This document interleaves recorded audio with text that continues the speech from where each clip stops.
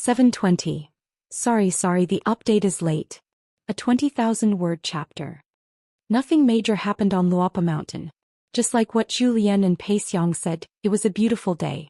The wind blew the mountain and the rain hit the water. It was just a pleasing sight. The stability of Luopa Mountain was, of course, not because Luopa Mountain stood aloof from worldly affairs, but because a grown-up adult and elder in different positions far and near sheltered Luopa Mountain from the wind and rain. For example, Sword Immortal Miyu, who had already gone through the battlefield of Old Dragon City, and nascent soul sword cultivator Cui Wei, who was rushing to the battlefield. On Luopa Mountain, even Pei Qian, who was only slightly taller than Zhou Mili, was now in the middle of the battlefield of Xianxia continent.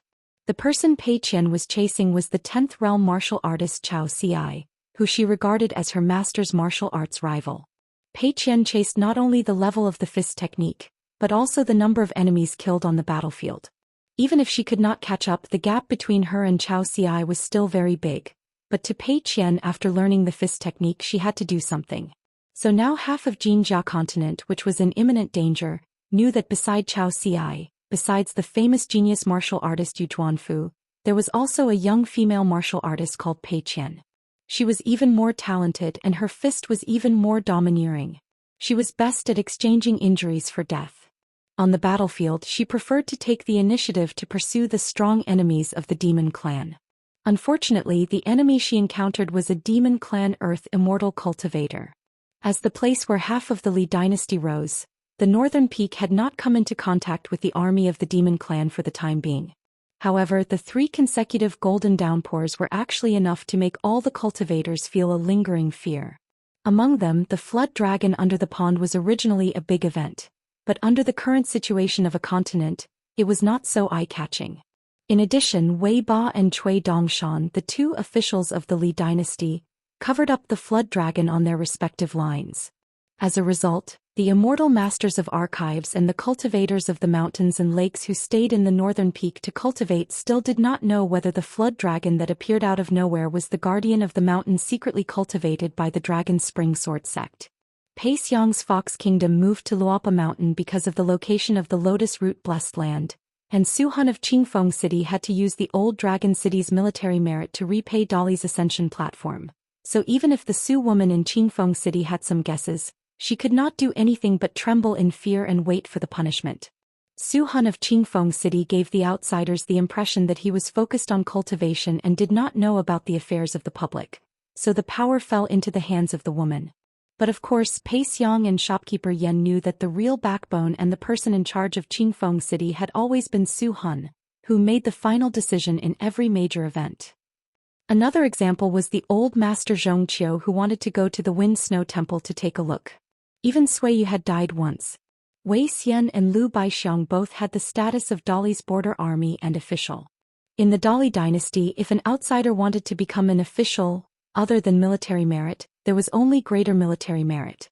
Even Guan Yiran and Lu Xuanmei, who were born in the Yinqi Alley and Miaoer Street, who were born in the noble families, killed their way out of a pile of corpses. Even the supervisor Chao Gingxin and Yuan Jingding's descendants with the surname of Shang Zhuguo also first obtained the imperial examinations, and then were thrown into the local officialdom by their families to climb up.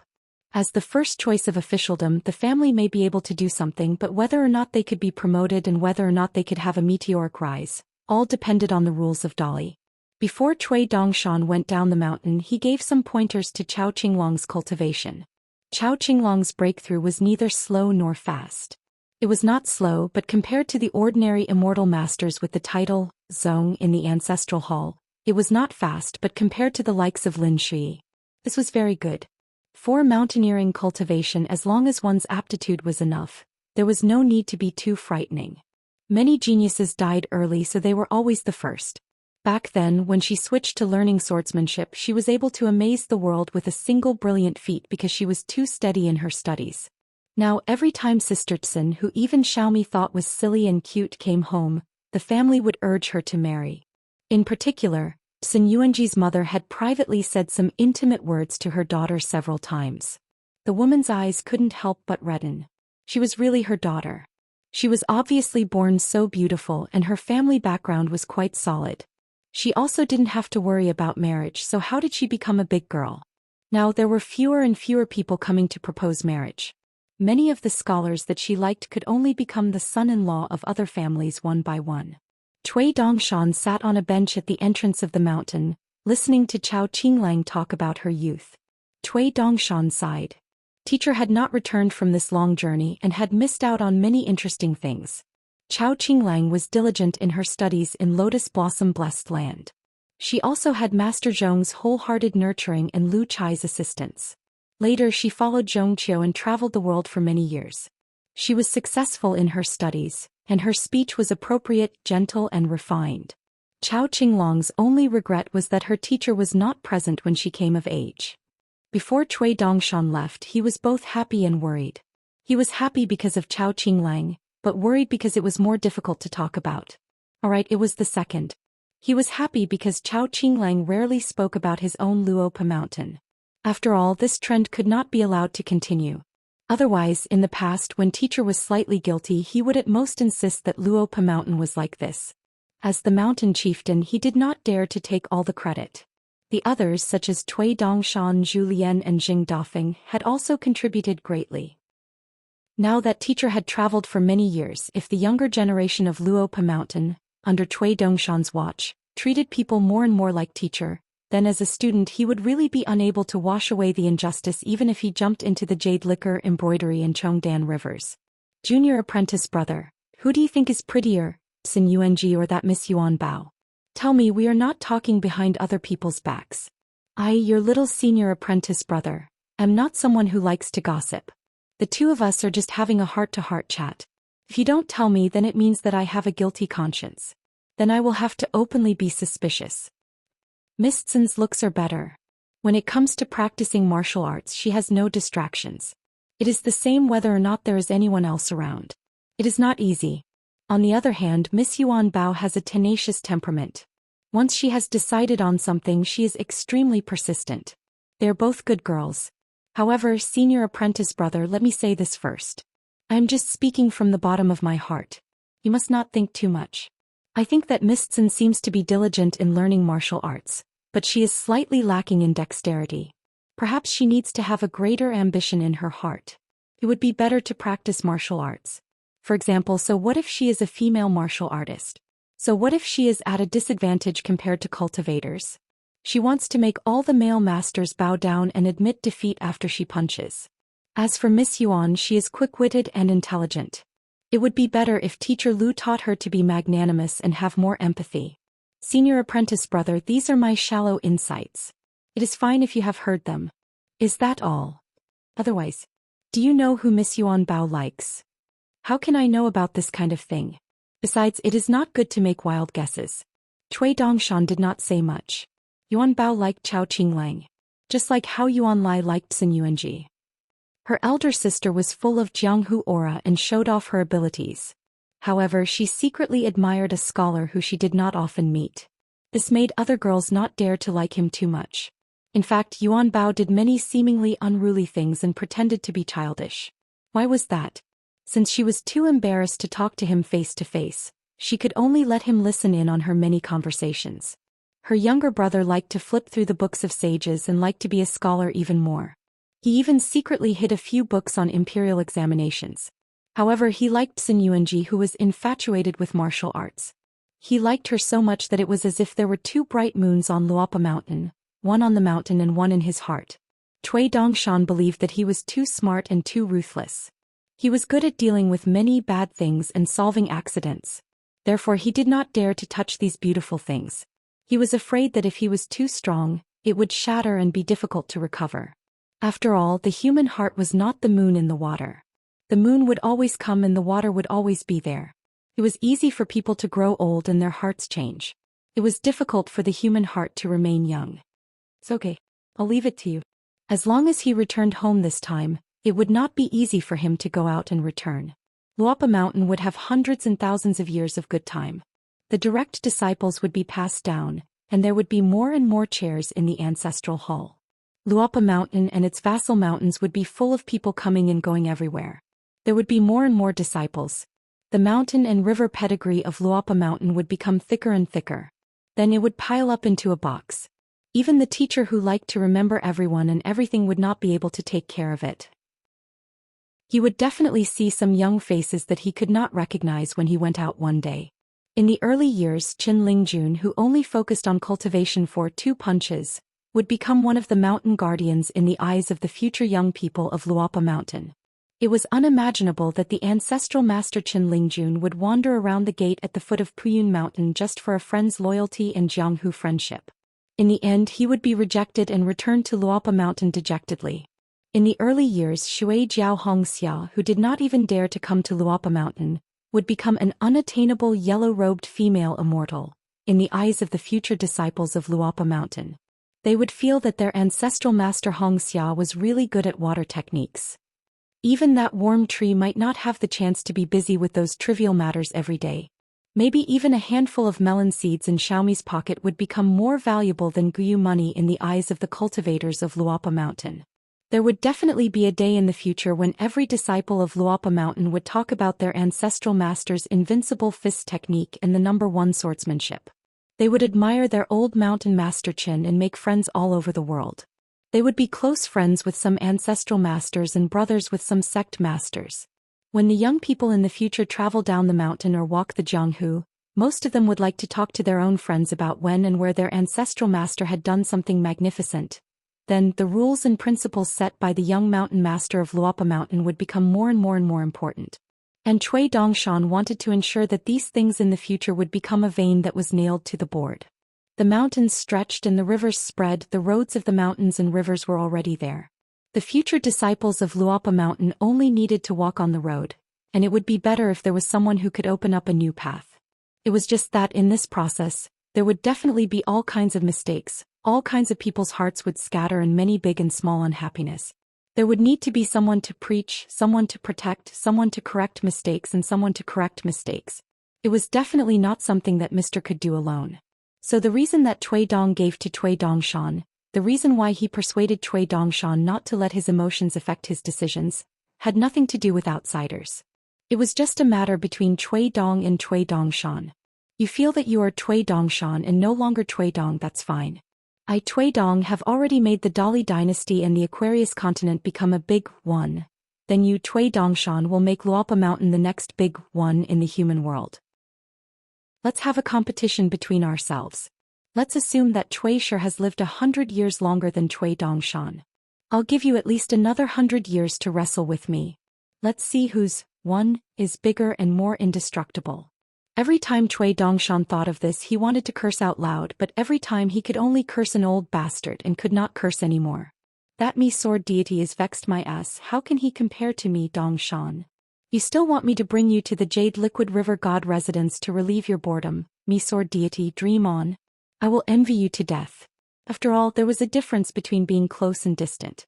Cui Dongshan believed that he was still very protective of me sword deity. After all, he was the future leader of the illusionary flower, water and moon. However, Cui Dongshan was not too polite to some newcomers and he did not think highly of them. He pinched his nose and recognized them as half of his family, so being too polite would only make them estranged. For example, the lord of the Fox Kingdom, Pei Xiang, who had added inscriptions to Zhou Xian, had secretly become Cui Dongshan's possession. Cui Dongshan liked the phrase, true love, for a few years, very much, so he gave Pei Xiang an item that he did not like for a long time. It was not only a fair transaction, but also a small gift in return for Luopa Mountain. Receiving an item that even cultivators of the upper 5 realms might not have, the lord of the Fox Kingdom, who was used to seeing immortal money, felt like he was dreaming. One day when old chef was cooking in the kitchen, Cui Dongshan leaned against the door and took out the inkstone with a smile, gently blowing on it, and showed it to Zhou Lian. Zhou Lian glanced at it and asked with a smile, "How much is true love?" Cui Dongshan smiled and said, "It can be a lot, but it has to be exchanged with an item that is close to you. Of course, it is not a matter of money. Sister Pei Xiang has a high status, so of course she has to consider the Fox Kingdom. Old chef, don't be sad or else you will hurt Sister Pei Xiang even more." Zhou Lian smiled and said that it was already very unexpected. His expression was calm and he was very sincere. Cui Dongshan asked again what would happen if Pei Xiang took the initiative to apologize to him. Zhou Lian said that he had his ways to help her relax, or else what else could he do?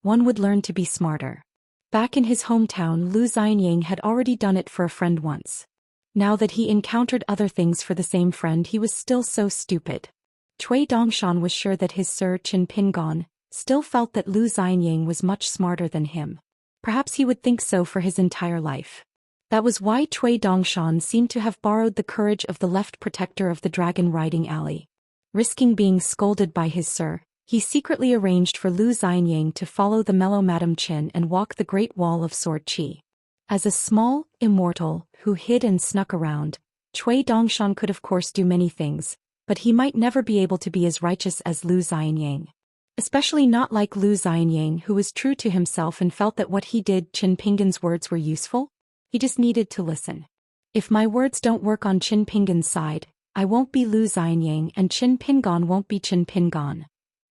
Even Cui Dongshan had to admit that these words, which Lu Xianyang didn't say, were very arrogant.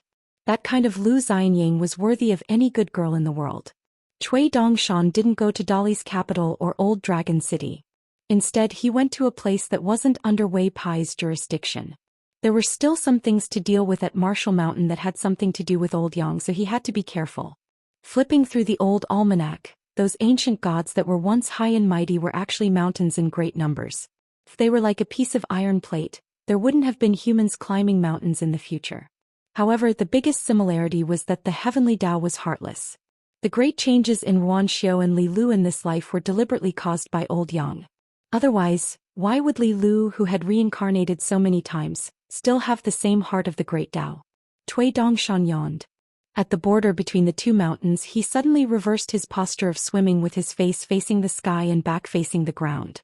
He glanced at the human world. The big and small night-wandering gods of the northern mountain city god temple were probably the existences that were most grateful to Lord Wei Shan. On empty padding cloud, Wei Pai, who was temporarily free, was in a small bamboo forest. The few remaining bamboos not only came from the bamboo sea grotto heaven, but also from the azure immortal mountain where the mountain god temple was located. They were extremely precious. Back then he had been harmed by Alliance, so he had to endure it. In fact, every time Wei Pai went to Luopa Mountain's bamboo house, he had mixed feelings. If he took an extra look, his heart would ache, but if he didn't, he couldn't help it. Now the bamboo forest was shabby and there was a shortage of green and yellow. Wei Pai sighed. The night-wandering banquet could be held again, but the bamboos had to be protected. Previously he had found Cui Dongshan and asked if the white-clothed youth had any relationship with the bamboo sea grotto heaven, and if he could buy a few more bamboos of similar quality. Here at MT Padding Cloud he could buy them at a high price. At that time Cui Dongshan had a strange expression, saying that he was willing to bite the bullet and risk half his life to open his mouth for the Mountain Lord. But he was afraid that he would be beaten half to death by the Lady of the Azure Immortal Mountain and implicate MT Padding Cloud to become a first-class guest on the Green Mountain God Temple's list. Wei Pai could only give up. However, he placed his hopes on Qin Pingon. In any case, this young lord of MT Luopa was really good at dealing with women or with seniors. The little person from the Zhou City God Temple who came to MT Luopo on time to offer incense was privately given a temporary low-level position by Zhou Mili. He was the right Dharma protector of the Riding Dragon Alley, the one that Zhou Mili had resigned from. Moreover, she told him frankly that whether he succeeded in the end would still be up to Pei Qian. Right now he was only temporarily in charge. The little guy was so happy that he almost went home to beat drums and gongs. When the little person returned to MT Luopo's pavilion of the province, probably because he was wearing an official's hat, he had a tough back. The little guy spoke like he was quite arrogant. He stood on the edge of the incense burner with his hands on his hips, raising his head towards the golden statue and saying, "Show some respect when you speak in the future. Why don't you fucking put more incense ash in the burner? If you make me hungry, I'll report you to Emiluopa. I have someone protecting me on the mountain right now, so if you don't want me here, they'll be somewhere else." The Lord Emiluopa that ranked first across the entire dragon province chuckled and said, "What a great official's might." The little guy's courage diminished slightly. He crossed his arms over his chest like the right Dharma protector and was just about to say a few heroic words when Lord MT Luopa slapped him out of the MT Luopa mountain. He felt humiliated, so he just ran away from home and joined MT Luopa for half a day. When the right Dharma protector of the Dragon Rider Alley ran into the right Dharma protector of Mt. Luopa Mountain, he only resented himself for being too small, unable to carry Sir Zhou's pole and bamboo cane. Instead, Qin Wanchu heard the little guy grumble about many of the faults of Lord Mt. Luopa Mountain, so he tried to persuade him. He basically said, "You've gone through so many trials and tribulations with the old Mt. Luopa Mountain in the past. Now that your master has finally been promoted to an official after so much difficulty, you can be considered as half a face of the Mt. Luopa Mountain. You can't squabble with Lord Mt. Luopa Mountain so often, just in case the other Mt. Luo temples of various sizes and civil and military temples see you as a joke." In the end, Nuanshu smiled and said, "Of course the right Dharma protector of our Dragon Rider Alley isn't insensible. He's always been very thorough in his work and he's even polite." Xiao Mili nodded vigorously on the side, placing her hand on the little person's head gently. "We've been and are still the right Dharma protector of the Dragon Rider Alley, so we're all very clever." The little person was stunned at first, then he thought about it. In the end he was overjoyed. Now that he had a way out, the little guy jumped off the stone table and happily went down the mountain to go home. Tonight, Lu Xianyang walked alone along the Dragon Whisker River until he reached the Tiefu River. On the other side was the water god temple of the river god Yanghua. Lu Xianyang then turned around. Before leaving the South Sa continent, the old master said goodbye to him on the stone cliff. He told Lu Xianyang about this matter and then let him choose for himself. Lu Xianyang raised his wrist and smiled bitterly. Without any hesitation, Lu Xianyang bowed and asked the old master to help him cut the red string. Qin Chunan smiled and broke the red string with 2 fingers. He reminded Lu Xianyang, "When you return to your hometown, be more careful. The person behind this is definitely not simple." Lu Xianyang sighed and rubbed his cheeks hard. The strange existence of that sword cultivator Lu Kai was indeed worrisome. However, when he thought of that Miss Jianyu, he felt a little happy again. He immediately ran to the water's edge and squatted down to look in the mirror.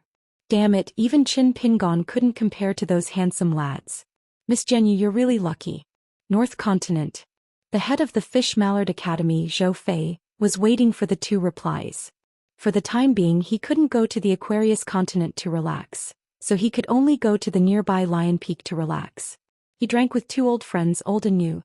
His good friend was the head of the peak and the martial artist Li Er. In fact, Zhou Fei had visited the Lion Peak not long ago. At that time, there was a young Confucian scholar who claimed to be from the Cliff Academy. When he met Zhou Fei, the young man was reading on the mountain. At first glance, it was obvious that he wouldn't mistreat himself. The young man named Li Huai thought Zhou Fei was a cultivator from the Lion Peak. He wasn't afraid at all and was very enthusiastic. He dragged Zhou Fei to drink with him. He gave the remaining half of the wine on the table to Great Immortal Zhou, who claimed to be surnamed Zhou. He said that in his hometown, regardless of whether it was salted water or peanuts, using chopsticks was a sign of friendship. As long as Great Immortal Zhou didn't mind, there was no need to be picky. He also said that he had a sister who was cultivating on the mountain and wanted to trouble Great Immortal Zhou to take care of her in the future. The young man raised his wine bowl and said that he would take one first. Zhou Fei smiled and asked, "Has your son returned to the Aquarius continent?"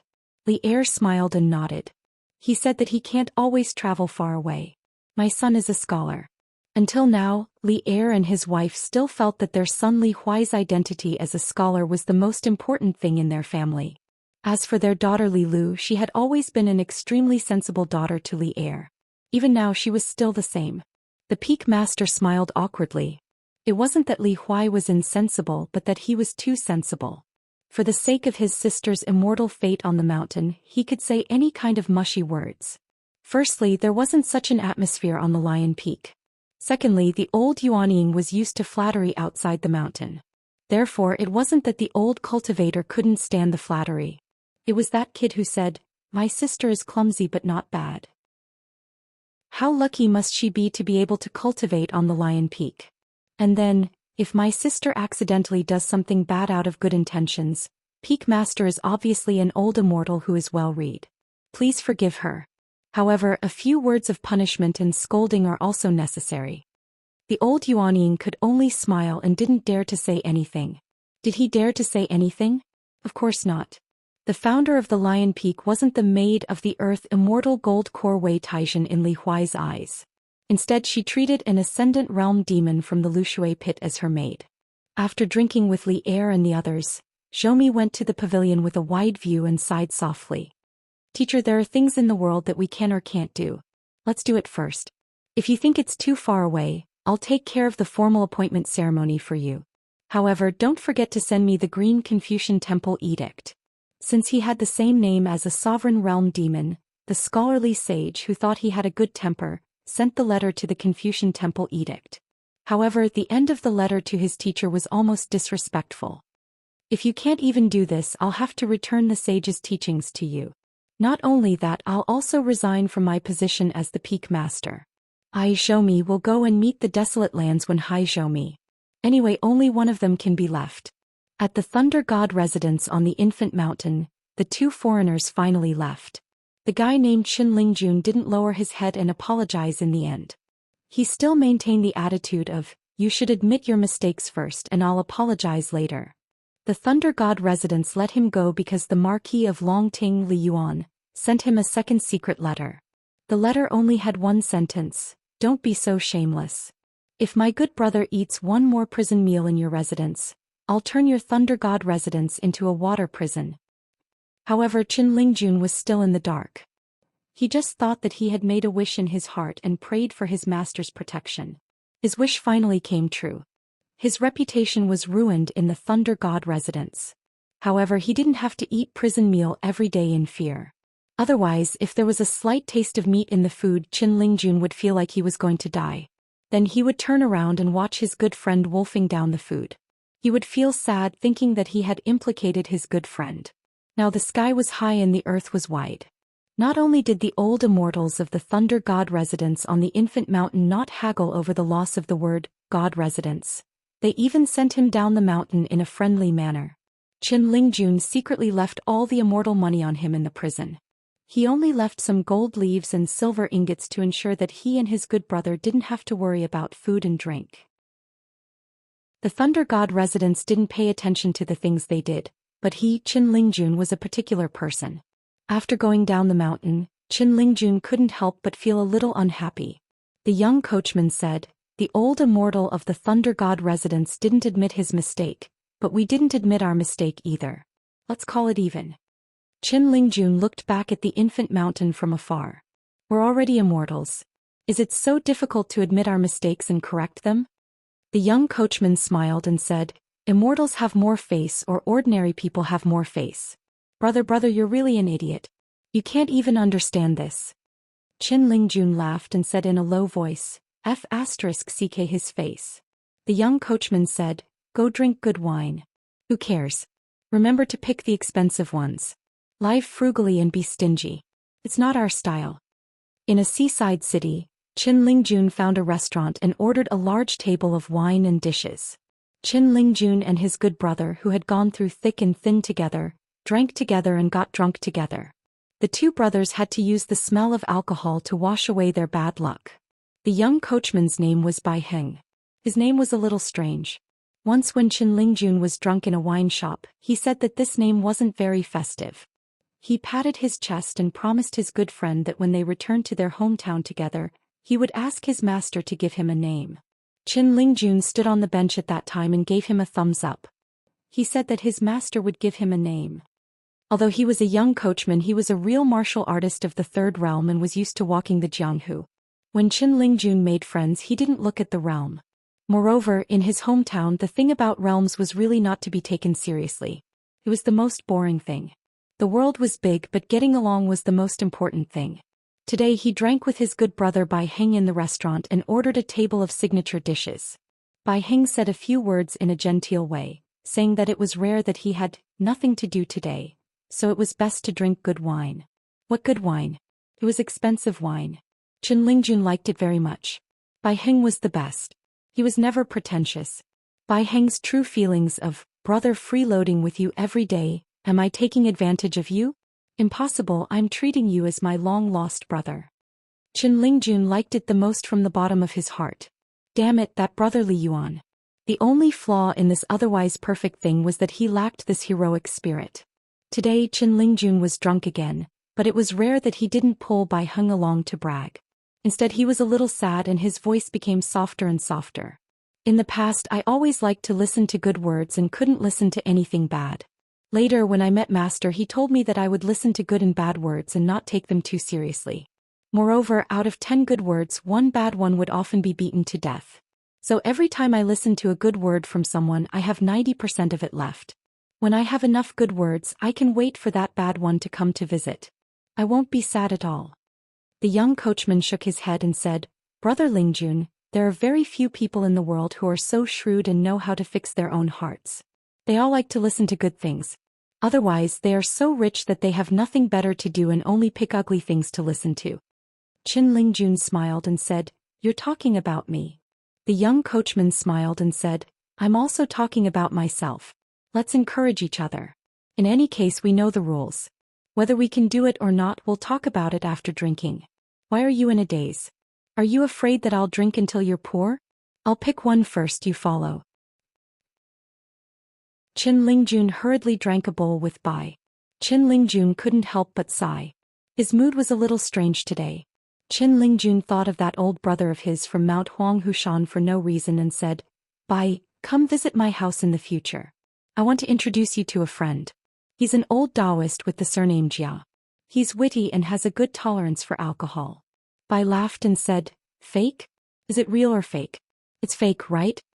Qin Lingjun chuckled and said, You're ignorant. But as a member of the Jianghu, it's not shameful that you don't know much about fighting. But you have to mention one. Bai hurriedly drank a bowl of wine and continued to fill it to the brim. The bowl wasn't big and couldn't hold much wine. He had to rely on the number of bowls to make up for it. In any case, a good brother wasn't a petty person. In the Jianghu this was called face. The two of them walked out of the restaurant in a drunken stupor. Qin Lingjun weighed the money pouch and said bitterly, Bai, I don't think we can drink more than a few meals of this kind of wine. Bai nodded with a smile. That's right. There's no banquet in this world that doesn't end. Qin Lingjun burped. He was still in the attire of carrying a bamboo chest and holding a mountain walking staff. He originally wanted to follow his good brother's words and scold Bai for not knowing how to speak properly. But when he thought about how he was going to really walk on the river he took it that this sentence was sad and couldn't refute it. After all, walking on the river was not only destined to be difficult, but there were also too many accidents. Elder brother Bai was only a martial artist of the third realm. Firstly, he might not be able to keep up with his speed of walking on the river. Secondly, it was even more unstable. What if a thunder god residence blocked the way? Bai hurriedly turned his head to look at Qin Lingjun, who had his head lowered and didn't say anything. He smiled and slapped the back of Qin Lingjun's head, causing the latter to stagger. Qin Lingjun scratched his head. What the heck? Bai hurriedly patted his stomach and said with a smile, Wine can fill one's stomach. Qin Lingjun hesitated for a long time before saying, Brother, we might really have to part ways. I have something to do that can't be delayed. If it succeeds I will look for you to play later. We will drink good wine, drink the most expensive immortal wine. Qin Lingjun saw that Bai hurriedly smiled at him and was startled. What, after being locked up for so long, you can treat me like a girl? Bai hurriedly, don't be like this, I will give you all the gold leaves but I will keep the silver ingots. After that I won't care where you go. Bai hurriedly laughed out loud. No need, following a good brother I don't have to worry about food and drink. This is the business of the martial world. Qin Lingjun had already taken down his bookcase and walked to a secluded place. He opened the bamboo case and took out the remaining gold leaves and gave it to Bai hurriedly.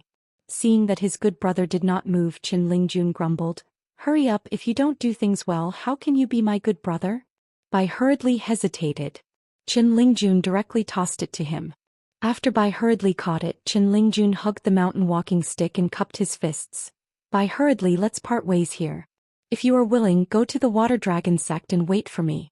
As long as I can return, I will definitely look for you and bring you to the Aquarius continent to play. I am not bragging but I am very familiar with the place. Wherever I go I will drink and not spend money. When we are there we will continue to eat and drink well. Bai hurriedly laughed.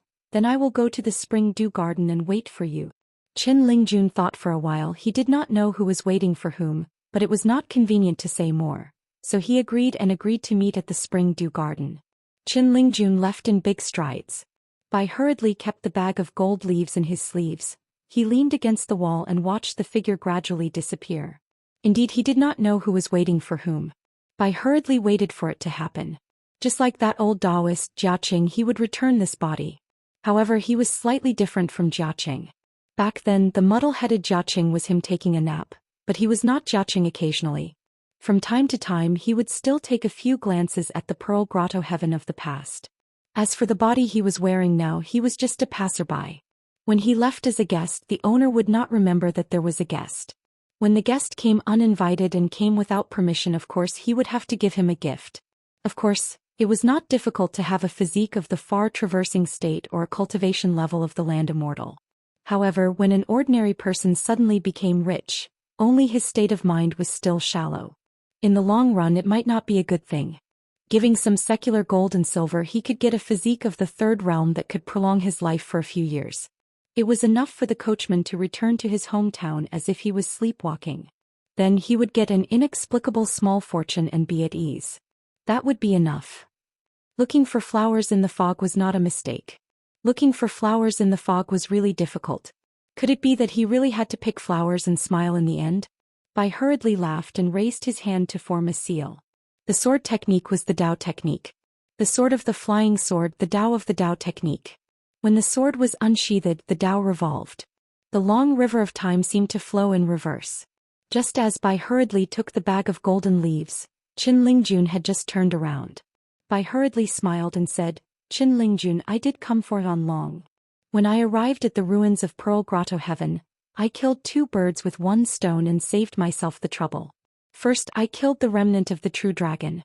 Then I ran a few steps further and beheaded you, Qin Lingjun, at the estuary of Jilu Estuary.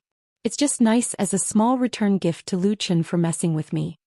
That Qin Lingjun turned around and gave Bai hurriedly a thumbs up. As expected of a good brother, even the way they spoke was the same. "If I don't drink, I am the most miserable person on Luopa Mountain. If I drink, not to mention Luopa Mountain, I am the most important person in the entire northern peak." Then Qin Lingjun jumped up and slapped the young man's head. He scolded jokingly, "You didn't eat any melon seeds, did you? Look at how drunk you are. Is the head of a good brother for you to behead? Behead your grandpa. You can't even afford a sword. If I gave you a sword, you would be able to slay the heavens." Bai hurriedly laughed and formed another seal in his sleeve. He was still standing in the same place, but that Qin Lingjun had already disappeared around the corner of the street. A head suddenly popped out and shouted, "Bai hurriedly, I'll help you change your name in the future.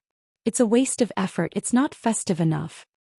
Bai hurriedly, or perhaps Jiaqing, or perhaps the master of the White Emperor City's city lord, the person who once ruled over the world, smiled and waved at that Qin Lingjun. In the tall building of the feudal residence. Today Song Mu left the meeting hall where the generals and immortal masters gathered.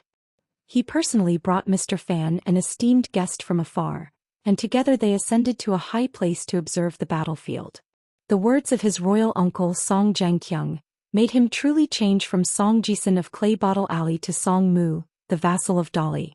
If you spend your whole life studying hard, you may not necessarily become a sage of the Confucian temple. If you cultivate Taoism, you may not necessarily become an immortal. However, you are the vassal of Dolly. You don't have to care about whether you are Song He or Song Mu in the genealogy of the Song family. As long as you know how to use people, you will be the Song Jisun in your hands, who is far more powerful than the headmaster of the academy and the immortals on the mountain. The mountains and rivers of a continent, half of the country, are in the hands of Song Jisun, waiting for you to devise a strategy. The sages of the academy speak reason, but others just listen. The gods are in charge of the mountains and rivers? Just take a look for yourself. As for the thoughts of some women around you, do you need to deliberately understand? Do you need to feel sorry for yourself? You need to let her take the initiative to guess the thoughts of Song Jisun beside you. Song Mu gently exhaled. Outside Old Dragon City. In a small Aquarius continent, many cultivators who left the mountains displayed their spells and divine powers.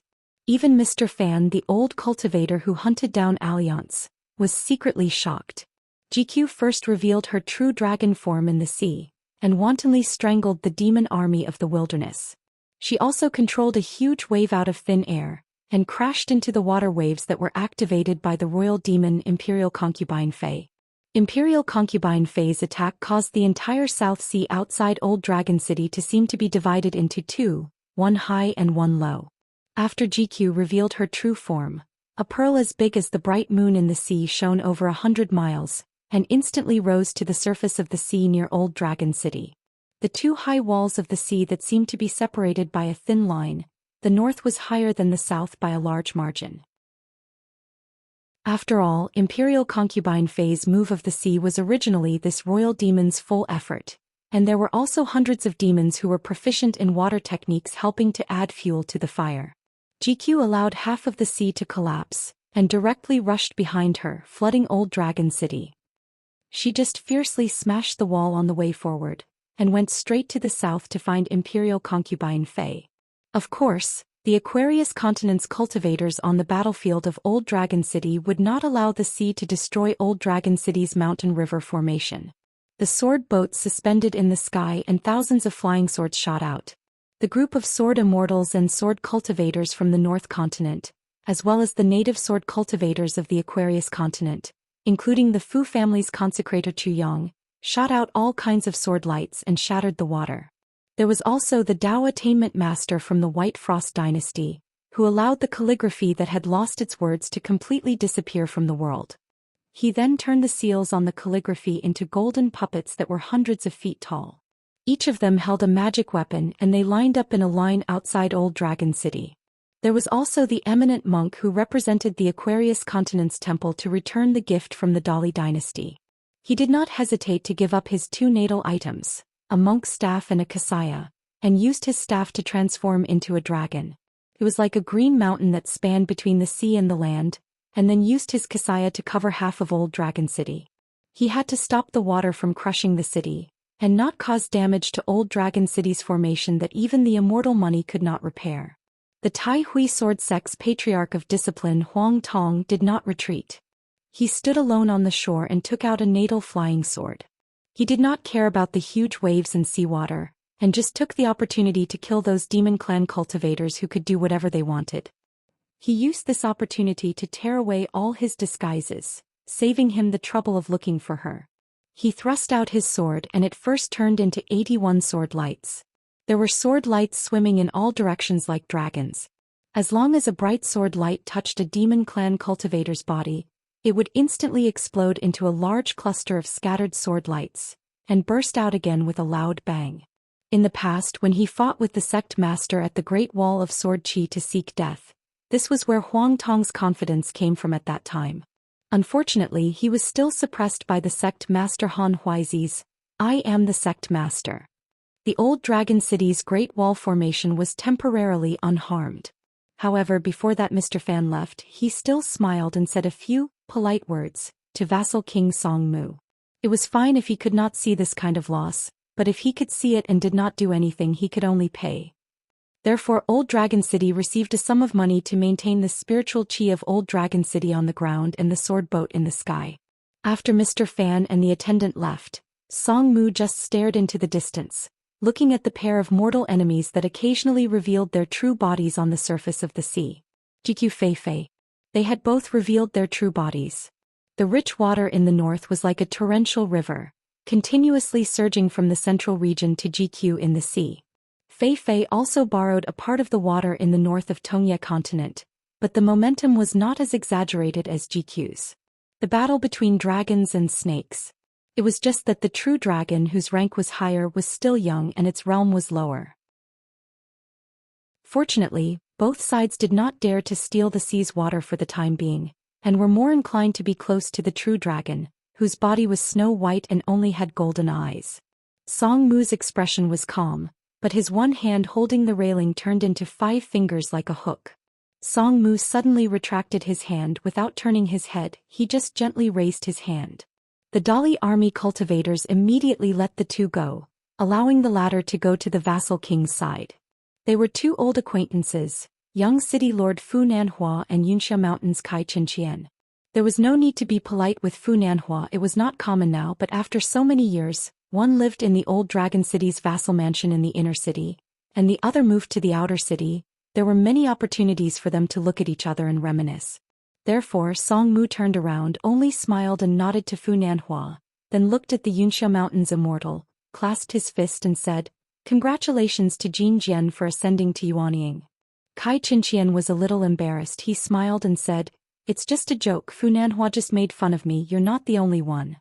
After Song Mu laughed, he said, "I'm not young city lord Fu." Kai Qinqian sighed. He stood beside Song Mu and looked at the battlefield from afar. The layer of light of the old dragon city's great formation was crushed by the remaining huge waves that came ashore. Fortunately, after the impact, it dimmed a little and quickly recovered its original aura. The Song clan was really rich now. After Kai Qinqian got the opportunity of the ascension platform, because of her sex Yunxia Mountain, she did not need to go to the battlefield to fight. Her financial and material resources could be exchanged for military achievements. After Yunxia Mountain knew that Kai Qinqian had ascended to Yuanying, the Grand Master of Law even specially looked for Kai Qinqian and asked her to promise one thing, that she would not stop him from going out to fight, but she must protect the foundation of the Great Tao. Song Mu continued to look at the battlefield in the distance. His cultivation realm was not worth mentioning, but it was a good thing he did not need to look at the bloody scene. It was too real. That was the only true dragon in the world. It was 3,000 feet long. Once the wound on its huge body was torn, it would be even bigger and more shocking. Kai Qinqian glanced at the king of vassal state, who was not too young, and sighed in his heart. Finally, he was no longer the young man who could not hide his noble aura in the mud bottle alley. In the center of the Aquarius continent, at the imitation Beko Keikyong building, the 12 flying swords were released together for the first time. They disappeared into thin air above Pidu and Great Blasphemy, and appeared in the sea outside the old dragon city. The flying swords nailed Fei Fei's true body from head to toe. The true dragon, whose white bones were exposed and its body was covered in golden blood, was able to withdraw from the battlefield. But even with the help of the 12 flying swords, the true dragon still could not successfully leave the battlefield. A long-armed old man who was hovering outside the battlefield changed from a posture of holding a long stick on his shoulder to smashing the true dragon's head with the stick, hitting the true dragon's head to the bottom of the sea. Blood instantly covered the sea surface. This scene could be said to be very close to the old dragon city. Song Mu clenched his fists in his sleeves, but his face was expressionless. Several sword immortals from the northern continent helped the true dragon to hold the line. Seeing that the chances of killing the true dragon were slim, the great demon Yuanshou chuckled. He tapped the tip of his foot and left the long sword under his feet. Suddenly he transformed into his gigantic true form and stomped to death a dozen cultivators who dared to kill his own men on the shore. Then he smashed his staff onto the old dragon city's mountain landscape grand formation. With just one strike, the grand formation lost its luster. The great city protecting grand formation, which was created by countless fine and majestic spiritual energy, shattered on the spot. Under the illumination of the sunlight, it was as if a gorgeous rain had fallen on old Dragon City. Not only did the long stick break the great array, the momentum was still huge and quickly smashed the tall building. Almost at the same time, Huang Tong and Li Kai took out their flying swords to slash at Yuanshou's head, but the great demon slapped away one of their swords, and then grabbed the other sword and threw it far away. Fortunately, when the stick was about to land on the old Dragon City, a continuous thin line appeared in the sky, and it was this small mountain range that was moved by an unknown person, that blocked the remaining half of Yuanshou's stick's power. When the thin line broke, a mountain range in the middle of the Aquarius continent collapsed. Yuanshou did not dare to stay on the battlefield for long and took a few more hits from the sword immortals. He stepped on the long sword again and retreated from the battlefield. These swordsmen from the North Continent are truly despicable. Wait till I destroy 100 ancestral halls in the Aquarius continent. When I reach your hometowns, I will not use my long rod to destroy your ancestral halls, but instead I will have a good fight with your mountaintop. On the Dragon Ascension stage, a white-clothed lady who had kept her true body, curled up her body. A yellow-clothed boy stood by the stairs, trembling in fear. He did not dare to go up the stage and even more so, did not dare to go near his miserable master. GQ's cheek was pressed against the ground as she stared at the trash. She squeezed out 3 words from between her teeth: "Get lost." The boy in yellow, who had followed GQ to successfully escape from Qifeng's fire, the 4-legged snake from Mud Bottle Alley, hurriedly ran down the stairs and squatted at the foot of the dragon platform. He covered his head with his hands and shivered. Just now, when they looked at each other, he realized that his master seemed to be on the verge of eating to heal himself. Imperial concubine Fei had also returned to her human form, but there were 12 holes in her body. Those were not ordinary sword immortal flying swords, so it was inevitable that her great Tao foundation would be damaged. Especially the sword that pierced through the back of her head. It was the most ruthless. But compared to the little dragon, Imperial concubine Fei's miserable end was still much better. As for the 12 Baek Okekyung building flying swords, she didn't return all of them to Cui Dong. She broke one of them and kept the other one, intending to give it to her young master as a gift. The battlefield returned to the two armies. King Songmu ordered. Dozens of Dali men of sacrifice quietly moved like a net towards the 3 gates that were broken through by the wasteland. Since it was the gates torn open by the demon race army, it was also the path that Old Dragon City intentionally gave up. Otherwise, the wasteland would really attach to Old Dragon City and flock to the north. Songmu and all those who were qualified to participate in the meeting never thought that Old Dragon City could be defended. But when Old Dragon City couldn't be defended, it would be a complete ruin and enough of the demon race army would die, especially the demon race cultivators. As for the Aquarius continent's cultivators, how could there be no casualties in this world's war? Just like those men of sacrifice who rushed to the battlefield, other than the cultivators who followed the Dali border army, there were more cultivators who were prisoners in the Ministry of Justice's death row prison. Every one of them was a talisman, and the death of every one of them would be equivalent to the suicide of a Jindan Earth immortal. Kai Xianxia asked, "Aren't you worried that some of the men of sacrifice are afraid of death and run away, or simply surrender to the demon race?" Songmu said, "There are definitely some and there will be many. But don't worry. If they are afraid of death, the demon race wouldn't dare to accept them. The men of sacrifice who came from the Dali dynasty army would first surrender and then die. It wasn't just one person but one after the other, a total of 12 people. They would force the demon race army to not accept them. Furthermore, the battlefield was so chaotic who would have the mood to identify them one by one. Very quickly at the front of the battlefield, near the demon race army, a large ball of light lit up. Fu Nanhua leaned on the railing and turned to look at Songmu, who was squinting his eyes to observe the situation of the battlefield. The latter raised his hand as though he had some thoughts. He called over a secretary and spoke telepathically, and the latter directly rode the wind to the meeting hall. Fu Nanhua retracted his gaze and was somewhat envious. The identity of the vassal king, the qualifications of a formidable person.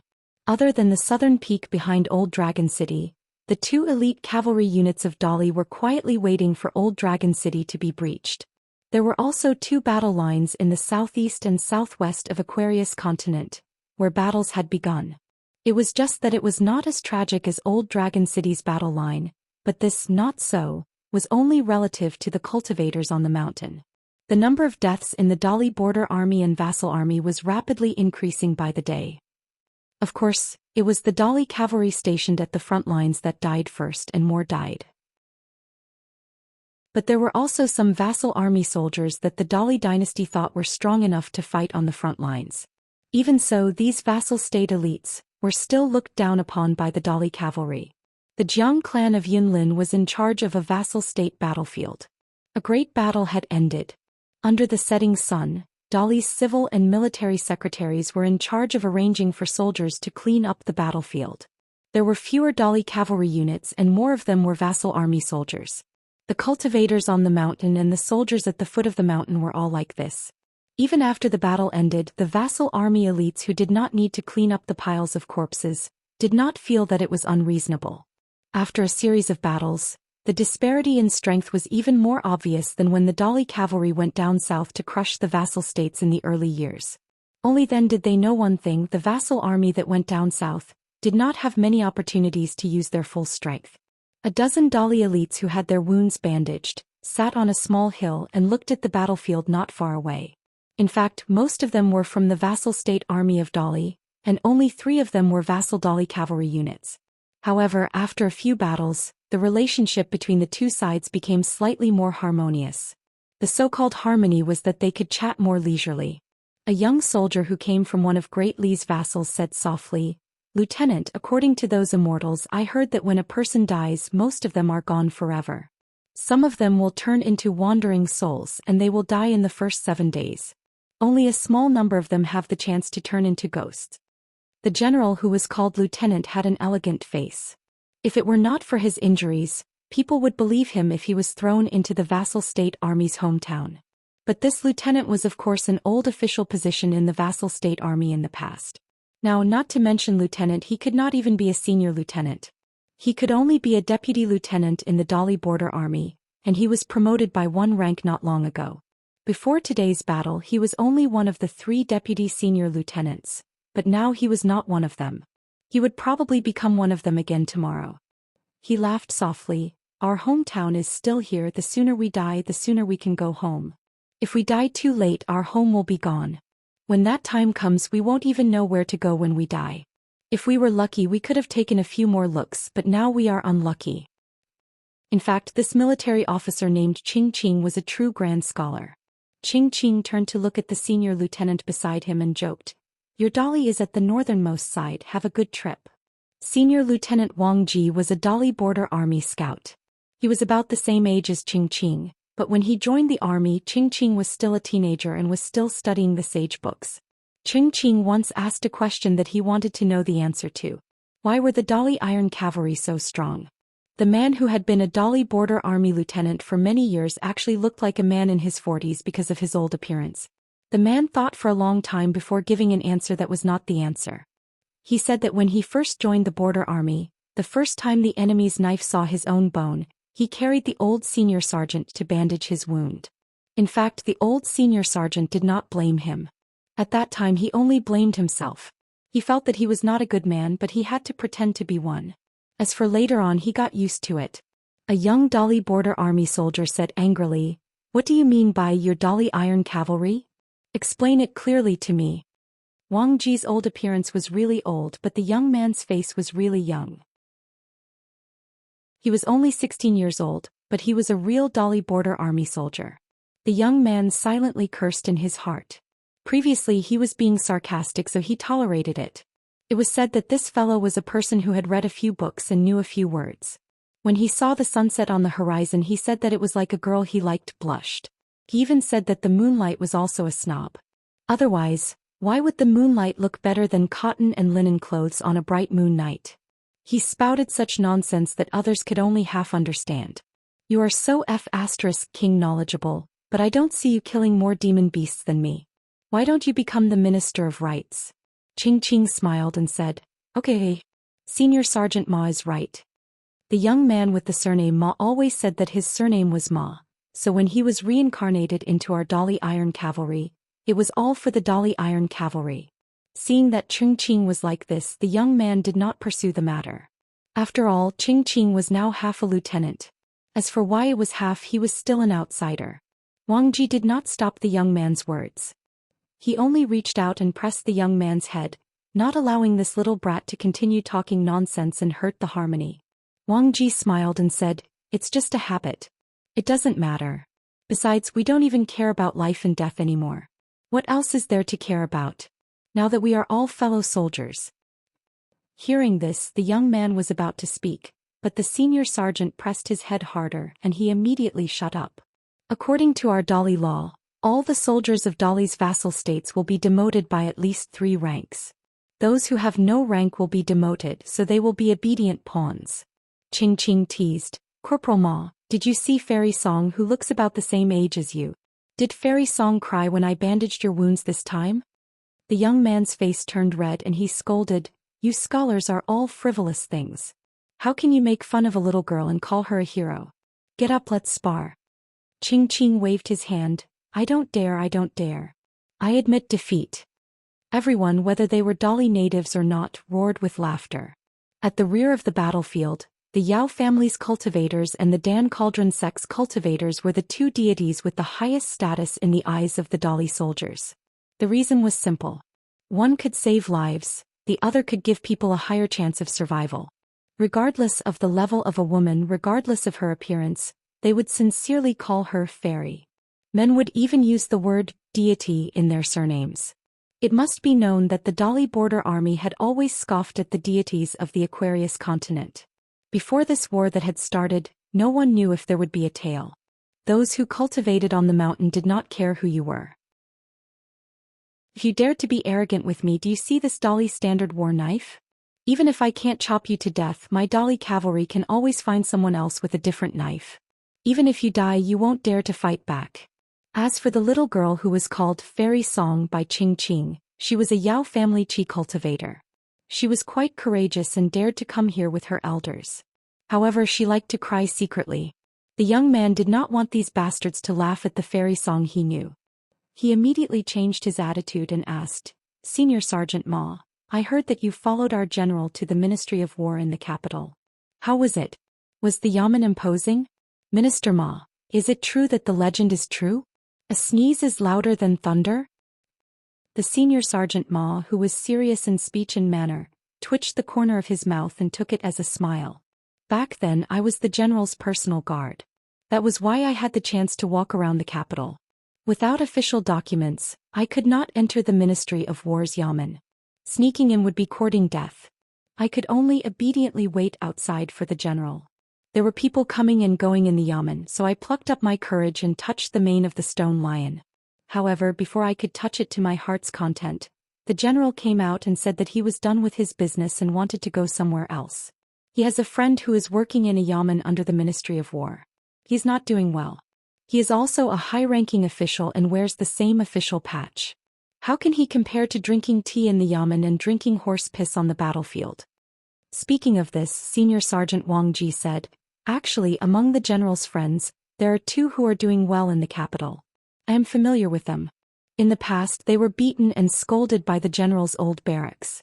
However, the general is more concerned about his reputation and did not have the face to be looked down upon. Every time the general finishes his business in the capital, as long as he is not in a hurry to return to the border, he will make a trip to the capital. In the general's words, these old friends of his are not even as high-ranking officials. In fact, these old friends of his were not that old. It was not that they were not doing well but that they died early. Qing sighed in his heart. The speaker did not mean it, but the listener took it seriously. This casual conversation actually made Qing, who was a scholar, feel that it was very meaningful. Senior Sergeant Wang Ji did not know that Deputy Lieutenant Qing was thinking too much. He only said slowly, I followed him to the Yamen under the Ministry of War's armory. In the end, the general's friend happened to be busy, so I could only sit with the general in the side hall. We drank tea the whole afternoon. There were not many tea leaves, but we had enough water pipes. The general was quite happy and said that the officials of the Ministry of War were poor, really poor, unlike those from the Ministry of Rights who only knew how to pretend to be poor. The general's voice was always loud, and these words were coincidentally heard by the servant outside. He quickly brought in a small jar of tea leaves and said with a smile, It's different now. In the past, the Ministry of Revenue was so stingy that they had to give out tea leaves and tails. Now they are generous and finally know how to calculate by the weight. Our general was waiting for these words, so he immediately stood up and cupped his fists, saying, Thank you, thank you. Fortunately, old Lieutenant Liu, who I used to follow, has been promoted to Assistant Minister of the Ministry of Revenue. That old servant immediately laughed heartily, saying that the two of us can be considered half a family. We asked each other about their experiences in the border army. Great, we are really relatives. It turns out that when Assistant Minister Liu of the Ministry of Revenue was a lieutenant, our general was a scout senior sergeant. Who would have thought that when Assistant Minister Liu had just joined the army, the old man was already a corporal? The general wanted the old man to sit down and drink tea while he helped to guard the door. The old man smiled and said that he could not. These are two different things. Drinking as a punishment was delicious at the border, but now that he is working in the Yamen, drinking as a punishment is not delicious. Hearing this, the young man asked, Senior Sergeant, you didn't take the initiative to ask to be a guard at the door. Wang Ji was stunned and shook his head. At the time I was too busy laughing and did not think about this. The young man clicked his tongue and said, Senior Sergeant, you were really impatient when you were a soldier and killed thieves. I feel that 2 thumbs up for Senior Sergeant is not enough. But Senior Sergeant, you are really not cut out to be an official. If it were me, I would have run to the door to keep a lookout and at least let the old corporal and the general drink a pot of tea. Wang Ji reached out and pushed the young man's head, laughing. The general said that I am not going to be an official, and I admit it. You are just a small corporal and you have the nerve to talk about senior sergeant? Wang Ji originally wanted to stop the conversation, but he did not expect that his fellow soldiers all seemed to like listening to such old stories.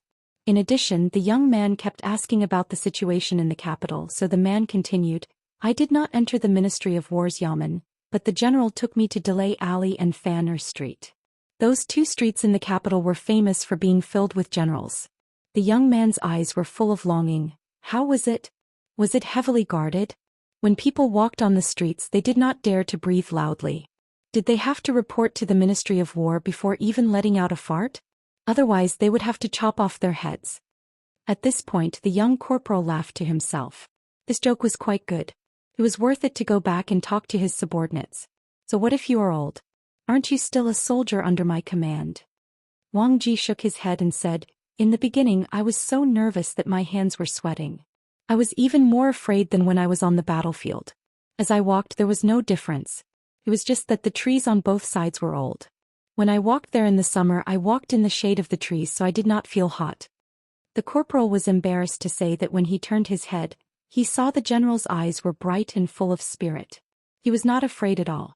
He walked like a dragon and a tiger, so he was not nervous. As for whether the general was forcing himself to be calm, he did not think much about it before and did not ask. He planned to ask if there was a chance in the future. The young man glanced at Qing and laughed. Delay Alley and Fanner Street, listen. Can you come up with such good names? Qing nodded and said, we can come up with such good names. However, only Dolly has Delay Alley and Fanner Street. These were words from the bottom of his heart. The young corporal said angrily, look at you. Are you looking for a beating? I am barehanded. I will let you use a knife and have a spar with you. Whoever loses is a coward. Wang Ji reached out and pressed the young man's head again to stop him from embarrassing himself. He laughed and scolded. He is saying good things. Be more careful. Read more books in the future. The young man moved his head closer and whispered, can't you tell good from bad? After all, they were brought up by our corporal. I was just annoyed by them and found a reason to vent my anger. The corporal only repeated, read more books in the future.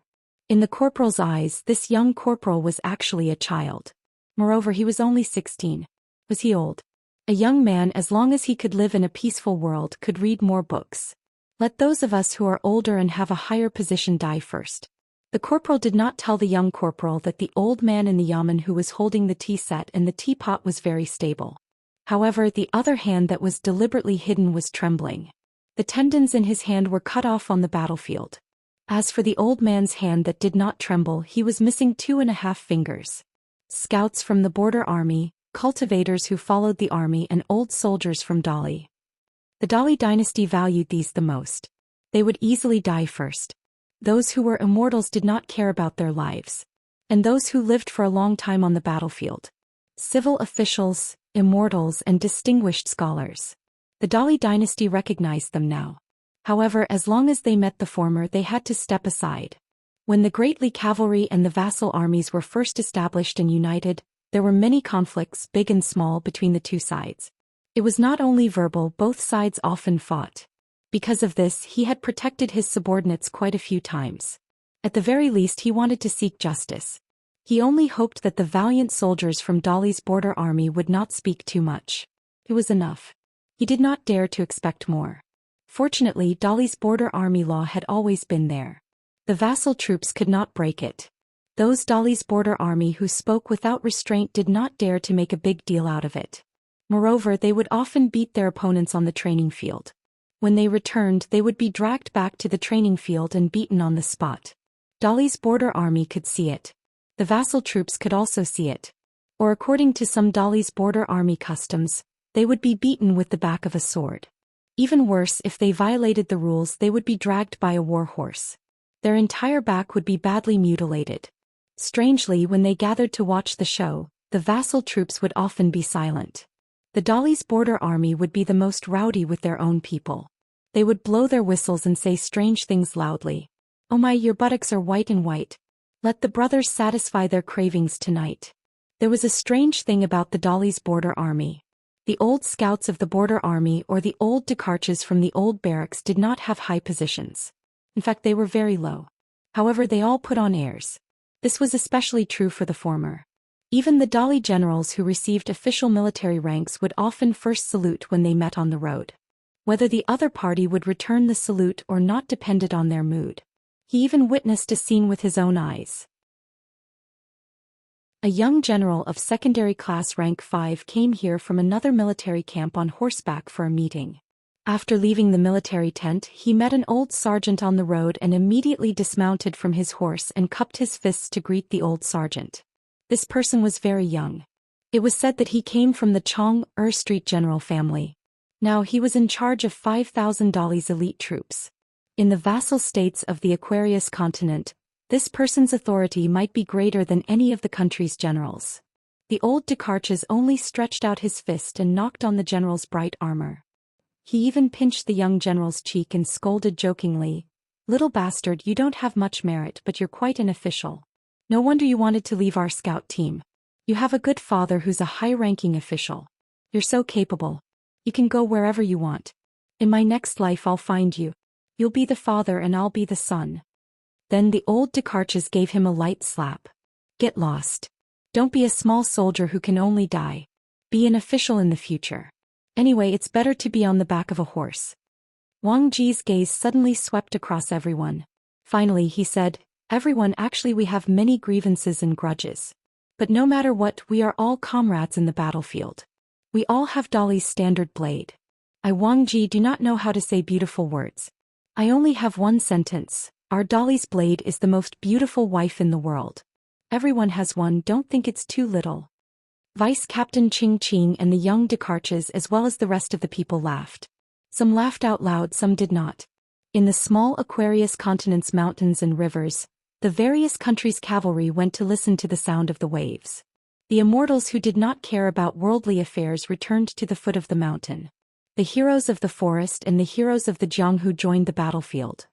And in the vast territory of the Tongyi continent, there was one of the 100-sword immortals of the moon-supporting mountain. He was standing on a faraway immortal mountain. His palm was on the hilt of his sword and his sword was pierced into the skull of a corpse. He only felt that it was a pity that he did not have enough fun. He killed a Jindan so easily. Behind this sword cultivator, there was a broken building of the ancestral hall. There was a young cultivator who came from the same tent. He raised his hand. His pale and slender fingers had scarlet fingernails. And in the ancestral hall, there were 5 puppets that were moving around. It was as if they were dancing under the control of the cultivator. There was a great demon sitting in the ruins of the huge capital. His body was huge and covered half of the capital. Occasionally his body would move slightly and it would crush countless old stories. Rays of golden light broke through the sky, crossed the gate and landed on the territory of the Tongyi continent. When one of the huge ancient deities walked through the human world, there was a rainbow-colored light behind him. The Jiazi tent announced to the Tongyi continent that all the local demons of the Tongyi continent, as long as they could find a military tent nearby, would be conferred the title of mountain and water deity according to their cultivation level. After returning to the old land, they destroyed the Confucian temples and only left the martial temple. When Lord Xingwang and the mountain and water deity built their own ancestral temples, they gathered incense. There were also people who said that since they could pass the Great Wall of Sword Qi, there was no reason why they could not pass the small old dragon city. Zhou Mi stood at the northernmost crossing of the Tongyi continent. He looked at Cui Dong who was in the center of the Aquarius continent and smiled. "Although we have disappointed Xiu Hu, we cannot disappoint him too much." Cui Dong turned his head and looked into the distance. He looked at the Fuyao continent and the Jinjia continent. Zhou Mi nodded. "It is too late to plan." On the side of the Fuyao continent, there was a myriad of sword lights that headed towards all the remaining students of the various academies. The Jinjia continent had already given up half of its land, and the demon army was still advancing steadily towards the north. On a battlefield where the situation had already been decided. An Ascendant Realm Great Demon and Chao Si's group met on a narrow path. The Great Demon ordered the army to disperse. He held a red gourd and blew the Samadhi true fire. The surrounding hundreds of miles was scorched earth. But the white-robed man was still punching. On the battlefield, there was still a young woman who did not know whether she was dead or alive. She had already been played by an extremely rare 9th realm peak martial artist under the Great Demon's command. This battle gathered almost all of the remaining elite soldiers of the Xianxia continent, as well as many upper 5 realms and earth immortals. After fighting with the Great Demon army for a month, victory and defeat were possible. The Xianxia continent finally lost miserably, because of the betrayal of an old Ascendant Realm cultivator of the Xianxia continent. At the end of the Great Tao, he did not have long to live. The old cultivator wanted the old mountains and rivers of the human world to mourn with him for eternity. While the pure martial artists were fighting, an upper 5 realms demon cultivator came behind the female martial artist. He held a long spear in his hand. The two ends of the spear were as sharp as blades. He was about to chop off the woman's head. As for whether or not he would accidentally injure the 9th realm martial artist, he would think about it after obtaining a merit. Just as the young female martial artist leaned forward and tilted her head slightly, a short and thin old man suddenly appeared on the tip of the sharp spear in the hands of the unpolished Jade Realm demon cultivator. He stepped on the tip of the spear. White hair, purple clothes, barefoot. On the back of the old man's purple robe, there was a black and white yin-yang 8 trigrams pattern. A wine gourd hung from his waist. It was crystal clear and the scene inside could be clearly seen. The starry light seemed to gather the entire Milky Way in the wine gourd. The skinny old man had just rushed over from the central divine continent. He had a small grudge with the Ascendant Realm cultivator of the Xianxia continent, but he was a step too late. The upper 5 realms cultivator used unpolished mountain and river again, but the short old man followed him like a shadow. He even asked with a smile, "Do you recognize me?" The unpolished Jade Realm cultivator who retreated after the failed sneak attack actually abandoned his life iron spear this time. He instantly teleported hundreds of miles away. He did not expect that the spear would follow the old man to a new place. The old man smiled and said, "Not particular. Die." The unpolished Jade Realm demon cultivator's body, golden core, nascent soul, yin spirit, and yang spirit were all shattered on the spot. He didn't even notice what kind of spell or divine ability that old geezer had used before he died. The iron spear fell to the ground. The old man was still standing in the distance. He patted his head and said apologetically, "I forgot that you can't understand my hometown dialect. If I had known, I would have used the great language of the vast world." The old man glanced at the other 2 battlefields. It seemed that he did not need to participate. At the northern ferry of the Tongyi continent, Zhou stretched out a palm and signaled Cui Dong to respond. Xiao Chua, who seemed to be in a bad situation, was now wearing the robe that Zhou deliberately separated from the Tongyi and Fuyao continents. Then left and right only needed to use all his strength. Anyway, half of it would fall on Wenxing. But if he did not use his full strength, then he would have to try Xiao Chua's full strength. Other than that, he would give him a taste of his own medicine. "Xiu, you let left and right cross the continents in an instant, then I, Zhou, am slightly more generous than you." On the battlefield of the Xianxia continent, the old man suddenly frowned. A figure rose to the sky and looked worriedly at the Fuyao continent in the south. This old man was called Zhou Xian. Or it could be said that he was Talisman Zhou Xian. Just like when the immortal poet was mentioned, it would be that person who was most proud. When the martial god was mentioned, it would be the woman of the great Duan dynasty Pei Wan. When the dog was mentioned, it would be someone. Qin Chunan of the secondary sage lineage monopolized Chunru. Longhu Mountain's grand heavenly master monopolized thunder techniques. This old man monopolized the world's talisman. Good fellow, 6 beasts gathered in one continent? What about Bai?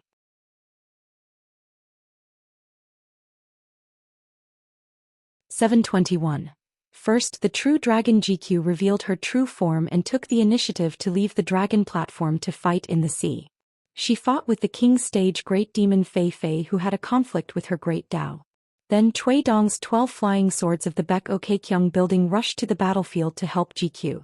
Then Yuan Shou smashed the true dragon's head with his staff and smashed Old Dragon City's mountain water formation. Finally, the Mahist Ranger Su Ruo unsheathed his sword and blocked the remaining half of Yuan Shou's staff. On the battlefield of Old Dragon City, the demon race army continued to attack the city. Cultivators from the Aquarius continent continued to die. After the fighting was over, the wildlands was filled with bridges and Godao steels as well as satin ribbons. The great demon tossed the pocket-sized mountains from the Tongya continent into the sea. Then he used his divine abilities to propel them into the sea, where the tips of the mountains were nailed into the seabed near Old Dragon City. They hung upside down in the water, creating a flat battlefield on the sea. The sea of clouds spread out over the surface of the sea, filling the valleys and valleys. Compared to the young true dragon that could only lie on the dragon platform to recuperate, Fei Fei was in a much better state. After receiving a secret order from the Jiazi camp, she waited for a moment. Then, countless huge icicles appeared out of thin air on the east-west line of the sea surface where she stood. They were slanted towards Old Dragon City that had been blocking the way for a long time. The icicles were lined up in order like tens of thousands of catapults. Among these icicles, there were dozens of demon race cultivators who seemed to be sleeping soundly. They were sealed in an icicle cage. Most of them were gods of plagues and 2 were passers-by. Other than that, there was a large group of demon race cultivators who spared no expense to carve a talisman on the icicles that imprisoned the gods of plagues and passers-by. They did not want to anger the hot-tempered Fei Fei and freeze them to death on the spot and throw them into Old Dragon City. Of the 2 lords of the swaying river in the savage world, Xianxia was the one who was more graceful and graceful. No matter how good-tempered these sovereign stage demons were, how good could their tempers be? Other than Lu Cha, who liked to roam the world as a swordsman, and Mr. Zhou, who rarely showed his face, were the exceptions. Imperial concubine Fei turned her head and smiled sweetly, softly calling out "young master" in her heart. A sword-wielding young man wearing a black robe with a snow-white ribbon tied around his hair was none other than Wuxia, a swordsman from Jiaxin tent. He hurriedly rushed to the rear of the battlefield and found Fei Fei. Wuxia was still worried about her safety, even if she was a monarch-level great demon. Wuxia asked, "Are you okay?" Fei Fei shook her head. "That little brat is still too tender, relying on the protection of the true dragon's destiny and the vast water fate. All he has is his body's toughness, but he's still lacking in water attribute arts. Even if he succeeded, he wouldn't even be in the ascendant realm. He might not be capable, but his temper was not small. This battle would not give that little fellow too much of a chance. Hurry up and eat her up before that old hag Xianxia. I don't mind accompanying young master to the central divine continent to relax." Only on Wuxia's side, Fei Fei was willing to speak more. The withered bone-thrown great demon Bai Ying had secretly rushed to the Golden Armor continent after the Battle of Tong Yi continent ended. Tong Yi continent's gentleman Zhong Kuei had previously prevented Bai Ying from fully displaying his strength, and this Zhong Kuei and that Jiang Shangzhen were the 2 most deserving existences who had not died. As for the others, they had already received Mr. Zhou's secret order. She could not leave the battlefield of Old Dragon City, and she was not willing to join in the fun. After all, this time the entire Fuyao continent was used as a hunting ground, and the person they were preparing to kill was Bai Yi, who had killed a monarch-level great demon with 3 swords. Although the situation had been reversed and they had all the advantages, Bai Yi was still Bai Yi. Wuxia sighed softly. Wooden Clog has already received Mr. Zhou's surname, Zhou Qinggao. Fei Fei smiled and comforted him. Even as Mr. Zhou's last disciple, he still can't compare to young master's status. Wuxia shook his head. It was always so difficult to talk to her. Fei Fei knew that her young master was more concerned about the direction of the battlefield, so she considerately used Divine Man Mountain River's view, allowing Wuxia to clearly see the movements of the battle in Old Dragon City. On Old Dragon City's side, the cultivators had launched the first counterattack in the past 10 days. The momentum was huge and there were actually more than 300 Qi cultivators. All of them rushed out of one of the 3 gates towards the sea. Wuxia was stunned. Dolly is very pragmatic, unlike Vassal King Songmu's character. Logically speaking, he would not do such a thing. As long as the cultivators of Aquarius continent left Old Dragon City's mountain river's great formation, especially when they left the land and entered the sea, they would lose the protection of the other 2 great formations. Fei Fei smiled and explained, "It's that vast world's strange technique again. They are all paper dummies anyway. They don't have any killing power. They are just used to scare people." Wuxia nodded. "That's the unique ability of my family's cultivators after all. They can even use a brush to write out the various mountains and rivers of the human world. drawing hundreds of qi cultivators. It's not strange to pass off as the real thing. I've heard Lu Bai mention it in the Jiaxin tent before. I'm very curious. I want to personally travel to Paper White Blessed Land one day. However, Old Dragon City's move is not only used to scare people. That Song Mu is really good at managing the household. No wonder Cui Dong dared to put him in Old Dragon City. Just as Yu Si thought, the group of Paper White cultivators that went out of the city to fight was used by Old Dragon City to deceive the monster cultivators of their techniques, as well as to lure some hidden offensive magic weapons. Even if it consumed some of the earth immortal cultivators of the monster race, it was still a good thing. Soon there would be Dolly cultivators in charge of supervising and patrolling the battlefield, recording all the details in detail on the battlefield. Old Dragon City would not let go of any small gains. This kind of action, big and small, there were new tricks every day. Both sides were like this. Zhou Mi never personally made arrangements. He gave orders to the various army tents on the battlefield. Cui Dong was the same, letting vassal King Song Mu be fully responsible for all matters of Old Dragon City. As for personally entering the battlefield, that was even more unnecessary. If they were not careful, they would really die. Zhou Mi and Cui Dong rarely made a move. It was a kind of great protection for the top forces of their respective camps. We are all in a life and death battle. Why are you two not allowed to die? Those who dared to say such words would probably die. A female great demon who once shook out a painting of rivers and rivers on the battlefield of the Great Wall of Sword Chi sneered when she saw that the battlefield of Old Dragon City was in a foul mood again. She took out a painting of mountains. The peaks were like clusters of swords. The scroll flashed and disappeared. First, it broke the Old Dragon City's city defense formation. Although a small part of it was pierced by the flying swords of many sword immortals, and a part of it was destroyed by the spells of the other Qi refinement warriors, the remaining half of the scroll was still able to unfold above Old Dragon City. The scroll faced down and the mountains instantly fell together. They were like huge flying swords that smashed into the second formation that Old Dragon City used to protect the residents. Dolly has a sword boat. Hundreds of peaks were like huge flying swords, like a torrential rain falling rapidly on the small round lotus. After Song Mu learned about this in the meeting hall, he just nodded and continued to focus on discussing the details of the battlefield with the generals and secretaries stationed in Dolly. I am a vassal king of Dolly, not a cultivator of the upper 5 realms. Protecting Old Dragon City, relying on the defensive formation of Old Dragon City, or according to some private agreement with the help of the immortal, it has nothing to do with me, Song Mu. The reclusive Zhenren who went by the alias of Chao Rong in the White Frost dynasty sighed. When he saw the female great demon shake out the painting, he took out a treasure that he had kept for most of his life almost at the same time. Heartache, really heartache. It was a landscape, flowers and birds album, 1 for each of the 4 seasons and 4 for flowers and birds. They were all hand-drawn by him. He was quite proud of it. The incomparable rarity of the album was not in the paintings, but in the seal that was printed on each of the pages.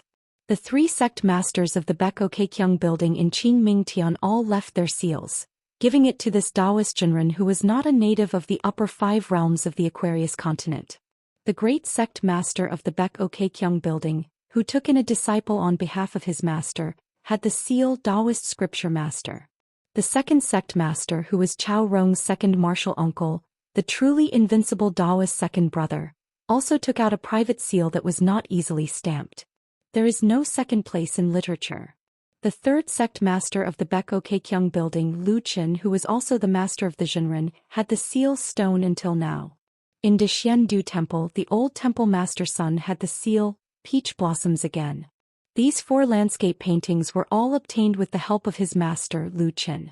Otherwise, with Chao Rong's identity as Lu Chen's direct disciple and the fact that she had not been in the Beko Keikyung building in Qingming Tian for a long time, how could she have such a big reputation? The great sect master was still fine. He might have given it to her after asking. However, the arrogant second martial uncle and the old temple master son, who was at odds with the Beko Keikyung building, could forget about it. The remaining 4 paintings of flowers and birds were personally stamped by the old Zhenren himself. The great celestial master of the Dragon Tiger Mountain in the Central Plains had the seal Young Phoenix. The talisman Zhou Xian had the seal Amaze the World with a single brilliant feat. These 2 were the top 10 old immortals in the Central Plains. They were highly respected and had extremely high Taoist skills.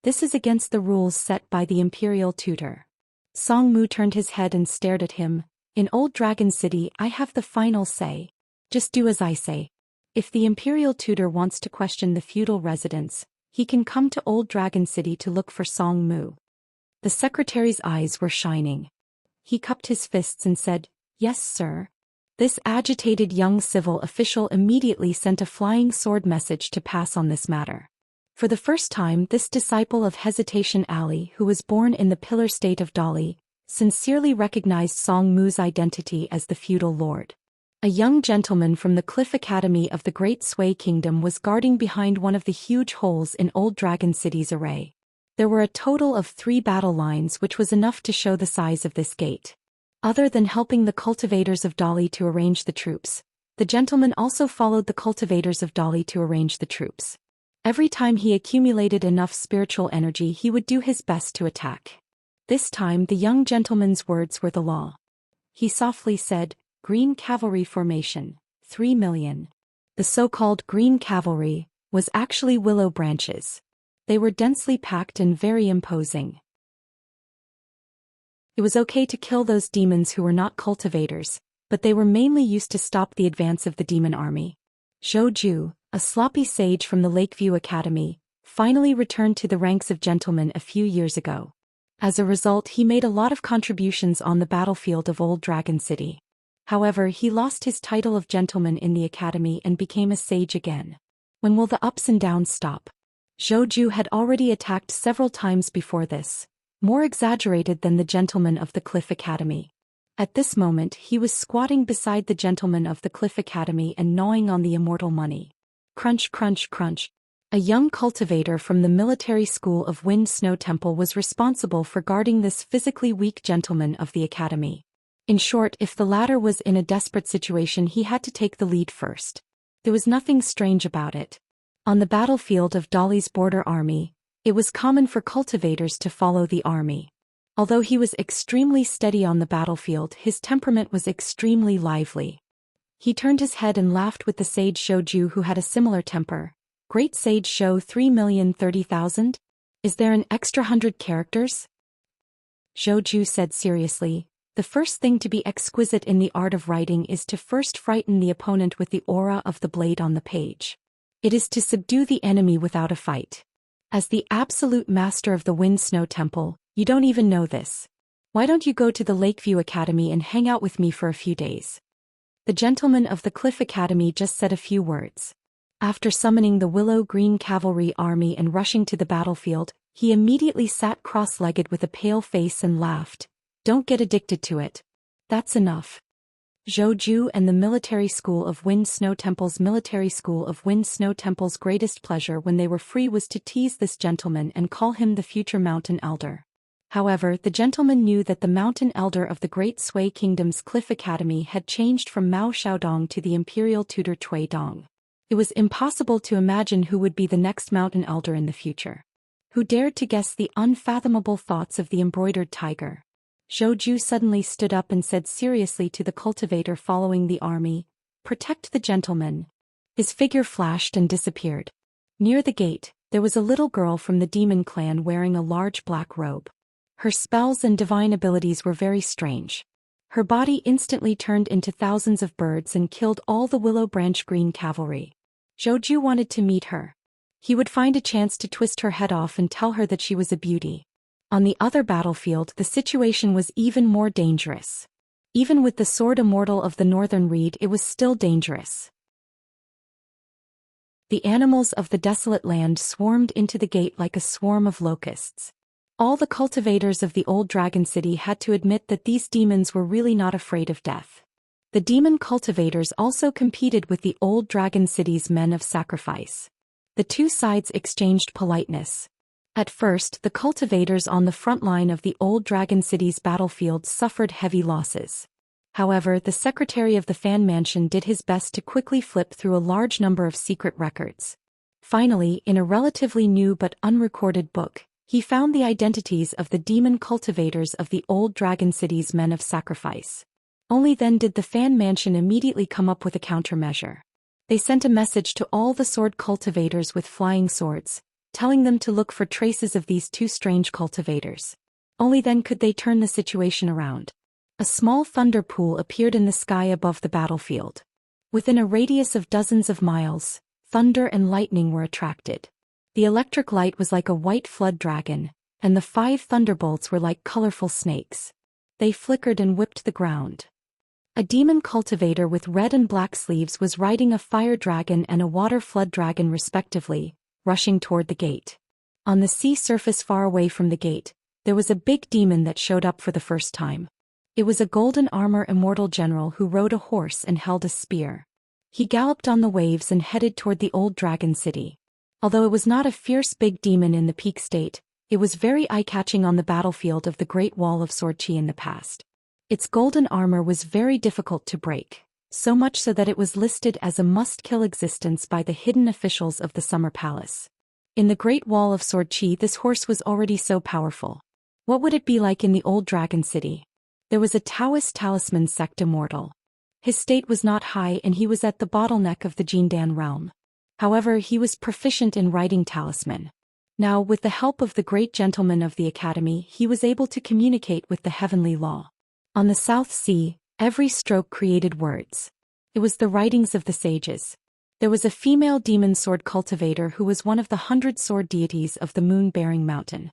She looked young and her forehead and cheeks had some characteristics of the true body of the demon race. She was actually faster than the golden armor immortal general. He did not ride on the sword. Every time she jumped, a white jade staircase would automatically appear under her feet. The treasure light behind her was like a halo. It was shattered by the flying swords or spells of the old dragon city. It turned into a broken mirror and it closed up again in an instant. She had cultivated in the Great Wall of Sword Qi guarded by the Dragon Monarch for several years. She had obtained the sword will burning flower, the flying sword breaking mirror, and the natal technique reunion. Her flying sword and body were all like this. It was hard for her to die. Of course, she would still die on the battlefield. However, as a sword cultivator, how could she be a sword deity if she was always afraid of battles? Moreover, she had been fighting in the Great Wall of Sword Qi for several years. She did not think that she would die in such a small place. In the future, when she went to the door of the Confucian temple in the central region and died after handing over her sword, she could still accept it. An earth deity cultivator of the old dragon city who was hiding his strength suddenly killed a large number of enemies. In the end, just as he was about to get what he wanted and accumulate enough battle merits to leave the battlefield and return to his sect in the hinterland of the continent to continue being the old patriarch, a person stood up from the pile of corpses behind him. It was the familiar face of the cultivator from the Aquarius continent. The latter clawed out the heart of the cultivator and stuffed it into his mouth along with the golden core. After that, the puppet fell to the ground with its mouth full of blood. An old sword cultivator of the nascent soul realm who was close to the battlefield, the Aquarius continent's sword deity senior, could not find any trace of the sneaky demon's true body. He had no choice but to take a step back. He took out his natal flying sword and shrouded the pile of corpses with a huge circle of sword light.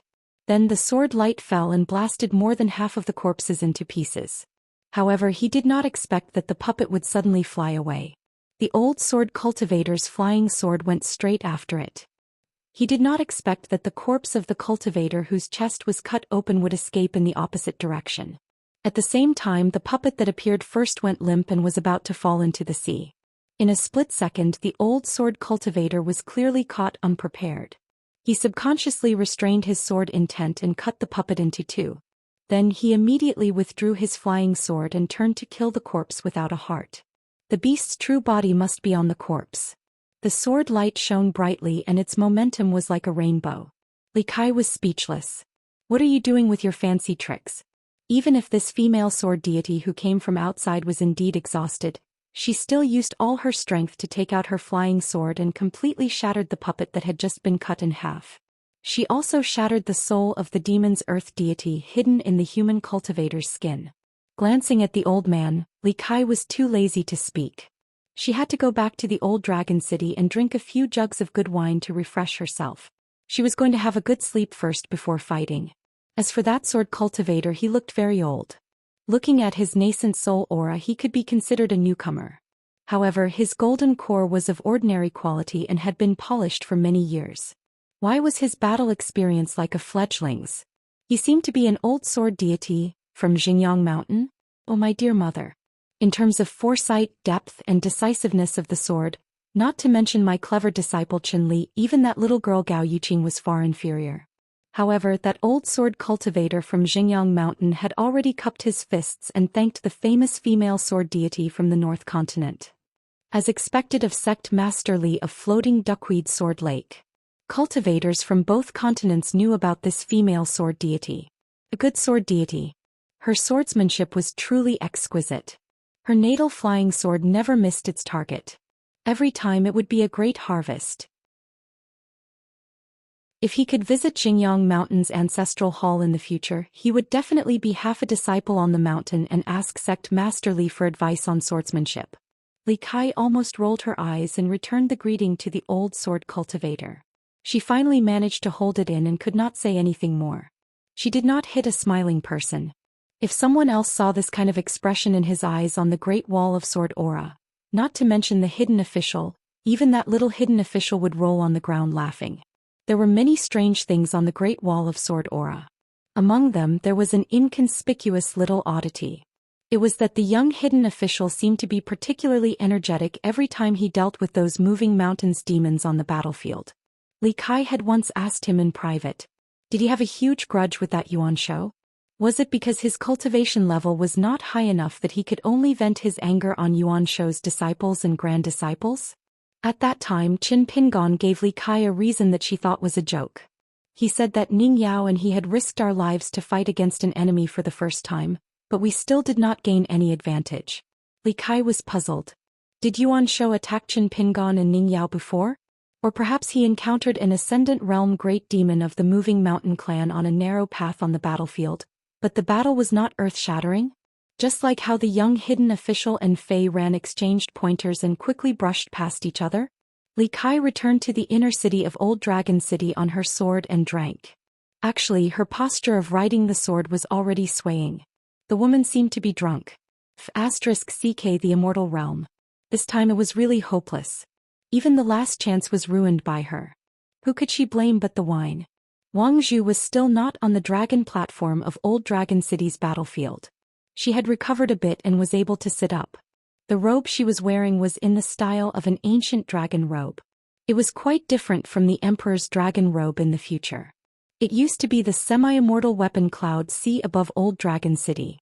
Coupled with the refining of the Desolation Slough, it had become a well-deserved immortal weapon.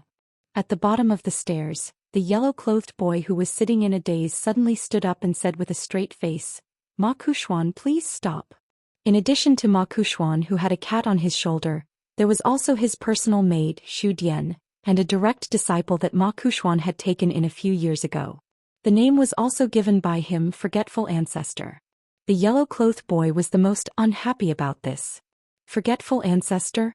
Then wouldn't it have a homonym with one of my master's aliases, Wang Zhu? Ma Kuxuan smiled and said, "Little worm, you only knew how to run around in Mud Bottle Alley. Now that you can finally speak, cherish it. Don't be so eager to die." The yellow-clothed boy said, "When beating a snake, it depends on its master." Ma Kuxuan looked at the four-legged snake with a horn on its forehead in Lizhu Grotto Heaven. The latter took a step back and knocked his heel on the stairs. Wang Zhu, who was sitting at the top of the stairs, waved her sleeve and sent the useless guard flying. She looked down at Ma Kuxuan and said, "What are you doing here?" Ma Kuxuan was about to step forward to the dragon platform when Wang Zhu narrowed her eyes and said, "Think about it first." Ma Kuxuan was not afraid of her, but he only had the physique of an Ascendant Realm cultivator, not the cultivation of an Ascendant Realm cultivator. He, Ma Kuxuan, had always been known as someone who specialized in killing. In truth, he was best at survival. Ma Kuxuan just did not want to make her angry. Wang Zhu was already in a bad mood, and there was no reason for her to be in a worse mood. So Ma Kuxuan looked up at her and said, "I'll try to help you get back some face. I can only say that I'll try." Wang Zhu sneered. A young substitute of one of the 10, and his tone was even more arrogant than one of the 10 from the Central Plains. Ma Kuxuan smiled and said, "I didn't say that I would kill Fei Fei. I'm not the type to dream." One of the 10 from the Central Plains, the old sword cultivator Zhou Xian, had been beaten to death by a sovereign great demon. Of course, this was related to Zhou Xian's battle in the mountain cave. However, in a battle between Ascendant Realm cultivators, the difference between winning and killing was too great. Fei Fei was also one of the 14 sovereigns of the Wildlands. Ma Kuxuan was not stupid. If she wanted to die on the battlefield, he could find an opportunity to call her from afar. In the current battlefield, there were some people who were careful and meticulous. Most of them would die as soon as they made a move. Didn't this Wang Zhu of the Clay Bottle Alley take a hit from Yuan Shou? Translator. Nyoibo Studio Editor. Nyoibo Studio. Ma Kuxian was being criticized in Old Dragon City. Some people thought that since he was one of the 10 young people who could command God's spirits to attack Skyscreen, he should be fighting on the front lines of Old Dragon City. Others felt that Ma Kuxuan, as the #1 cultivator of the Aquarius continent, was too reclusive. He should learn from the Wind Snow Temple's sword immortal Wei Jin, who dared to ask for a sword expert. Unless Ma Kuxuan heard it with his own ears, he wouldn't care about it. Once when he was outside Old Dragon City, he happened to hear it. He just said, "The title of one of the 10 candidates isn't worth much, so I'll give it to you. Then you can go and die." Wang Zhu did not say anything. He just turned his head and looked to the north. Mountain-moving apes, mountain-driving dogs, talismans, yellow-scarved strongmen, silver-armored strongmen, and puppets created by the Mahist mechanism master were tirelessly building layers of battle lines around the southern peak. As long as the Dali dynasty had money and the North Continent as their support, manpower and material resources were not a problem. Scorched earth? No need. When Old Dragon City fell, nothing would be left behind for the demon clan. It would only be a complete ruin. Even if the demon army pushed all the way to the foot of the southern peak, it would still be the same. Ma Kuxian just calmly looked at the cold and cheerless woman. Very good. She was the most different in the Pearl Grotto heaven back then. Fortunately, she was still the same. She was in the Clay Bottle Alley and he was in the Apricot Blossom Alley. They did not meet often. The most they met was every morning beside the Iron Lock well. He saw her pretending to be struggling to fetch water and felt that she was really cute. Sometimes she would sleep in and go out later to fetch water. Then he would stay here for a while longer. They would meet eventually. Ma Kuxuan suddenly asked telepathically, "Is the 11th hidden official your real contracted person?" Wang Zhu seemed to be in a good mood. He smiled and said, "I didn't beat you to death in the past, but maybe in the future." Tongyi Continent. Tongyi sect imprisoned a large group of young cultivators.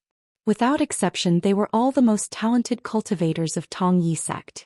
The young people who were not so outstanding were all dead. They died at the hands of their own ancestral hall's grandmasters, consecrators and guests. Otherwise, they would not be able to explain themselves in the Jiazi camp. Of course, it was true that they were imprisoned. The immortals did not lack torture. However, 6 of the best were imprisoned in the ruins of Wutong Grotto Heaven of Jade Gui sect. Li Wanyong, Qin Shuhu, Du Yen Yu Exin Fu Haizhu, and Wang Shizi, an outsider who mysteriously became a direct disciple of Jade Gui sect's ancestral hall. He was a sword cultivator at the bottleneck of the Oris core stage and would soon break through here. These young people were the evil disciples of Jade Gui sect who insisted on keeping Zhuozhua. Even Li Wanyong, whose sword heart had almost collapsed because of Zhuozhua, had made the same choice.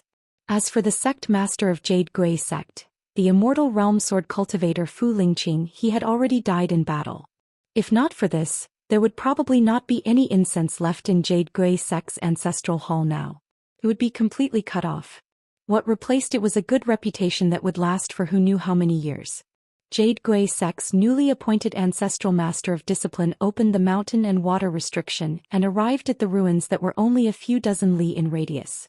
Compared to the complete small grotto heaven back then, it was so dilapidated that it made one's hair stand on end. The old man did not continue forward.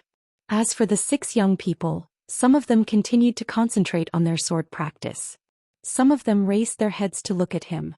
Their gazes were filled with hatred, sorrow, and confusion. The old man did not explain anything. Instead, his expression was somewhat unfriendly. It was as if he had come this time only to prevent these sect traitors from having any evil plans. The old man only swept a few glances and quickly turned to leave. A sect was completely divided. On one side were old farts who cherished their lives, And on the other side were young people who did not hesitate to die. Not only were they in a standoff, but they had even reached the point of killing each other.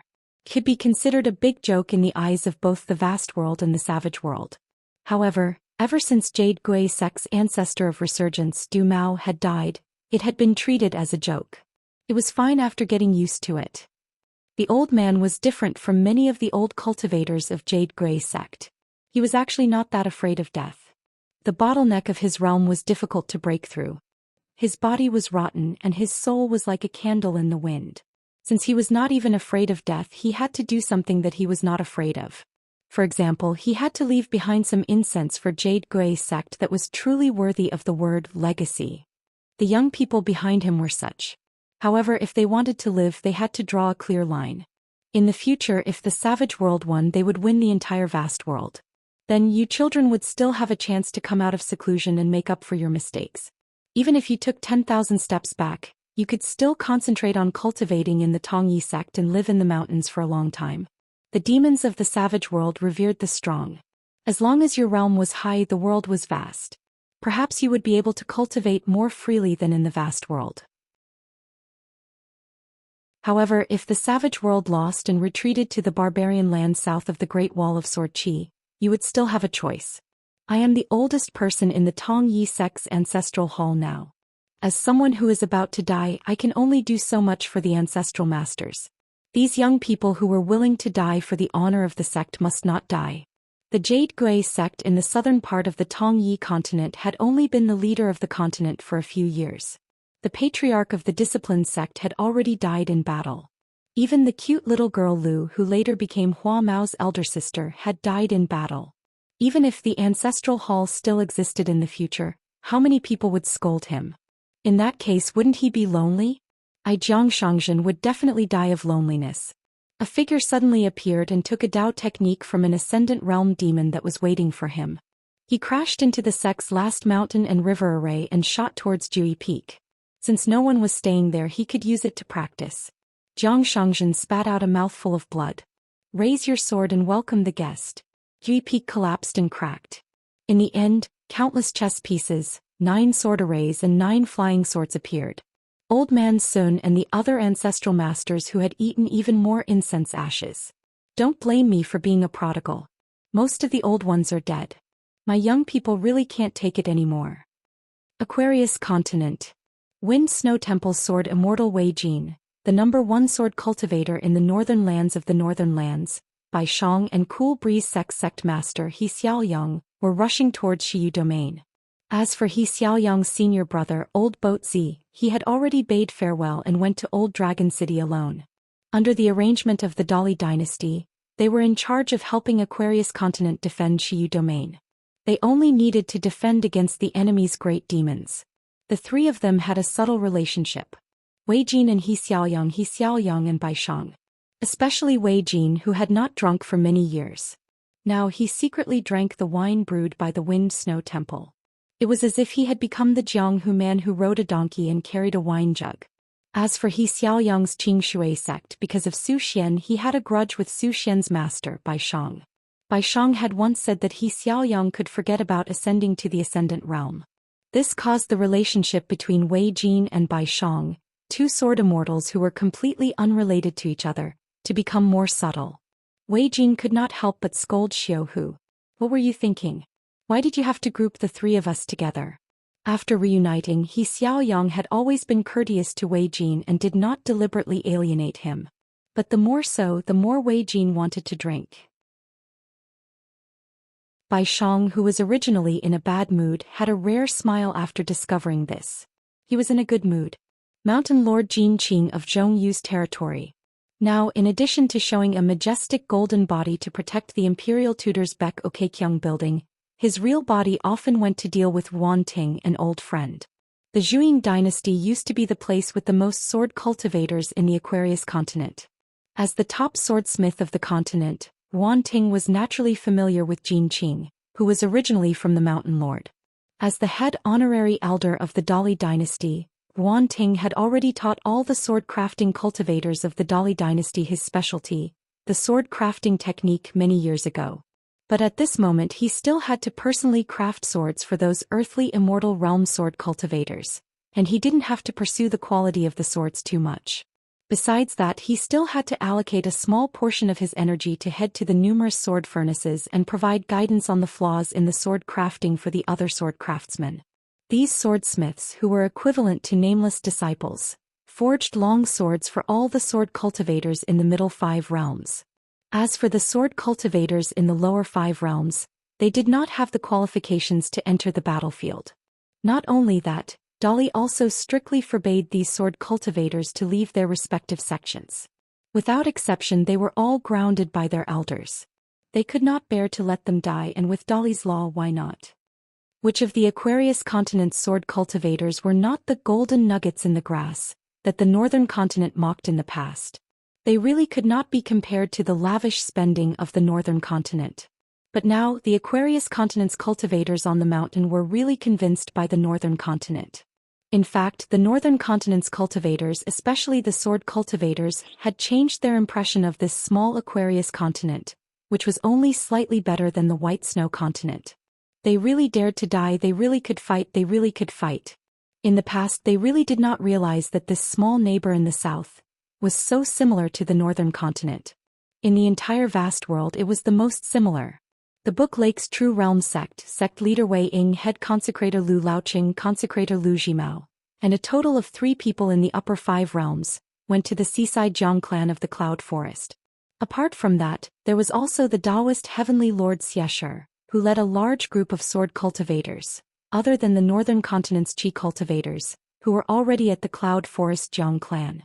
Among them there was Yuan Ling Hall, a disciple of Immortal Fire Dragon, the founder of the Black Peak, who could be recognized as the Jade Unpolished Realm with the combat power equivalent to the Immortal Realm, in his hometown continent, which was full of sword cultivators.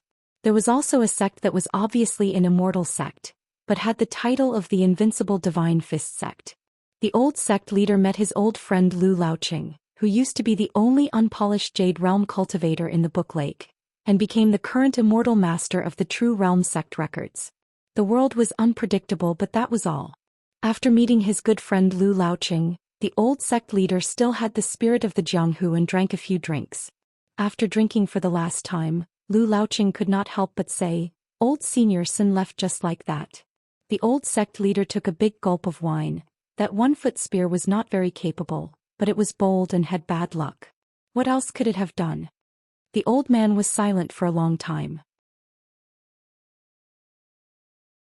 He lifted the wine pot and poured the wine to the south, murmuring, "Brother, your 1-foot spear of the Tongyi continent was never tough in front of me, the jade-faced young master. I didn't expect it to die so tough. If I had known, I would have smiled more and said more nice things to you back then." Dolly's capital. The Mahis sect of Middle-earth, which had entered the game earlier than the Shang clan, had placed their bets on the Aquarius continent's Mahis sect cultivators. They were still building mountain ferries and sword boats for the Dolly dynasty. The Dolly dynasty was good at making money, and Sir Fan was even more so. In the past, Dolly's Minister of Revenue was known as the soft persimmon that anyone dared to pinch. Now he had become the one with the worst temper in Dolly's court. He even dared to scold the Minister of War. Looking at his posture, he saw the Minister of Works as an enemy, not to mention scolding him. He even dared to hit him. Every time he met with the Minister of Works, who had the same rank, to discuss matters, he would be scolded as soon as they met. After the discussion he would scold him again, but the Minister of Works would often get up and leave quickly. The 6 yamens on the same street in Dolly's capital city had long opened up a large piece of land, gathering all the yamens together and linking them together. As long as the officials of each department had official business to attend to, they could visit each other without any hindrance. In the past, Lu Qingfeng and Guan Yiran, who were also great blasphemy supervisors, could often meet again. As Master Guan's great-great-grandson, Guan Yiran was only filling in for the vacancy in the Ministry of Revenue. He didn't get promoted, and according to the rules of Dolly's court, he wasn't even considered a promotion. Therefore, there were a lot of civil and military officials who were fighting for justice for the Guan family. Lu Qingfeng, who was just a civil official of a vassal state, had been promoted to the right assistant minister of works. However, Guan Yiran, who was born in Dolly's Guan family and was also a military cultivator, was only filling in for the vacancy in the Ministry of Revenue. Not only that, it seemed that when old Minister Guan left, Guan Yiran deliberately distanced himself from all relations with the Ministry of Appointments. These years, during the holidays, he never took the initiative to visit those uncles who held important positions in the Ministry of Appointments. Even his grandfather's generation, Guan Yiran was very arrogant and still didn't greet them. It was said that there was an old minister who had left the Ministry of Appointments for more than 20 years. Before leaving, he had been transferred to another ministry to serve as a minister for 3 years. He had always treated Guan Yiran as his own grandson. He had been idle in his home in the capital for many years, but Guan Yiran, this heartless little bastard, still didn't visit him. On the second day of the first lunar month last year, the old man was so angry that he waited at the gate of his home for a long time. In the end, he still didn't see the young man who liked to laugh and joke around. The old man was so angry that he hit the floor with his cane and scolded Guan Yiran for being a bastard. When the old man turned around, he complained in his heart that Minister Guan was too cruel. How could he bully his own child like this? In Yinqi Alley, an old man who had left his position for many years was busy with his grandchildren. Anyway, there were a few juniors in his family who were a little promising, so they didn't lose face. Walking in Yinqi Alley and Immerse Street, he didn't have to lower his head and shrink his neck. Today the old man took his grandson for a walk in the garden. The child who had just started to learn to read from the tutor suddenly said to the old man in a childish voice, "Grandpa, we have so many immortals on the mountain and so many great demons in the wild world. Can't the two sides just fight in the sky? When the fight in the sky is over, the fight on the ground will start. When the time comes to fight, my strength is too weak. I don't want to help. Isn't the Ministry of Revenue short of money? I'll donate all my New Year's money. Doesn't my father often get scolded by the officials of the Ministry of Revenue? If I give money, they won't scold my father anymore, right? It's 20 taels of silver." There was too much knowledge in this, so the old man could only pick some things that the child could understand. Or wasn't playing house. Not only were the immortals on the mountain not afraid of death, they also couldn't be afraid of those below the mountain. No one could be afraid of death. Otherwise it would be a second Tong Yezhou. At that time the two of us will have to move. Maybe we'll really move, bring some belongings, bring some sage books, or maybe we'll move our heads. But the last sentence, what was there to say to a child? Don't talk about the child being scared. Every time he thought of the worst outcome, he would be scared. Should he drink a few mouthfuls of old wine to calm himself down? Now that Dolly allowed the officials to resign, half of their family assets would be confiscated.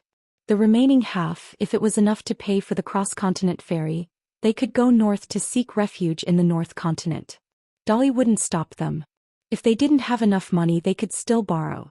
The officials of the Ministry of Revenue and the accompanying cultivators would personally check all the accounts. Those who dared to hide or omit information, as long as it was more than 10% of the family's assets, all their assets would be confiscated. Regardless of age, the entire family would be exiled. Now that Dolly was in need of money and manpower, he lacked both money and manpower. For the time being, the various places in the Aquarius continent that had not been affected by the flames of war, Jianghu and the commoners, those who privately caused more than 10 people to fight without asking for the reason of both sides, would be executed. Cultivators who caused trouble would be executed. Those who didn't deal with the disturbances at the foot of the mountain without the involvement of cultivators and demons, would be punished by the local government. Then the Minister of Justice of the vassal state would be directly sent to the nearest 5 sacred mountains or Crown Prince Mountain. For all the fights that involved cultivators and demons, according to the rank of the sects and immortal mansions, all the immortal mountains would be divided into 3 grades. From low to high, they respectively governed a radius of 300 miles, 1,000 miles, and a radius of 3,000 miles. Regardless of whether or not there were disturbances, as long as the culprit couldn't be caught or killed on the spot, they would be punished. Afraid of an unexpected disaster? Then spread out all the immortal masters on the mountain, day and night, to monitor the movements around the entire sect. They already didn't need to go to the battlefield to fight. Could it be that they couldn't even take care of the safety of the area near the entrance of their own mountain? It was better not to be such an immortal on the mountain. All the cultivators of the mountains and swamps in the continent could obtain a patrol token from the 5 sacred mountains, Crown Prince Mountain, and the vassal state's Ministry of Rights. Regardless of their cultivation level, after obtaining this jade token, according to their cultivation level, they could travel freely in their respective territories. They could also help the immortal masters find and fill in the gaps. Once they found something, they could receive immortal money. As long as they accumulated enough shares in the secret archives, they could exchange it for Dali's military merit. At that time, whether they wanted to obtain an official position in the Ministry of Rights of the vassal state or retreat to the North Continent, they would be free. For those cultivators of the mountains and swamps who were unwilling to go to the battlefield, Dali's cavalry and vassal states were not allowed to force them. However, if the gods of the mountains and swamps dared to leave their posts without permission, the vassal state's monarch and the entire Ministry of Rights would be held accountable according to the law. If the immortal masters of the mountain operated privately and removed the names from the records without permission, once Dali and vassal states investigated, the entire mountain's ancestral master hall would be punished, the ancestral master hall would be executed, and the rest of the cultivators would be exiled to the southern sacred mountains. Emperor Dali Songhe. The small court meeting had just ended. He quickly closed his eyes and rested in the imperial study. He would soon receive a group of ministers of the 6 ministries. Each of them had important matters and needed him to make the final decision. Then he would issue a decree to the Dali court. Songhe remembered the words of Cui Dong, who was both a teacher and an imperial tutor.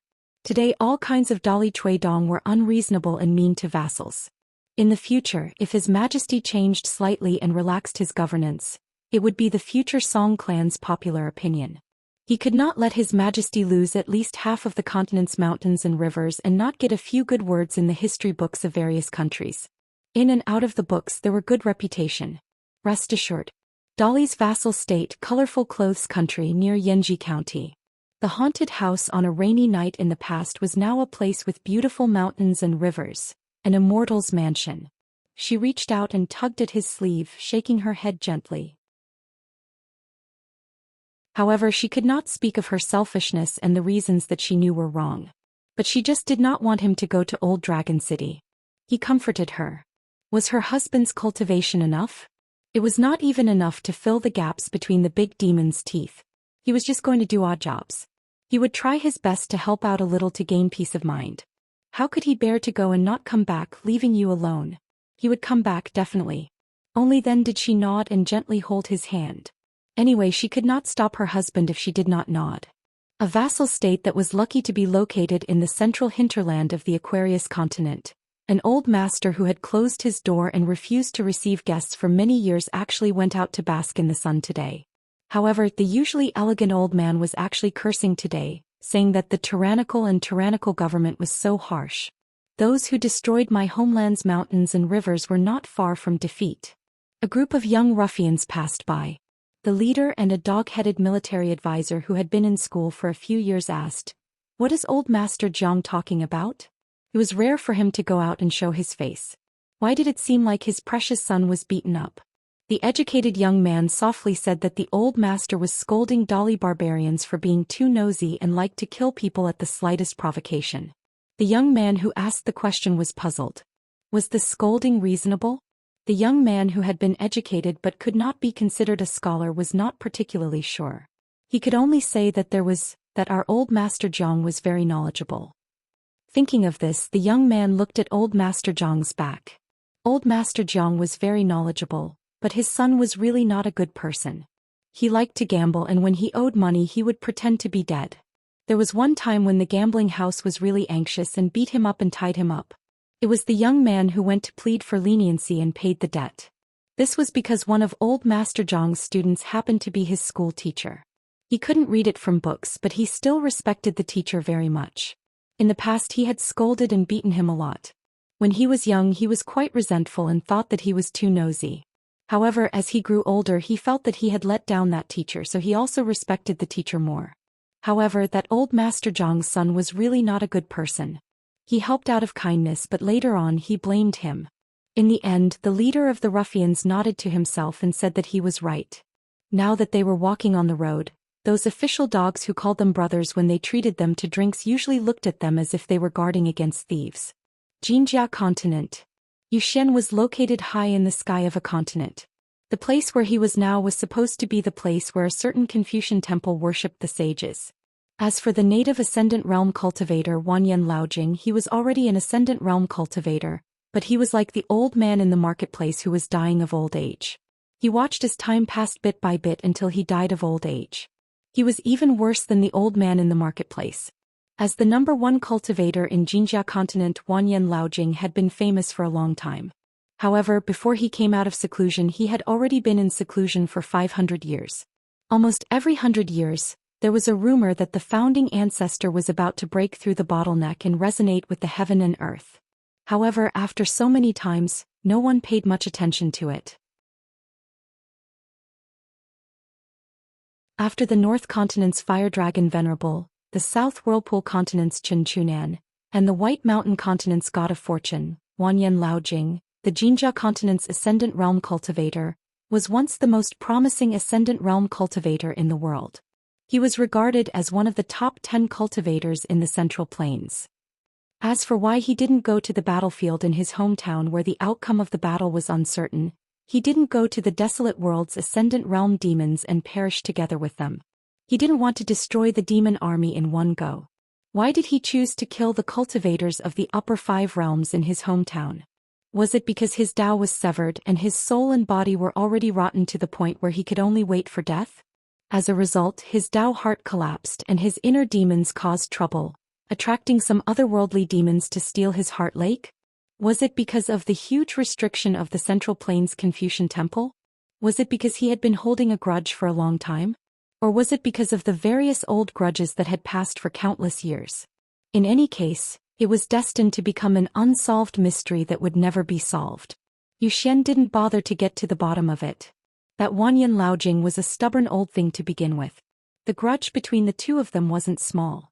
If it wasn't for the annoying old-fashioned rules of the Confucian Temple, Zhou Xian would have already crossed continents to visit the Xianxia continent. Didn't he like to go into seclusion? Then he might as well not come out. Zhou Xian lowered his head and looked towards the north of the central region of the Xianxia continent. He sighed. What a good move by Jiaxing. When a scholar's heart was evil, it was truly terrifying.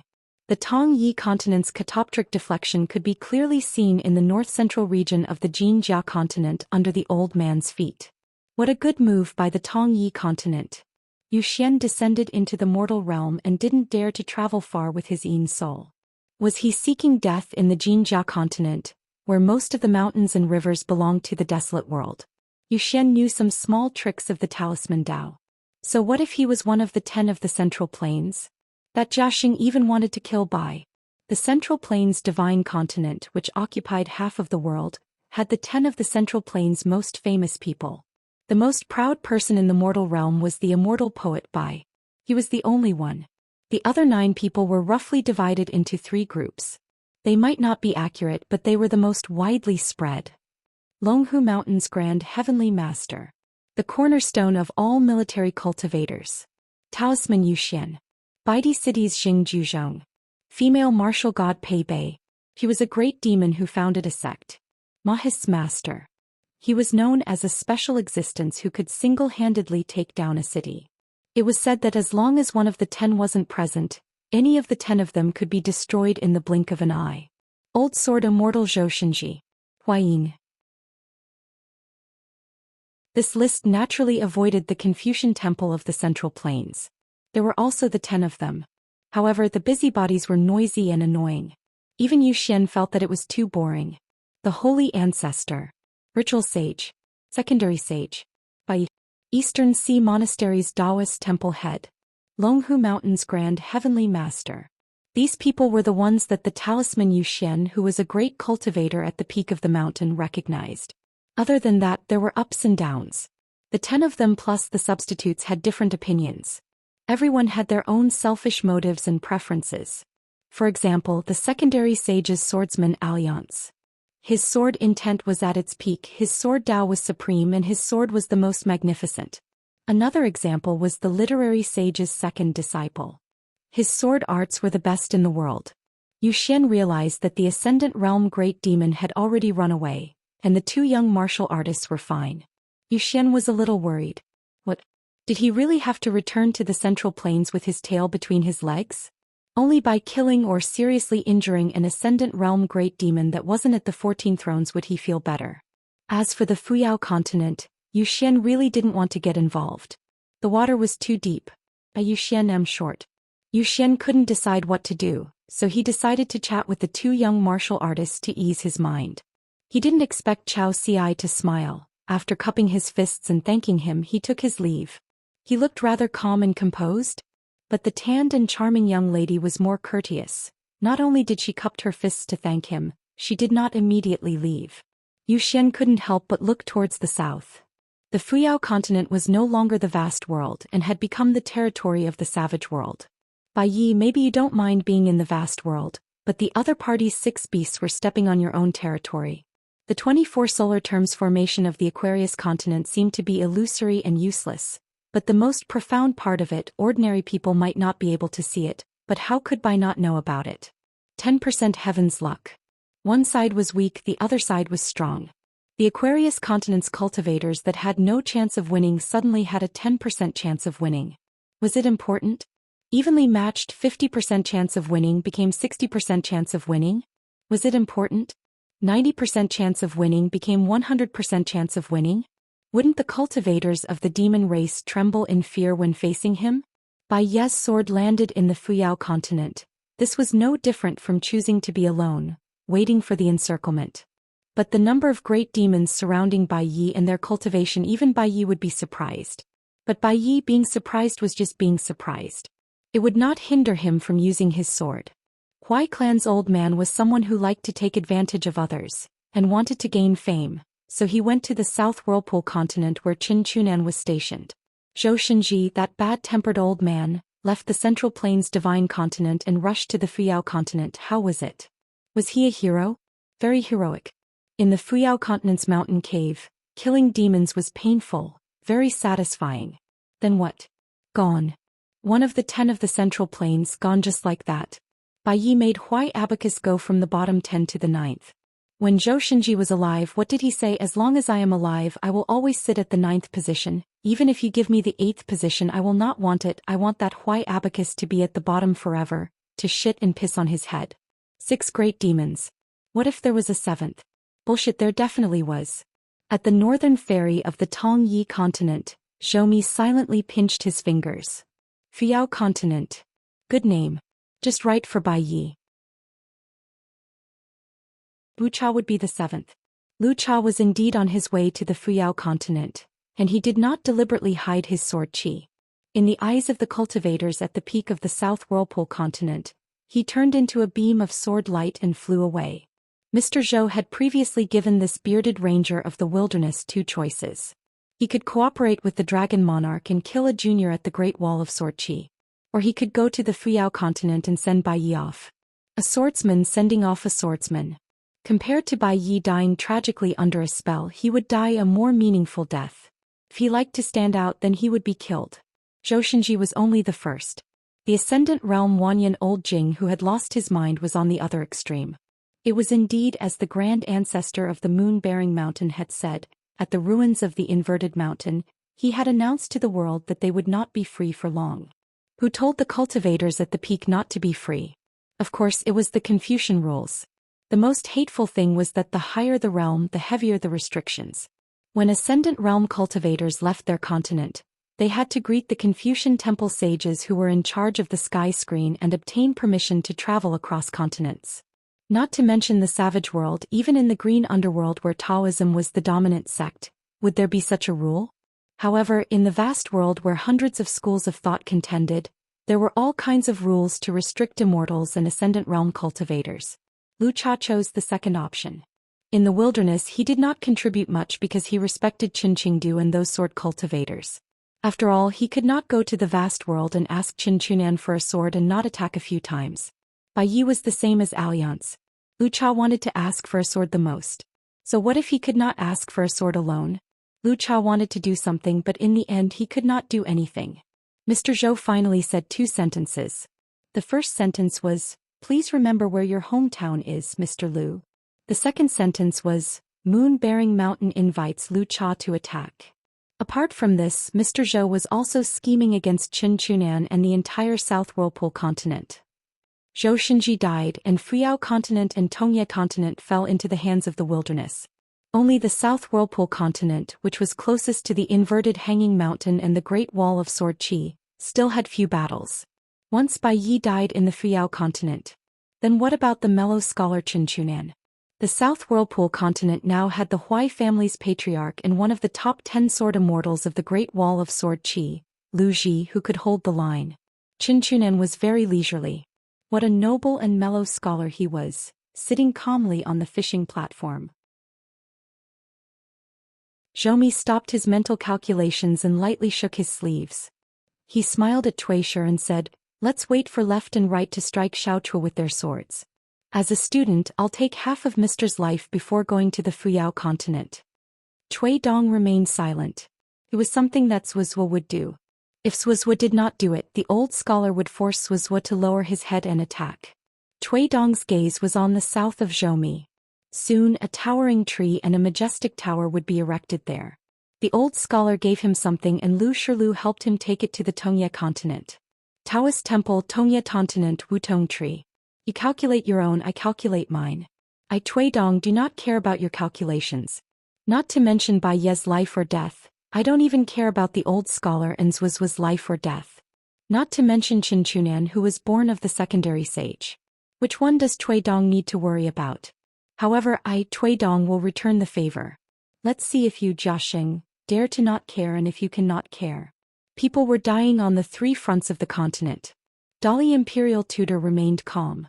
Other than controlling the Beko Keikyung building and killing the great demon with his flying sword, he only explained the subtleties of the 100 schools of thought to the Confucian disciples. Other than mental calculation, he also asked questions and answers with the Confucian scholars. For some reason, a high-spirited Confucian scholar from the Lakeview Academy mentioned that there were no borders in the world. Cui Dong said indifferently, "Fuck no borders." The whole place was silent. The one who said this was not Cui Dong Shan, but the imperial tutor Cui Dong. In the Fuyao continent, Bai Yi wielded his sword and left a remote school far away from the flames of war. He listened to an old master use a strong local accent to teach and dispel the doubts of a young child. Bai Yi looked around and smiled indifferently. He wondered if the plum trees and flowers in his hometown were white. It turned out that after father and mother left, they traveled far away. The scholar Bai Yi had a clear conscience in this life and a clear conscience. Then Bai Yi left.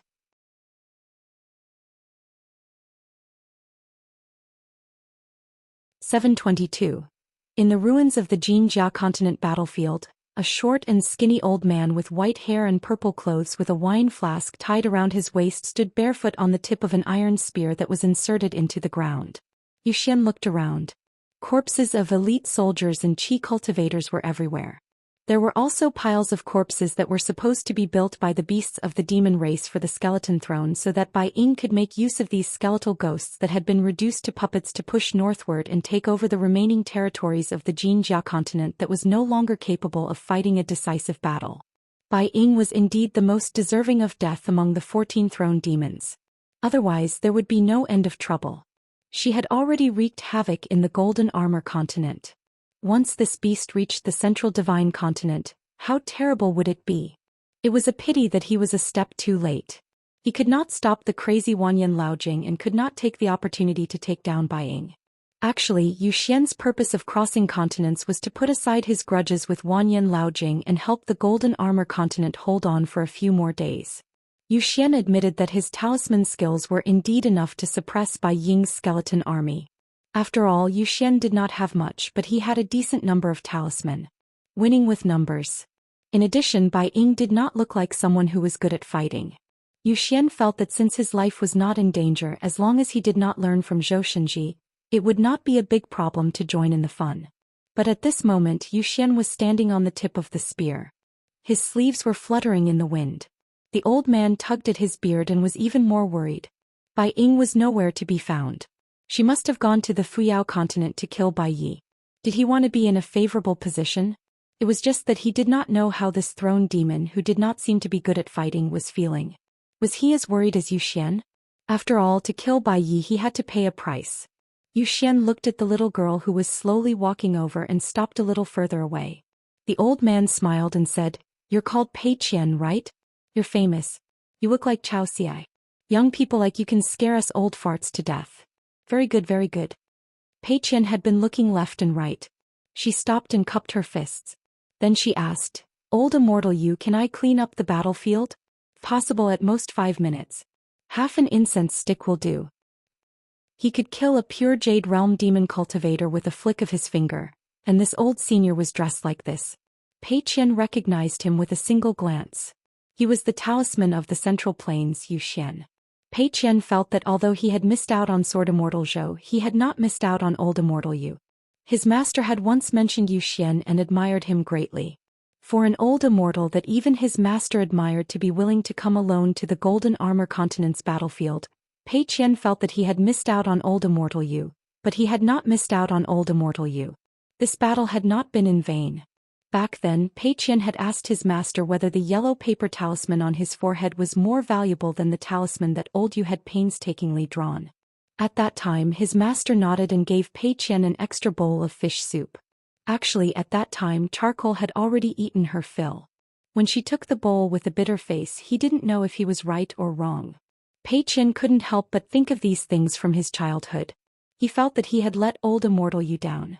It wasn't about which talisman was more valuable, but that he didn't know the immensity of heaven and earth and casually called him Old Yu. Therefore, Pei Qian finally had the honor of meeting him in person and was especially respectful. Moreover, this old senior's state of mind was just and honorable.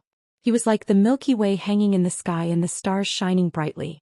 Pei Qian had only glanced twice before and didn't look much. After roughly determining the inclination of the people in that scene, Pei Qian didn't dare to look much. Zhou Xian nodded and said, Are you afraid that Bai Ying is hiding among them? If not, she would have run away long ago. At this time, no bastard dares to come and die. Don't worry. Not to mention 5 minutes, even 2 hours won't be a problem. However, little girl, what are you doing here? You're a pure martial artist. Although your realm is high, you can't handle these corpses properly. Let me do it. Pei Qian was a little embarrassed, but he still said honestly, Old Immortal Yu, I want to take some items from those demon cultivators to exchange for some divine money. Zhou Xian was stunned for a long time. Such a young pure martial artist. He felt like he was only a little bit behind Xianxia. So he was actually asking him if he could pick up money? Was he that bad when he was only a little bit behind Xianxia? Actually, it was very scary. Moreover, he was a little girl much younger than Xianxia. Zhou Xian almost asked shamelessly, Little girl, do you have a master? If you don't, I know a little about fist techniques. Why don't you take me as your master? As for whether she knew fist techniques, he would kidnap a disciple first. However, Zhou Xian was very clear that such a young genius must have a good master. Zhou Xian laughed and said, Don't worry about picking up money. I'll keep an eye on her for a while. After a while he would make a decision.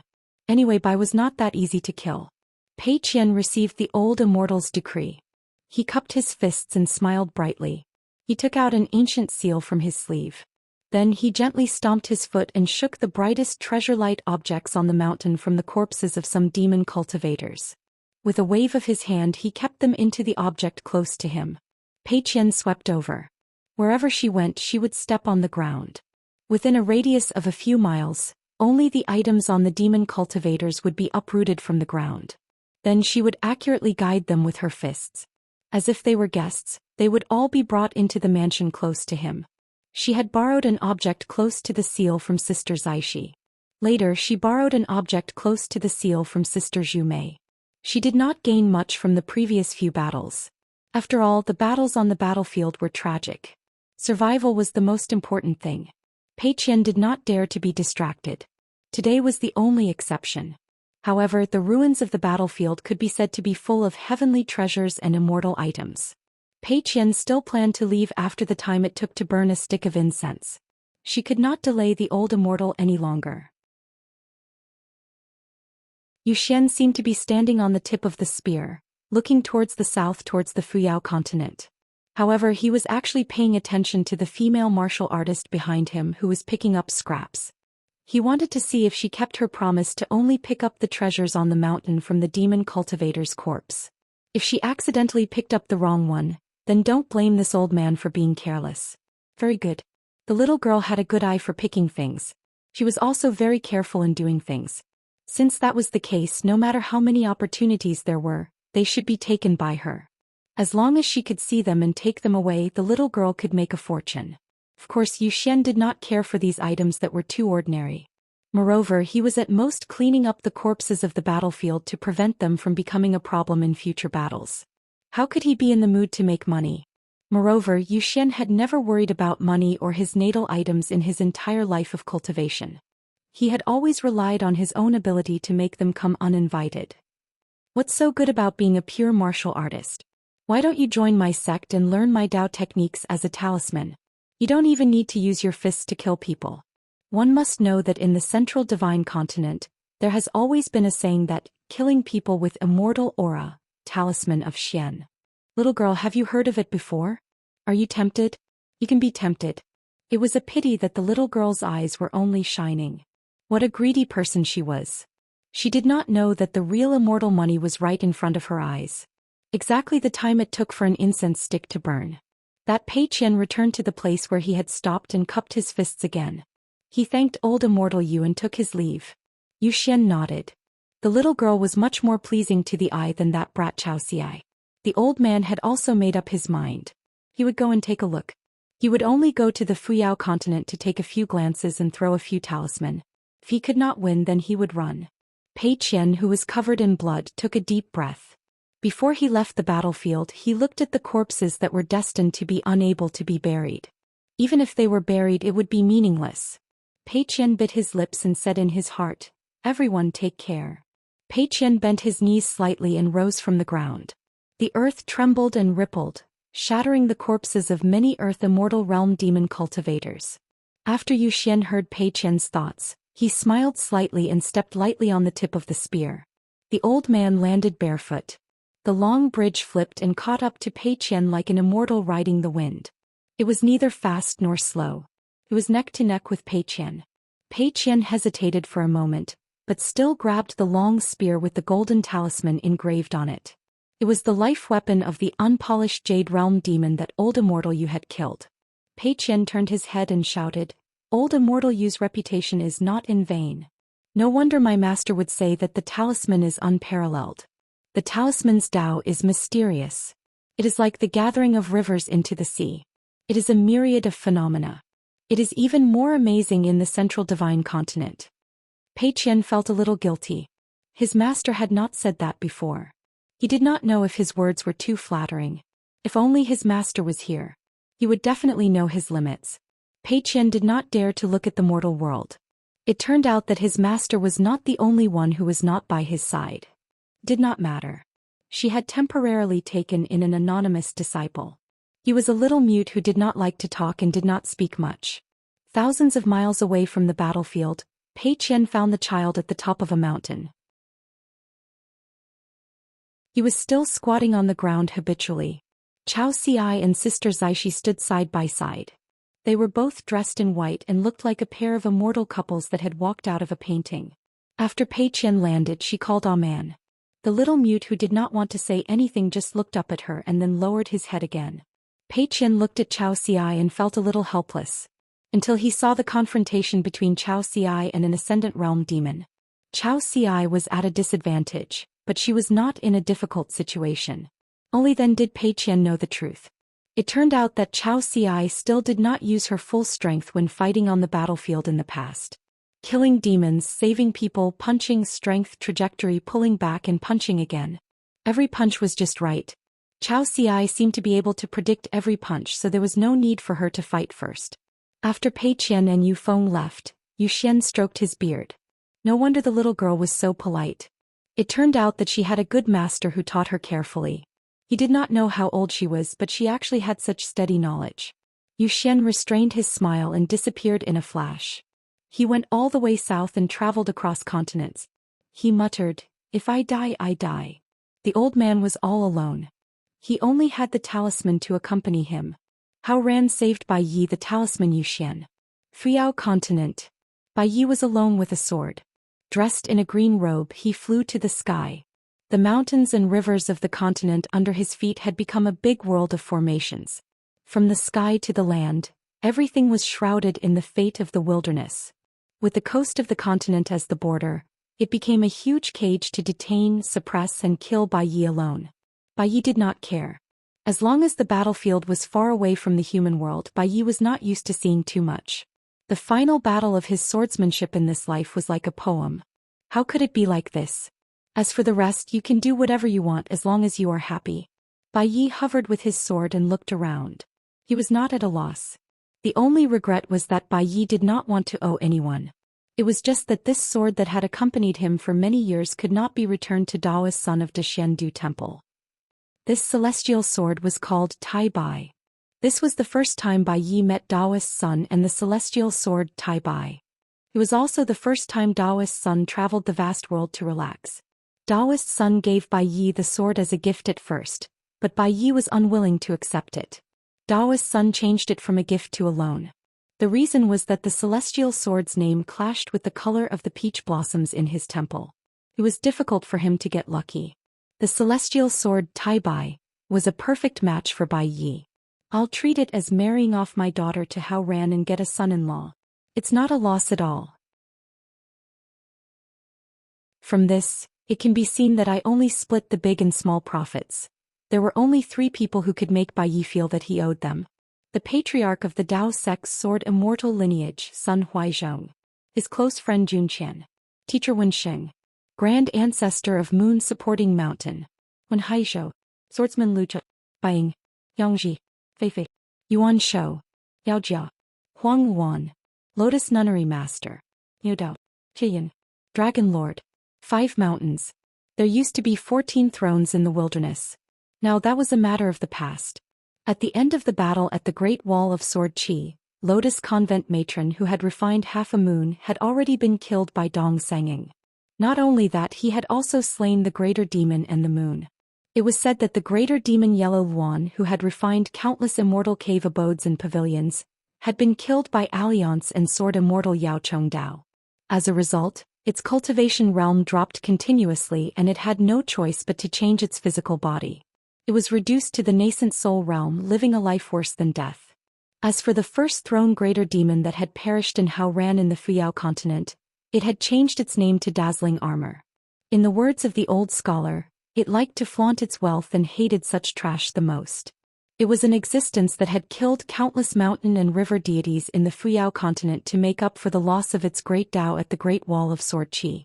Bai Yi had delivered 3 strikes and finally killed it at the ruins of the inverted mountain. The first strike was to send the guest away from the Fuyao continent to avoid harming the innocent. The second strike and Dazzling Armor could be considered to be traveling the sea together to return the favor to the wilderness. The third strike by Yi was also the most powerful. It could be considered to be a memorial to the sword cultivators who had died heroically at the Great Wall of Sword Qi.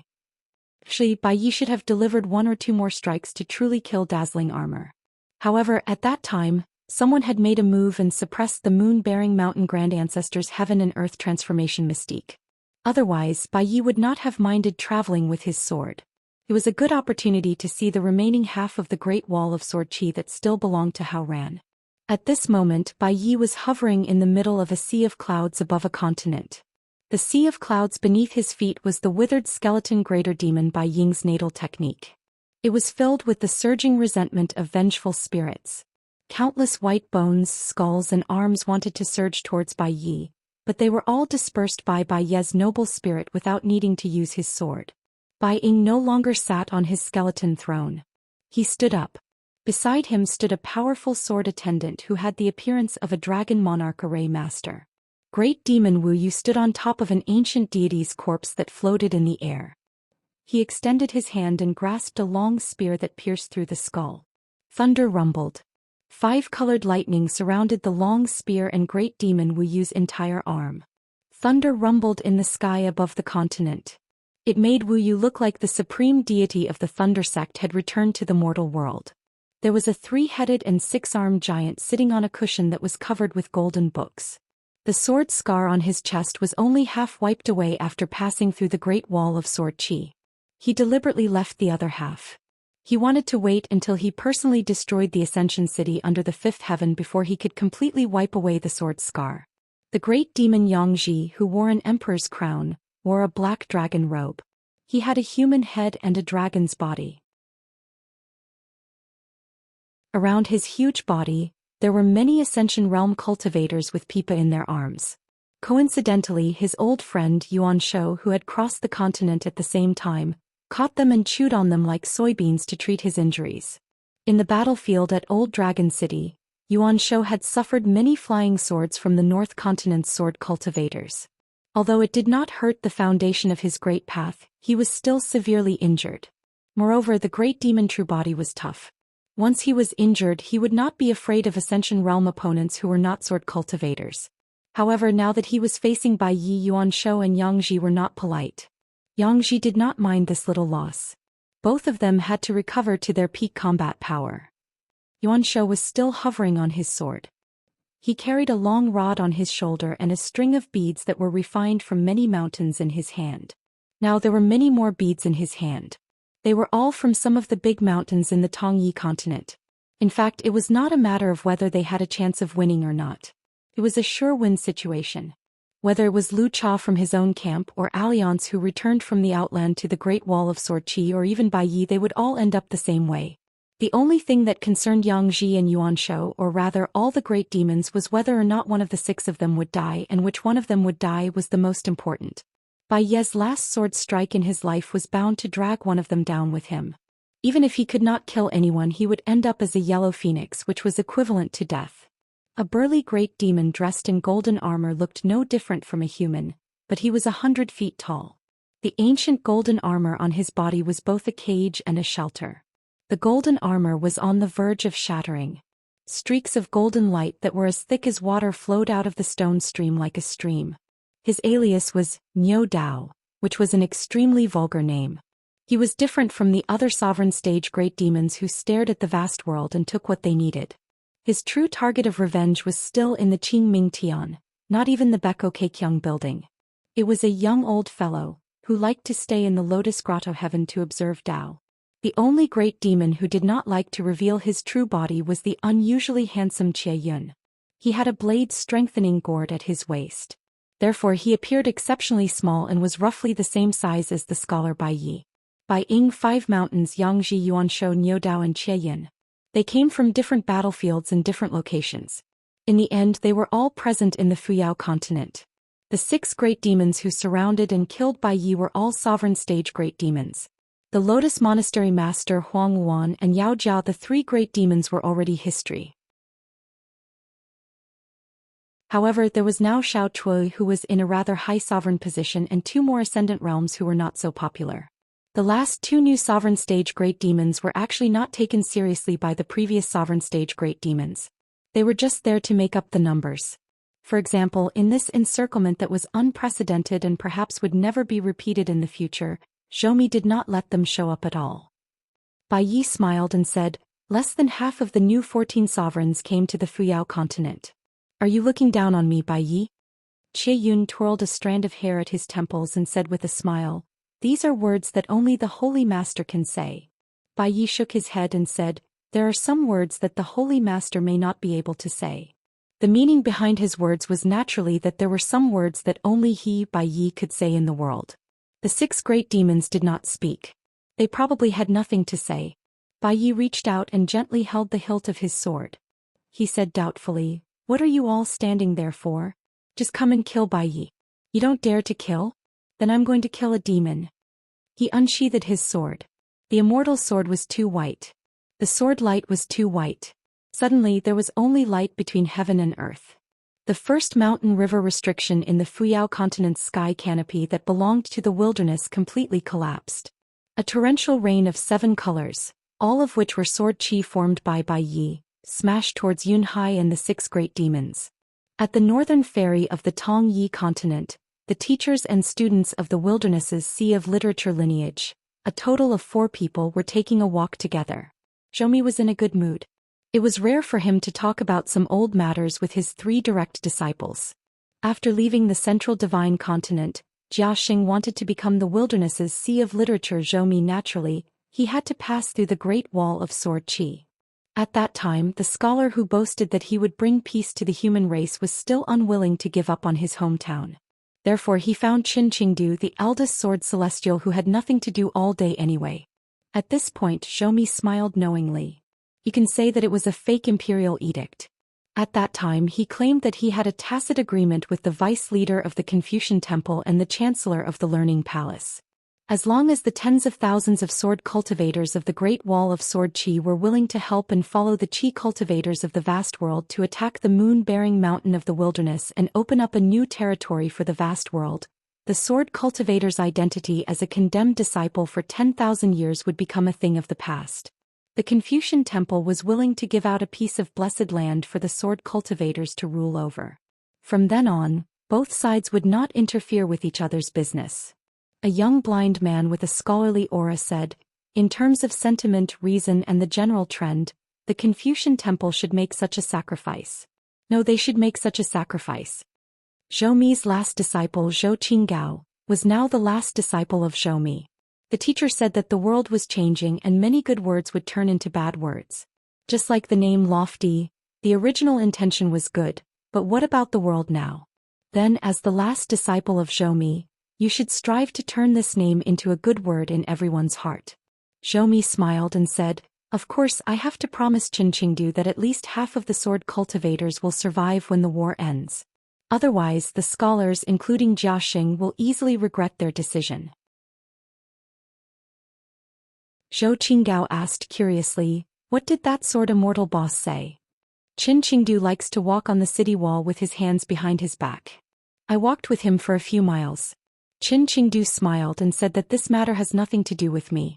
As long as you can convince the Confucian Temple and a few sword immortals other than me, I won't have any problems. I'm the previous penal official of the Great Wall of Sword Qi. I've been in this position for more than 100 years. Of course I used an alias. Qin Qingdu also helped me to hide my real identity. You won't be able to guess it, right? Zhou Mi smiled. For some reason, although Qin Qingdu was surprisingly easy to talk to, it seemed that from the start he did not think that he could succeed. The sword immortal penal official smiled and said, I really can't guess. Lu Bai suddenly asked, Teacher, why is Bai willing to wield a sword and guard the Fuyao continent alone? The teacher only laughed. He did not explain anything to this direct disciple. Zhou Qinggao could only help the teacher and senior to explain patiently, Senior, do you think that Bai died for nothing? Zhou Qinggao shook his head and said slowly, Yes and no. Yes and no. When Zhou Xinji was in the Central Plains he was the old immortal in the hearts of almost all the Qi refinement warriors, especially the native sword cultivators. He was one of the 10 in the Central Plains. Although his ranking was not high, only 9th, he was still regarded as invincible in the sword. In the end, after he was killed by a sovereign great demon, many people in the Central Plains began to fight for the old fortune teller Huayin, who was at the bottom of the 10. Many people even felt that Zhou Xinji was an old trash who did not live up to his name. What sword immortal? Perhaps even if he went to the Great Wall of Sword Qi in that barbarian land, Zhou Xinji might not be able to carve his name. Once Zhou Xinji died, Wanyan Laojing betrayed him. If it were you, who is already in the Ascendant Realm, would you want to get involved in this mess? Isn't Bai's swordsmanship better than Zhou Xinji's? Killing that sovereign with 3 swords to avenge Zhou Xinji? Then what will happen if Bai dies? But the problem is, if Bai does not go to the Fuyao continent, who can go, who dares to go? Whether it is the Fuyao continent or the Tongyi continent, is it the place to decide the fate of the world? Lu Bai was actually not stupid. If not, he would not have become Wooden Clog's right-hand man in planning matters. He nodded and said, in the end we still have to look at the situation in the Central Plains.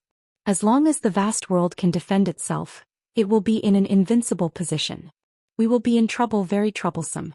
Many of the accumulated first-mover advantages will gradually become hidden dangers, big and small, and will surface one by one. Sichen suddenly said, Bai should quit while he is ahead and return to the Central Plains.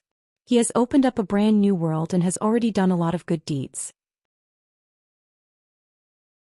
Killing a sovereign with a sword is enough to have a clear conscience. It's time for someone else to take the stage. Zhou Qinggao shook his head and said, if Bai also thinks like this, then the vast world will be easy to fight. Lu Bai admired this last disciple that Mr. had just bestowed a name to. Now he was her little junior brother. Back then in the Jiaxin tent, Lu Bai had already admired the military camp leader Wooden Clock's strategizing. Now that they were in the same sect, Lu Bai felt even more inferior. On Mr. side, Zhou Qinggao was never timid, as if he was never afraid of saying or doing wrong things. When talking to his senior brother Xichen, he was not at a disadvantage at all. It was definitely not intentional. In terms of words, his junior brother must win against his senior brother. Zhou smiled and said, "You guys are still thinking too lightly. Don't think that just because the Great Wall of Sword Qi has stopped us for many years, that your world is not strong. Yes, it's fine if you think so. As for Mr.'s hometown, this vast world, it's even better if everyone thinks so. That's great. Only a few like Xiao Hu and Bai would dare to be the only one sober when everyone is drunk. Most people are afraid of this. If those idiots at the foot of the mountain are annoyed, then the temper of the immortals at the foot of the mountain is not small." The Great Wall of Sword Qi was too difficult to take down. It was a bad thing but also a good thing. After taking down the Great Wall of Sword Qi, it would be easy to take down the Tongyi continent and Fuyao continent. The morale on the battlefield would not fall but instead rise. Also, the South Swirl continent would be taken down sooner or later. They had to destroy the Gold Armor continent and the Aquarius continent. If not for the fact that Zhou Xinji wanted to die, he would have to die. Otherwise, he would be a hindrance to the Fuyao continent's situation. Furthermore, this guy was stubborn and did not retreat. I was prepared to give him a chance to become famous. But later on, Bai also killed a sovereign with 3 swords? Bai did not even have a chance to use his sword. Because Zhou Xinji had severely injured a sovereign with 1 sword even earlier. From this, it can be seen that the sword immortals and sword cultivators of the Great Wall of Sword Qi are all like ants. Look at our Central Plains divine continent's Zhou Xinji, who is only 9th. Doesn't he only have a total of 14 sovereigns? Our old sword immortal Zhou only had 1 sword immortal in the Xianshui cavern. His sword immortal took care of 1. Therefore this battle was actually very easy to fight. Those demon beasts used up half of the world's strength, but so what? They were not worth mentioning. Therefore we were only lucky to take down 2 continents. Therefore the Central Plains Confucian Temple was too cautious. The scholarly sages made a big fuss over nothing. They were too unwise and irresponsible. It was laughable, too disappointing, too sad. Lu Bai listened with his mouth agape. Zhou shook his head lightly and looked towards the Central Plains divine continent. He smiled and said, "The world has not changed. It will always make people laugh until their tears dry. The strong do not care about right and wrong. At the same time they must have no worries. As long as the strong are strong enough, they can sit firmly at the top. Words and actions, even if they are silent, everything is reasonable. Even the world will help them reason." Zhou smiled and said, "Bai will die in vain. At that time the world will only see the truth with their own eyes." The most proud Bai Yi of the human world was killed by Lu Cha of the savage world with 1 sword. Previously everyone was not afraid at all. Now I want all of you to be scared to death. From the top of the mountain to the bottom of the mountain, people were used to fighting and killing. They died when they wanted to. How could the world that had enjoyed 10,000 years of peace be compared to the savage world? When it comes to mobilizing the power of the entire world on a large scale, you people are scattered across the vast world. Each of you can play with your own mud in your own homes. Zhou laughed loudly. Then he straightened his clothes and shook his sleeves. He took the initiative to open the heavenly fate restriction of the continent. He bowed to the heaven and earth and said loudly, "The holy teacher, my hometown has made scholar Jiaxing despair for too many years. Now it's time for me, Zhou, to disgust all of you." Above the sea of clouds in the Aquarius continent, Su Ruo asked, "This Jiaxing?" Cui Dong said, "He's just putting on an act.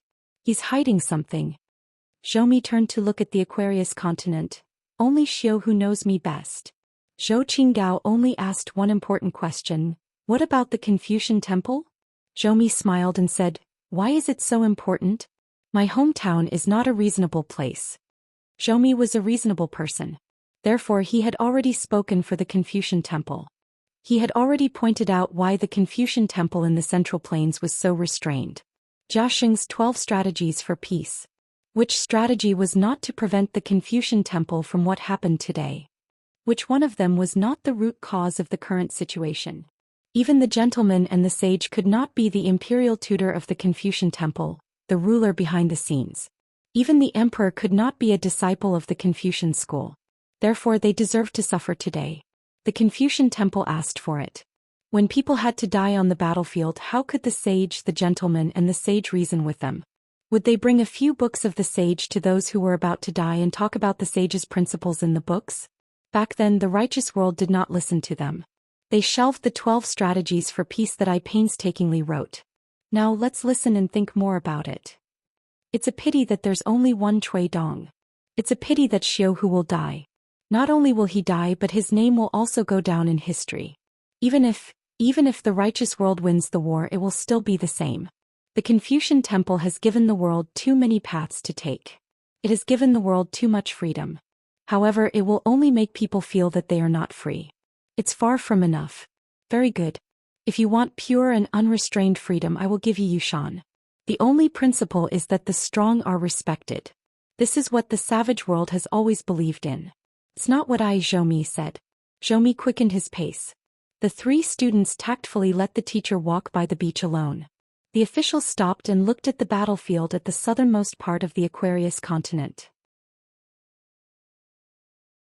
Imperial concubine Fei had sent the god of plagues and the 2 passers-by to the old dragon city. Seemed to be effective. Zhou Qinggao and Lu Bai turned around and walked slowly. Zhou Qinggao was silent for a moment. Suddenly he said, "Senior sister, do you know which hidden official you like?" Lu Bai was dumbfounded. She laughed and scolded, "What? Wooden clog, are you crazy?" Zhou Qinggao also stopped and laughed. "Who's crazy? No one is crazy." Lu Bai's face turned pale. She gritted her teeth and said, "Impossible. Junior brother, don't talk nonsense." Zhou Qinggao continued to walk. "Rather than worrying that the hidden official will be my future inner demon, I might as well open up my heart and admit that I like him. Firstly, Qin Pingon will definitely die in the Great Wall of Sorqi.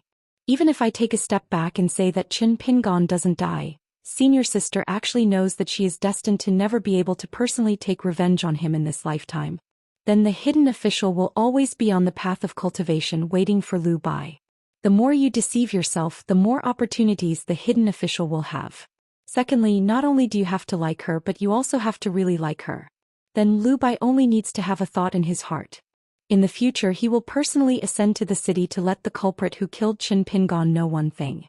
Qin Pingon likes Ning Yao, but it is not as good as Lu Bai. Lu Bai was sweating profusely. He did not move to catch up with his junior brother. The official and Zhou Mi laughed in their hearts. Teacher has accepted a good disciple. Zhou Mi smiled. It is normal for a senior brother to not be as good as a junior brother, but don't come too early. Zhou Qinggao is different from you senior brothers and senior sisters. He truly admires the Great Wall of Sword energy and he yearns for that young hidden official. Hence, his rejection of the vast world is much heavier than all of you. At the same time, he has a greater chance to become the Qin Pingon of the wilderness. Only when he is like him can he surpass him. As for that Fei Ran, she has her own path to walk. She changed her name to Qin Yin because she was bored after reaching Tong Yi continent. Furthermore, Fei Ran does not need to become someone else. Teacher is in a good mood today, so I will say a few words to you in advance. There are some young people in my heart that I have high hopes for. Other than you, Zhou Qinggao, Fei Ran, and you see Tan Tan? There are a few more. There are about 10 of you, less than 20 young people. I'm looking forward to your great Dao accomplishments. Believe me, it will not be low. I will go find Kui Yu and bring her to see that Wutong tree and that Yao suppressing building. The official, you and junior brother will help to keep an eye on the old Dragon City battlefield. The official accepted the order. Teacher is meticulous, thorough and meticulous and conducts himself well. Junior brother is noble and virtuous and conducts himself well. The old elementary scholar staggered as he sat in the sky of South Pasua continent. He was not far away from a sage of rights lineage. One did not want to speak for the time being while the other was waiting to speak. Anyway, the old elementary scholar beside him would definitely speak and no one could stop him. You sages have always been lonely since ancient times. It's been hard on you. As expected, the old elementary scholar coughed a few times. Since he was at the unification of the 3 continents, he could not spit out real blood, so he just treated it as a cough to moisten his throat. He first complained about how hard it was for others, then complained to the sage, "It's not easy for me either. Forget about the Confucian Temple's merit book. It's not that big of a deal. However, you have to give me an extra credit first. In the future, when the Confucian temple quarrels, you have to stand on my side and speak up for me. The Confucian temple's sage nodded and said, let's talk about it as it is. I have said exactly what I should have said, sage of literature. As for what I shouldn't have said, it's useless even if the sage of literature makes a scene here. The old elementary scholar sat cross-legged and beat his chest, feeling wronged. I'm not as magnanimous as your teacher. No wonder there's no prefix in front of the word sage.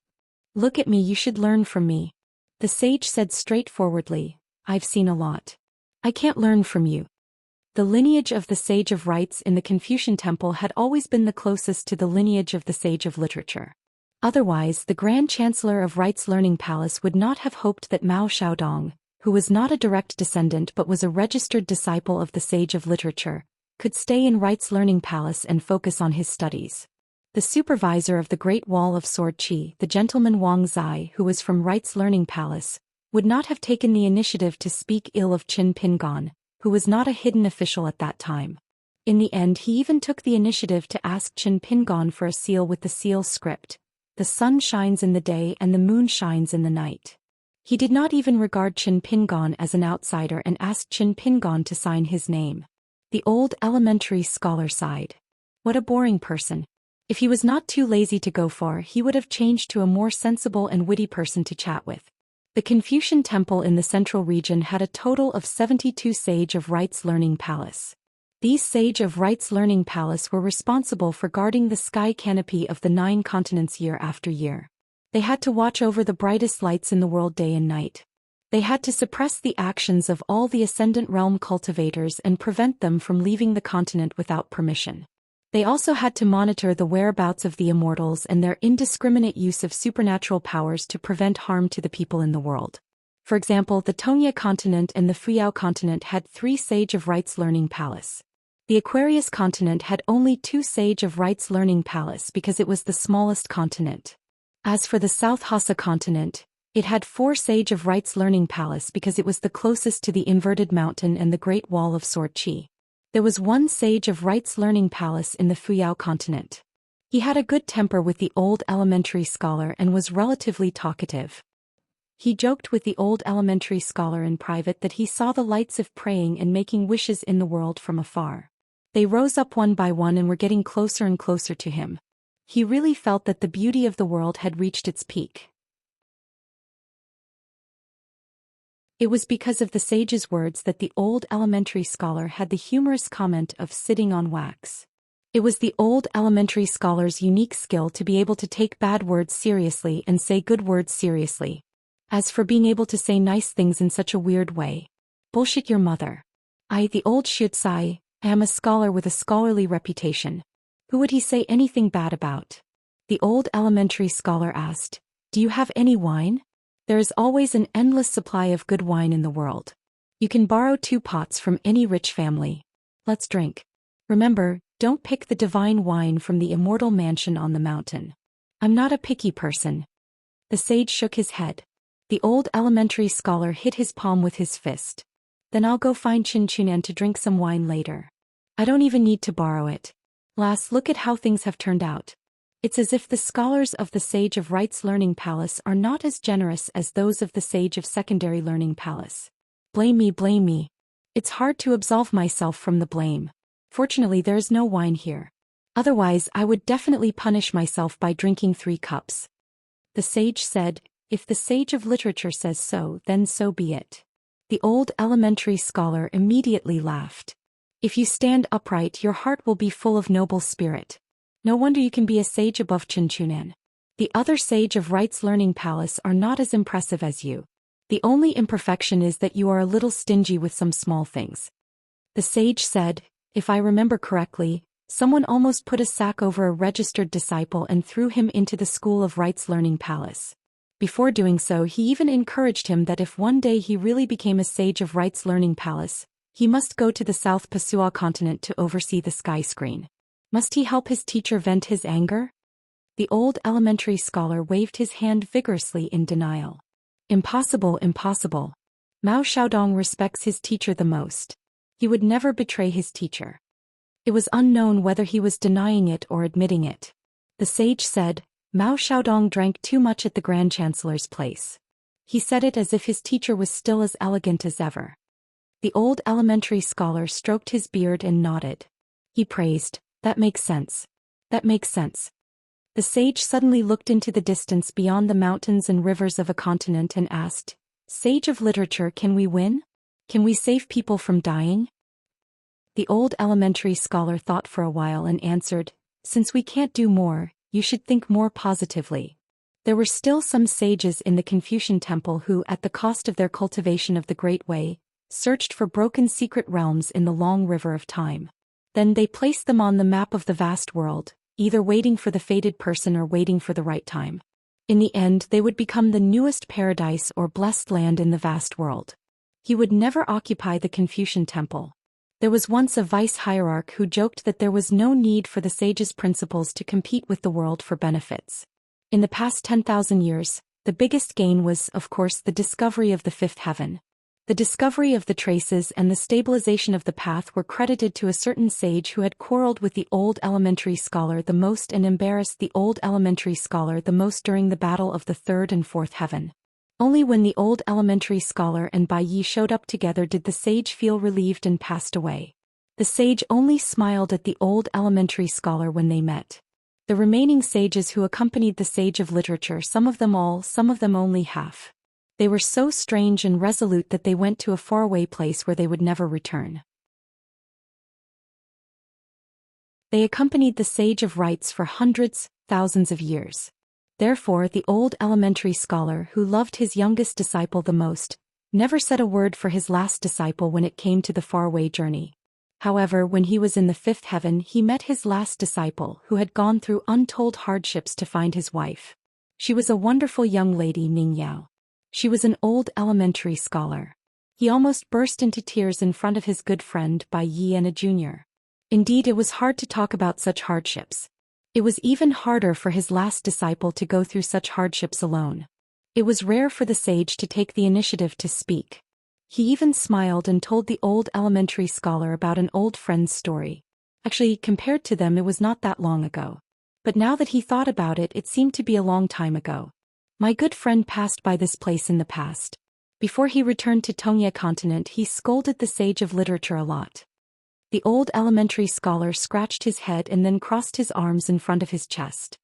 He sneered and said, It's not like I'll lose some meat if he scolds me. If I take it seriously, even if I'm not the sage of literature, I would have wasted tens of thousands of sages' books. The sage smiled and said, My friend's last sentence was, The cold pig's head meat in the Confucian temple is delicious. Anyway, the old elementary scholar can't eat it. If he shamelessly goes to the Confucian temple one day, he can steal a few pieces from him. The old elementary scholar slapped his knee and said, Let's eat it. Who's afraid? Can it be called stealing when a scholar steals cold pig's head meat? In the past, the old elementary scholar had a rare stern face and ruthlessly scolded a young disciple who never had to worry about his studies.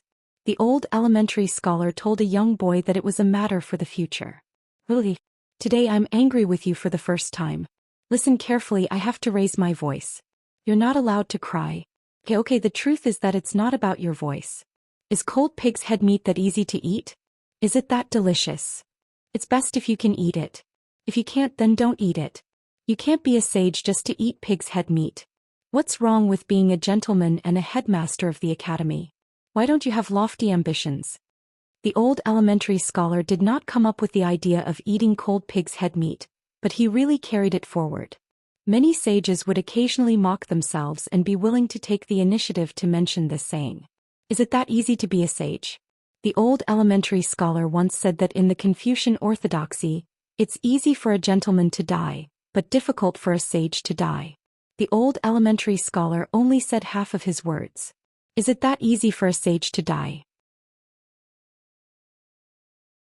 Why is it that the sage of Confucianism who presides over the sky screen, the dignified sage of Confucianism who accompanies the Confucian temple, is already considered an extremely knowledgeable scholar in the world?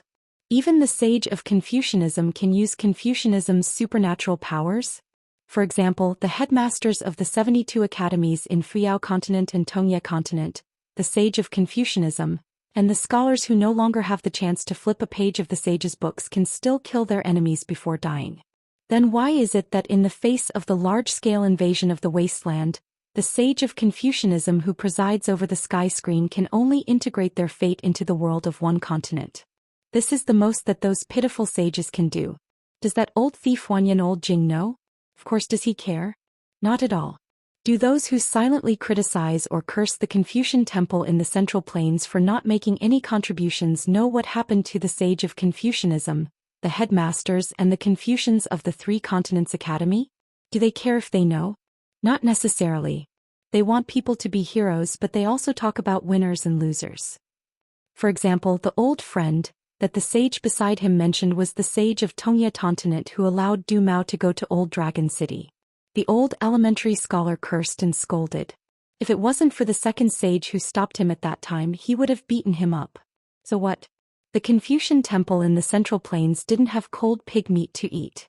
Relying on the many years that he presides over the sky screen and still concentrating on his own knowledge, he was able to eat incense from the Confucian temple again. He even wanted to return to Tongye continent.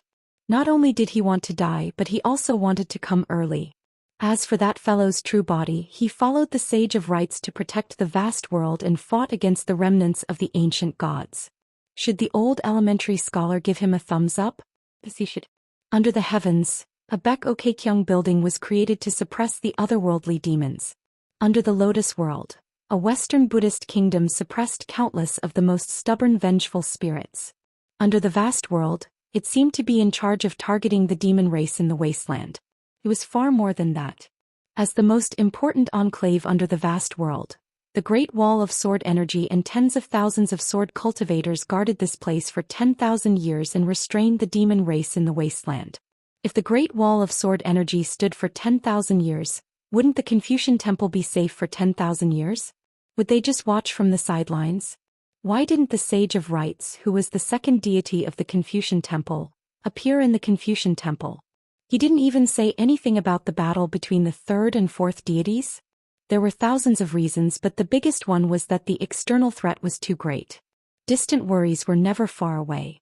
All the Sage of Rights who presided over the sky screen were in the outer world. They followed the Sage of Rights to fight against the remnants of the ancient gods. Only their Een spirits were left in their hometowns. They were half dead and had to preside over the sky screen as a pitiful god. Otherwise, why would the ancient gods who invaded the sky screen as guests under the vast world be in a daze for 10,000 years and obediently serve as the door gods for the vast world? The old scholar said, just like what you said just now, tell the truth and judge the matter as it is. Your friend has really benefited the world by virtue of his moral essays. He has done a pretty good job. I don't say this in front of you, I say the same thing to my disciple. The sage nodded and said, I like the Sage of Literature's principles the most.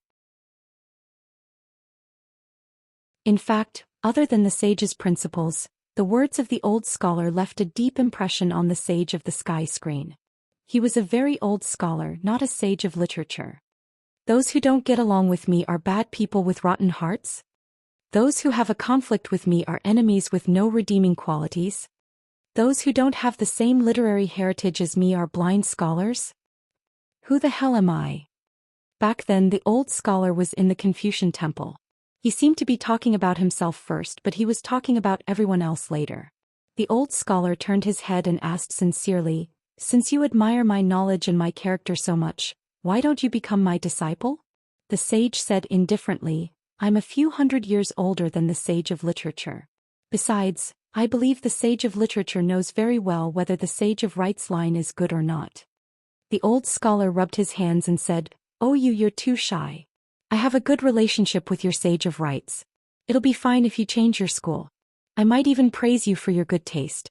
Even if the Sage of Rights doesn't praise you, I'll have to praise you in front of him. I've really taken in a good student who doesn't have any prejudice against his school. The sage didn't reply. The old scholar was famous for his love of climbing up a pole. If he didn't have a pole, he would chop bamboo and firewood to make one himself. Even if he was facing the Sage of Rights or even the Sage of Literature. Even if he was facing a country bumpkin or a schoolchild. The old scholar coughed lightly. In the secluded areas of the two continents where people didn't go, in the human world that hadn't been completely stripped of its great fortune, there would be strange phenomena. Clouds would rise and fall, or water would rise and fall. As for the South Saw continent, with the sage beside the old scholar, the fortune of the mountains and rivers would disappear as soon as it appeared. The old scholar smiled and said, "You're tired. My guest isn't a good one." The sage shook his head and said, "Anyway, I don't have any wine to entertain the sage of literature." The old scholar asked, "You're not chasing me away, are you?" The sage nodded and smiled. "If the sage of literature says so, then so be it." The old scholar sighed and said, "It doesn't feel good to just sit and wait for death, does it?" The sage shook his head and said, "It's better than the sage of literature. I don't have to suffer." The sage of literature only left the Yin spirit to guard the sky and stabilize the fortune of the mountains and rivers. It was a helpless act by the Confucian temple, but also a fortunate thing for the human world. Since ancient times, the lonely sages didn't have a real body. They were purer and more compatible with the way of heaven. The old scholar stood up and left, cursing. He staggered and quickly disappeared. Anyway, the Qi cultivators in the world were all impassioned and full of righteous indignation. They scolded the sages for being good people who only knew how to give their heads to others. The old scholar's words didn't make much of a difference. The sage sighed. Xiaochua drew his sword and fought with his left and right. The old scholar didn't just need to drink a few mouthfuls of wine. If it was an ordinary ascendant realm cultivator, he would have swallowed the mountains and rivers to make up for his lack of great Tao. The sage looked down and saw that the Qin Academy, which was a collection of great achievements in the world's memorial archway, was arguing again. Now, there were many Confucian scholars in the various imperial academies of the central divine continent. Even the 72 academies were speaking up for justice.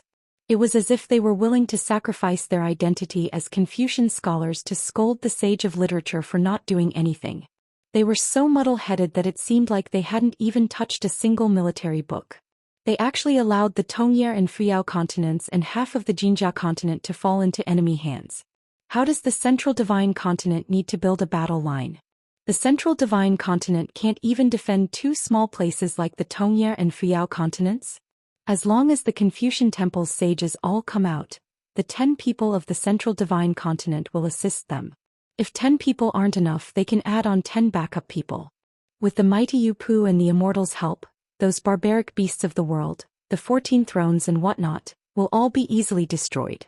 There was a young woman wearing a red cotton-padded jacket. She listened quietly at a gathering of Confucian scholars for a long time. Regardless of whether they were right or not, she would listen first. It was just that after hearing so many words, she also wanted to ask a few questions. Thus, she found a Confucian scholar and asked, "Are you going to ask the Ascendant Realm cultivators and the immortals to come out? The sage of literature and the sage of rites will take action. What if they are still unwilling to come out? After all, people will die in war. The Ascendant Realm cultivators of the Tongye continent are all dead. They cherish their lives and fear death. I think the cultivators on the mountain are the same as us. After all, the purpose of cultivating on the mountain is to attain Tao and achieve immortality. I don't even need to mention the sage of literature. Who dares to disobey the sage of literature's rules? Who dares to disobey? Who dares to disobey? Kill a few to establish dominance? Then the rest can only follow unwillingly to the battlefield? In the end, as you said, they all bravely went to their deaths and died in a faraway land? Aren't the words of the grand ancestor of the moon-bearing mountain circulating now, saying that the great cultivators of the world are not free? Will they really be free when the time comes? For example, will they just switch to the wasteland? When the time comes, they will have to fight against the wasteland and prevent their own people from rebelling. Will it be very difficult? The key is the hearts of the people. The higher the position of the people in matters, the higher the view. Similarly, the higher the view, the more the people below the mountain will see the actions of the people below the mountain. In the eyes of the people below the mountain, what about the hearts of the people in the central divine continent? The hearts of the people. In this chaotic world, what does this little bit of hearts count for? Those who do big things don't care about trifles. As long as we win a great battle, the hearts of the people above and below the mountain will naturally change. Of course we have to care.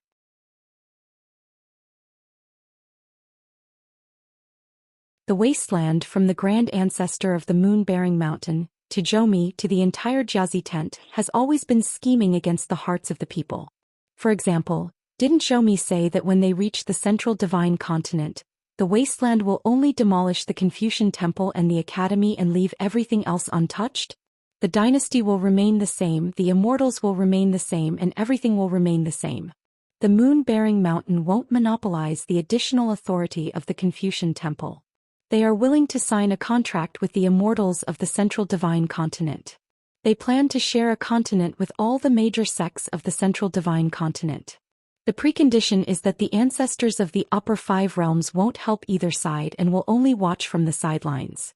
As for the immortals below the upper 5 realms, even if they go to the battlefields of the various continents to kill demons, the wasteland won't punish them. Look, isn't this the hearts of the people? Why are you talking about this nonsense? How dare you talk about the hearts of the people above the mountain? Do you still care about the righteousness of a scholar? I heard that you're a student of the Cliff Academy. You're really short-sighted. You don't have much benevolence, righteousness, or morals in your heart.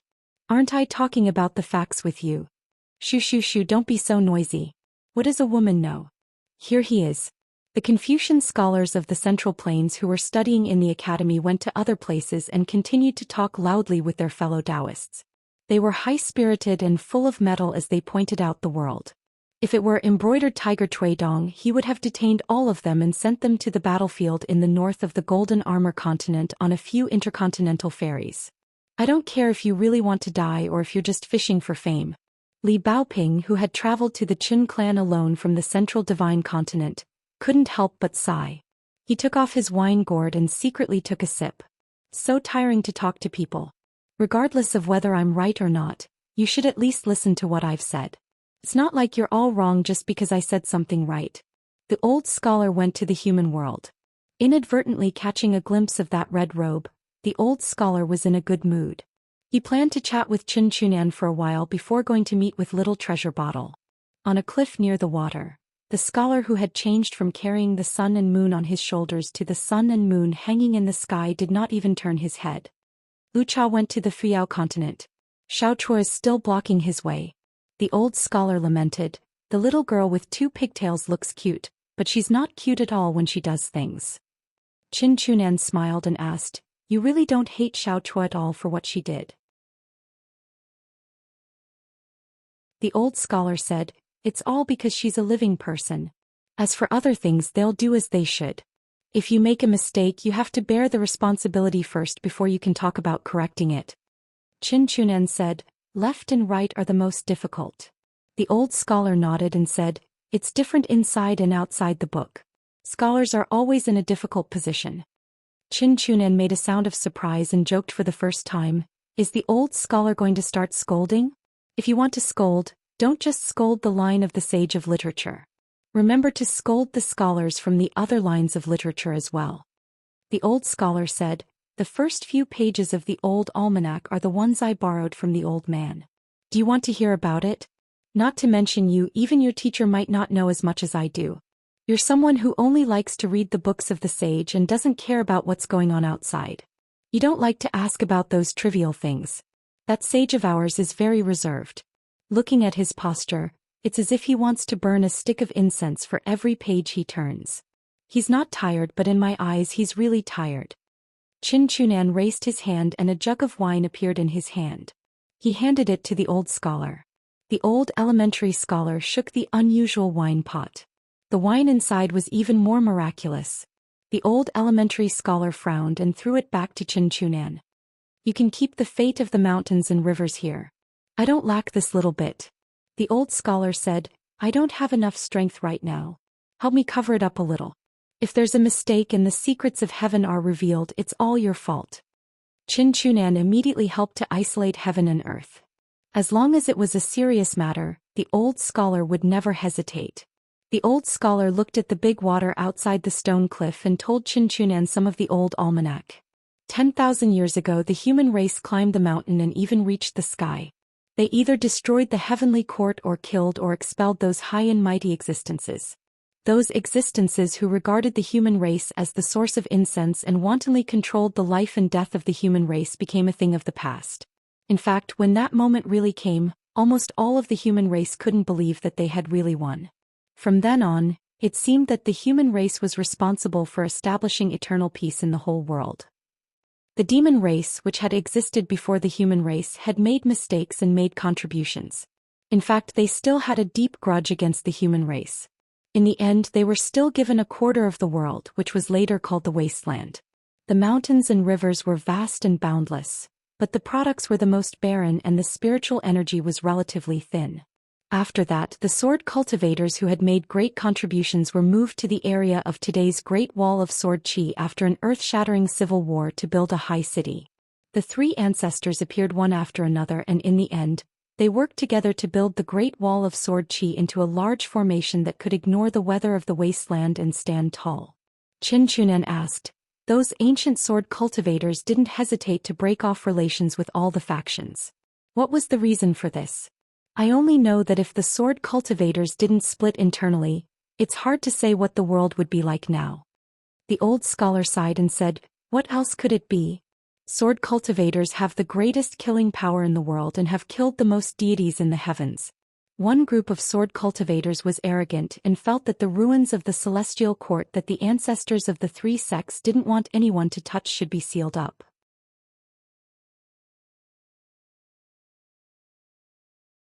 That group of sword cultivators felt that of course it should be occupied by them. They promised to kill all the deities that fled far away so that others wouldn't have to worry about them. The other group of sword cultivators led by Qin Qingdou, Dragon Monarch and Guan Zhao felt that it shouldn't be like this and that they should move to a bigger human territory to rest and recuperate. In the end, that was the result. They fought fiercely again and the world was almost turned upside down again.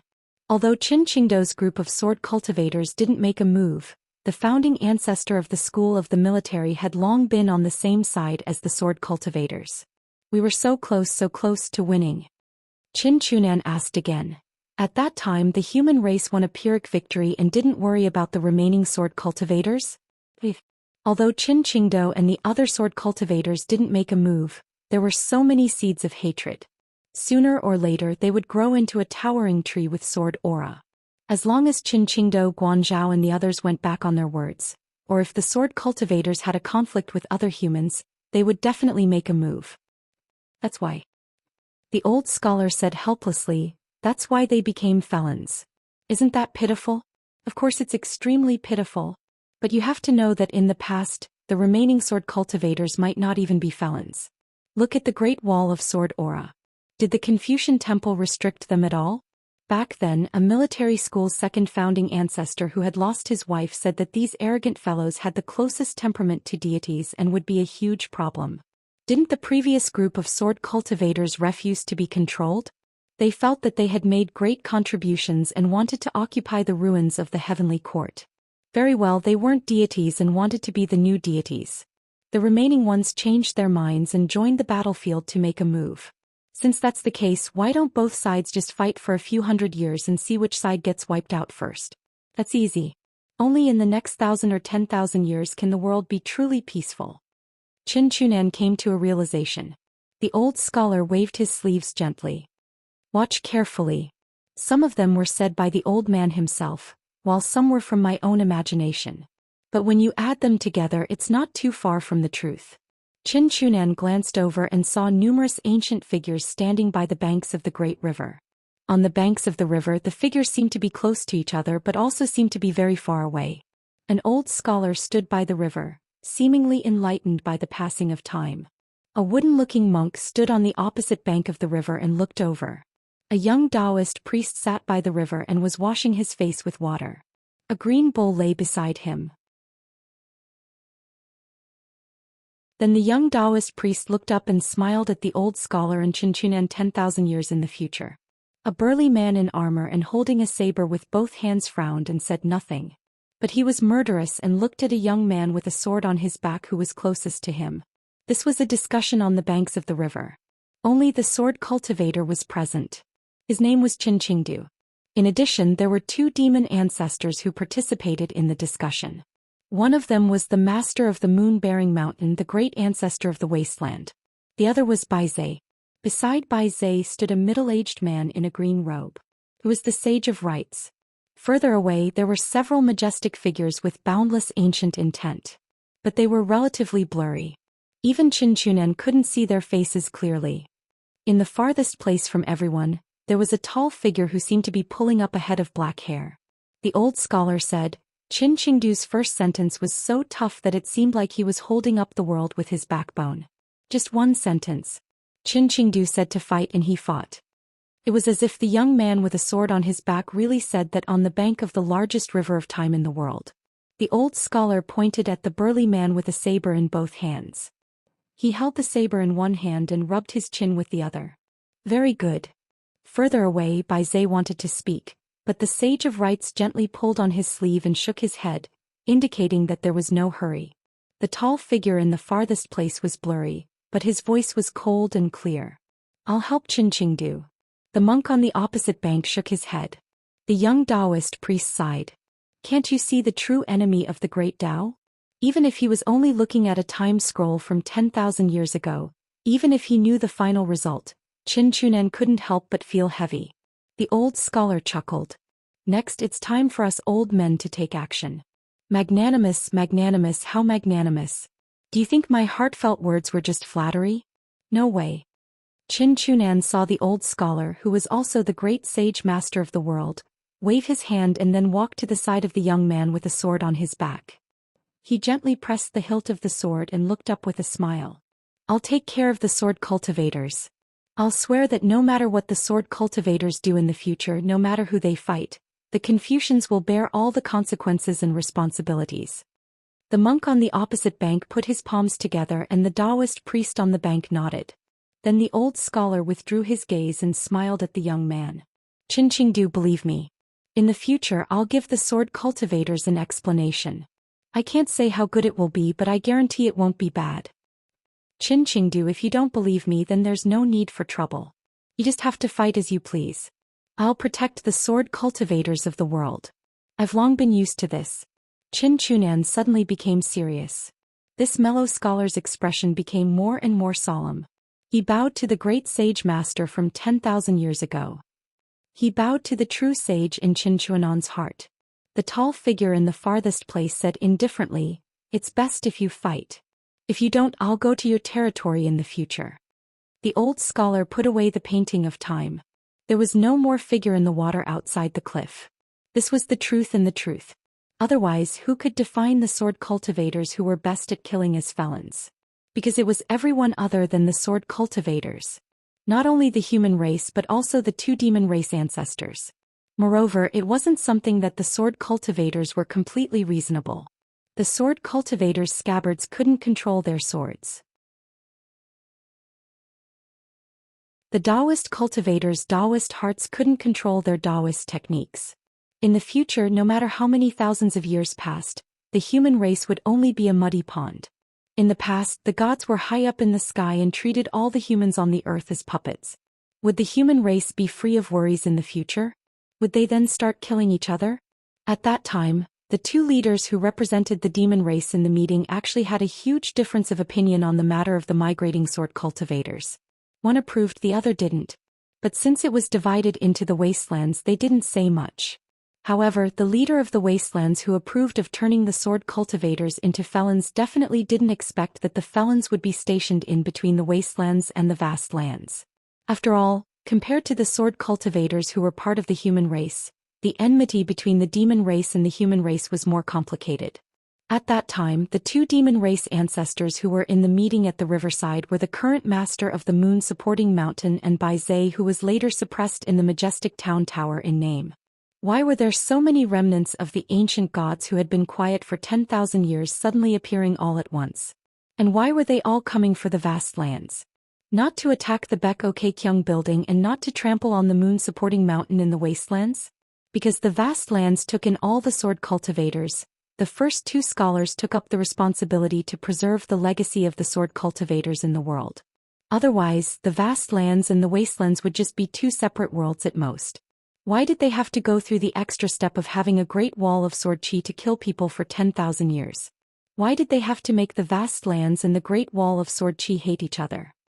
No matter what, since the Confucians dared to talk about this, They had to pay the price and endure 10,000 years of attacks from beyond the heavens. All the accompanying sages who were in charge of the canopy of heaven had separated themselves from the great path. Their real bodies had gone beyond the sky, following the Sage of Rights in the battle against the evil. Only their spirits were left in Howren's hometown. Wasn't it the end of the Tong Yi continent's gentleman Zhong Kuei? It was a long time ago. The remnants of the ancient gods who could escape this calamity, other than those who were once supreme, had their golden bodies completely dissipated, or were forced to reincarnate as humans. As for the rest, there weren't many, but which one was easy to deal with? Why was Qin Qingdu willing to go to the moon-supporting mountain with his sword? It was to return a favor. Why was he willing to defend the city for 10,000 years? It was to win an upright explanation for the sword cultivators from the Holy Master. Otherwise, wouldn't Qin Qingdu be a piece of trash in your eyes? A huge piece of trash? Back then, during the meeting at the riverside, he didn't dare to use his sword. He didn't dare to die just like that. The human world was destroyed. The Great Wall of Sword Qi was cut into two, but he didn't even use his sword. Boss, a sword cultivator was inferior to a teenage sword cultivator in the lower 5 realms? The old scholar sat on the stone cliff and glanced at the sky canopy. Then he said softly, I once asked the old man why the sages did this and made such a huge sacrifice, but he didn't say a word. The Confucian temple seemed to be hiding something on purpose. Only those righteous people who were candidates for the position of sages knew the inside story so that they could make a choice early on whether they wanted to be a ghost or not. I was really anxious at that time, so I asked the old man, let's talk to the world about our hardships and the difficulties of being the head of the family. Let's try to reason with them. Whether or not you can take it in and remember it, let's at least try it out. At the very least, we can let the ingrate know that he is an ingrate. You know how the old man answered me? The old man stretched out 3 fingers, not 3 sentences but 3 words. Why? Qin Qunan asked doubtfully, what do you mean by the words the Holy Master? Was the Holy Master blaming and demanding of all the sages? Or was it inevitable that he would be disappointed after merging with the Way for 10,000 years? Or was there some other deeper meaning? The old scholar said regretfully, you know that I'm good at reading people's expressions, but the old man was expressionless at that time, so I couldn't guess the answer. Qin Qunan said, the sages were willing to give the world more freedom, which was what Jiaxing hated the most. He wanted to separate the heaven and the earth again. The most outstanding cultivators were in the heaven and the rest were on the earth. Compared to the vast world in the past, the strong had the greatest freedom and the weak had no freedom at all. The strong in Jiaxing's eyes had nothing to do with one's temperament. The old scholar stood on tiptoe and patted Qin Quanan's shoulder. It's not easy for you to be criticized behind your back, but you're almost catching up to me. Good. I'm your brother and you're my brother. We're good brothers, no wonder we can chat together. The cultivators of the central divine continent who were inextricably linked to the Tongya continent, Fuyao continent and Jinjia continent, as well as the various dynasties, noble clans and immortal sects, were all staring at the battlefield in the South Swirl continent. In the end, they were all watching Qin Qunan alone. Those who were reasonable kept it in their stomachs, while others were already pointing fingers. Some even spoke openly. The old scholar said softly, die. Why don't you come to the South Swirling continent to die? Why don't you go to the Jinjia continent to die? Why don't you go to the Great Wall of Sword Qi to die? Why don't you go to the Tongya continent and Fuyao continent to die? Why don't the 10 people of the central divine continent die? Why don't the 10 people of the vast world die? Why don't the Confucian temple's vice-chancellor and chancellor die? Why don't the sages die? And you, Qin Qunan, why don't you die outside the South Swirling continent? The old scholar said helplessly, many sages have already died. The more he spoke, the angrier he got. You guys should at least give Qin Qunan a chance to die a worthy death. All of you are F***king dogs, 100 times more F***king than Alliance. When the time comes for the South Swirling continent to be destroyed, oh shut up. In fact, I won't shut up anymore. I'll start by saying that Qin Qunan is a piece of trash and that he will die sooner rather than later. I'll start by saying that Qin Qunan is a sinner of the Confucian lineage and that he deserves to die. It's a good thing he died, or he would have let down the quasi-sage lineage and the Central Plains Confucian temple. Qin Chunan seemed to have expected this and he wasn't disappointed. He just smiled and said, "Our quasi-sage lineage has the most sages in the Confucian temple. Of all the Confucian lineages in the world, the quasi-sage lineage was indeed the most prosperous." The old scholar nodded. "That's why you guys die more often and the burden is heavier. That's why I won't bicker with you guys." There was one good thing about the old scholar. He recognized good things. Whether it was good principles or good people, he recognized them all. Right and wrong were separated. The people who couldn't stand being wronged the most were scholars who only chose good things to read, good things to listen to, and profitable things to learn. Whether it was Jia Xing of the vast world or Zhou Mi of the savage world, there was one thing they were right about. The Confucian temple did care too little and spoiled them. Nowadays, many Confucian scholars of the quasi-sage lineage were more noble and would scold anyone who made a mistake. Even the mainstay of their own lineage, the mellow scholar Qin Chunan, dared to scold him and was willing to scold him. Qin Chunan didn't mind at all. Instead, he helped many people out. He smiled and said, "Those who think this way and dare to say this publicly are actually not bad. After all, your heart is for the vast world. Once you read more in the future and broaden your horizons, you'll be different. I've always felt that the more young people read, the wider their horizons are. Generation after generation, the better. I have no doubt of that. Look at Wanyan Laojing. Other than having a higher cultivation level, what else can he compare to? As for Mr. Naylan of the Central Plains, his sect is in an awkward situation because of his background and the fact that there are many demon cultivators. He's not much better off than me, but he's still tolerating it. So what you said about old people being crazy and young people being calm isn't completely correct. The same principle also depends on the person, place, and timing. Your reasoning is ridiculous." The old scholar laughed angrily.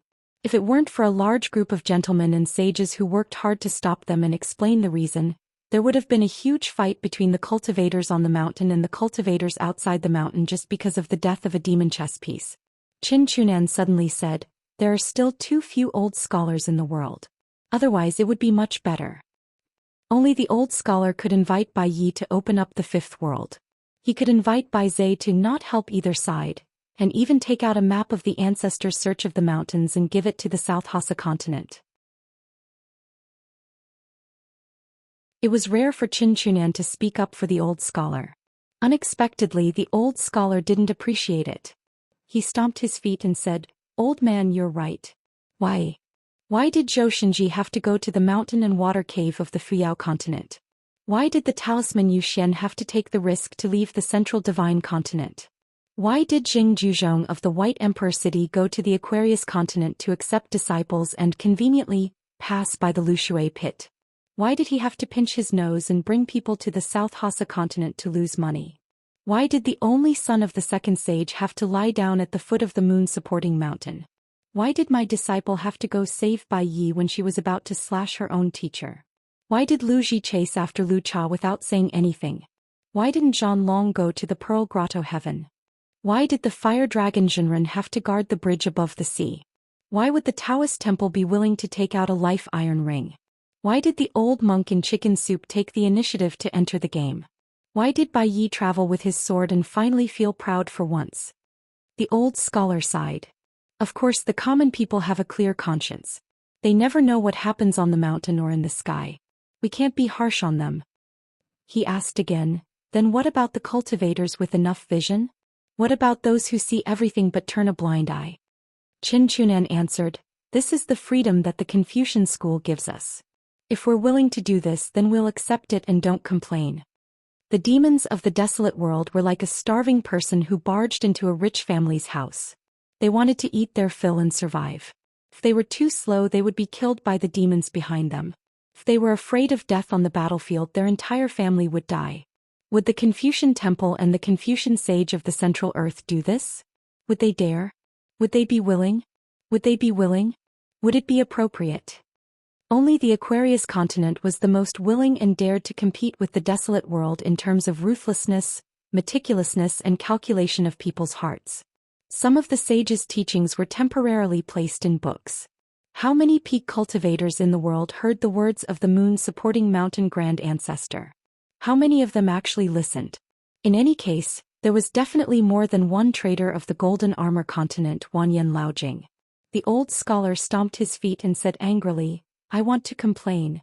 I can't bear to scold the common people, but there are some peak cultivators who are even more scheming than old man Huai, especially those bastard scholars in the Confucian orthodoxy. Their brains are full of water. I'll spit on their faces one by one. I have to admit that those who cultivate the Tao are already different from the rest. They're good and bad. Qin Chunan was silent for a long time before saying, human nature is evil. The old scholar was not happy at all when he heard this. Instead he said, the nature of the mind is divided into two and the human heart is inclined towards kindness. The young people of today are very different. There's still hope for the future. Qin Chunan finally smiled and said, the current Confucian sage's disciples and students are all very powerful. On the other hand, my quasi-sage's branch is being scolded because of me. Are you secretly happy? The old scholar patted Qin Chunan's sleeve. I'm not that kind of person. It's not good to judge a scholar with the heart of a sage. The old scholar couldn't help but laugh out loud. Look, you're secretly happy? There's no such thing. The old scholar's figure flashed as he went to look for little treasure bottle. Qin Chunan was about to ask. The old scholar's hoarse voice resounded in Qin Chunan's lake. Wait and see. The seemingly empty Confucian temple of the Middle Earth rippled slightly. The square of the Confucian temple was already shattered. On the opposite side of the Flood Dragon ravine, a huge whirlpool appeared under the feet of a gray-robed elder. At the peak of Mount Sui in the Middle Earth Divine Continent, a burly golden-armored mountain god cupped his fists and said, Greetings to the holy teacher. An old scholar smiled and said, Mount Sui is the highest place in the world. I'll be borrowing your territory for now. Sorry for disturbing you. Remember to send all the living beings to the Crown Prince Mountain. There might be a bigger commotion later. The golden-armored deity cupped his fists and said in a deep voice, Your presence brings light to my humble dwelling. The old scholar said helplessly, You learned it from that scholar? The golden-armored deity smiled and did not disturb the holy teacher and the others. He went directly to the foot of Mount Sui.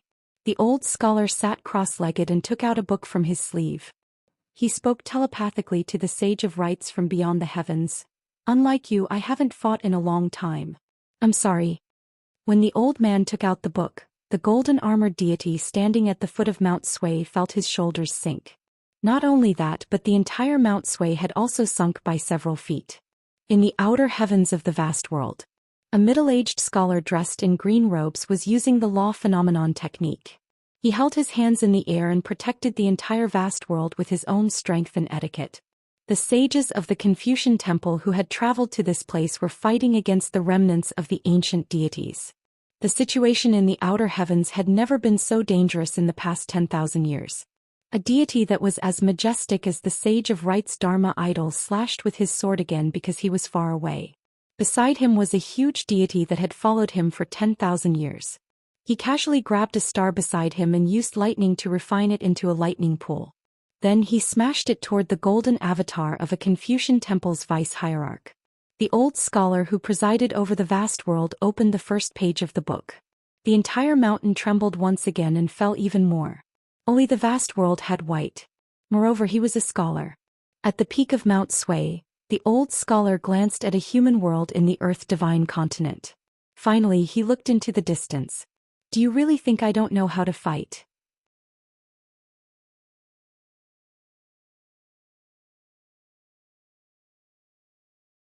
"723.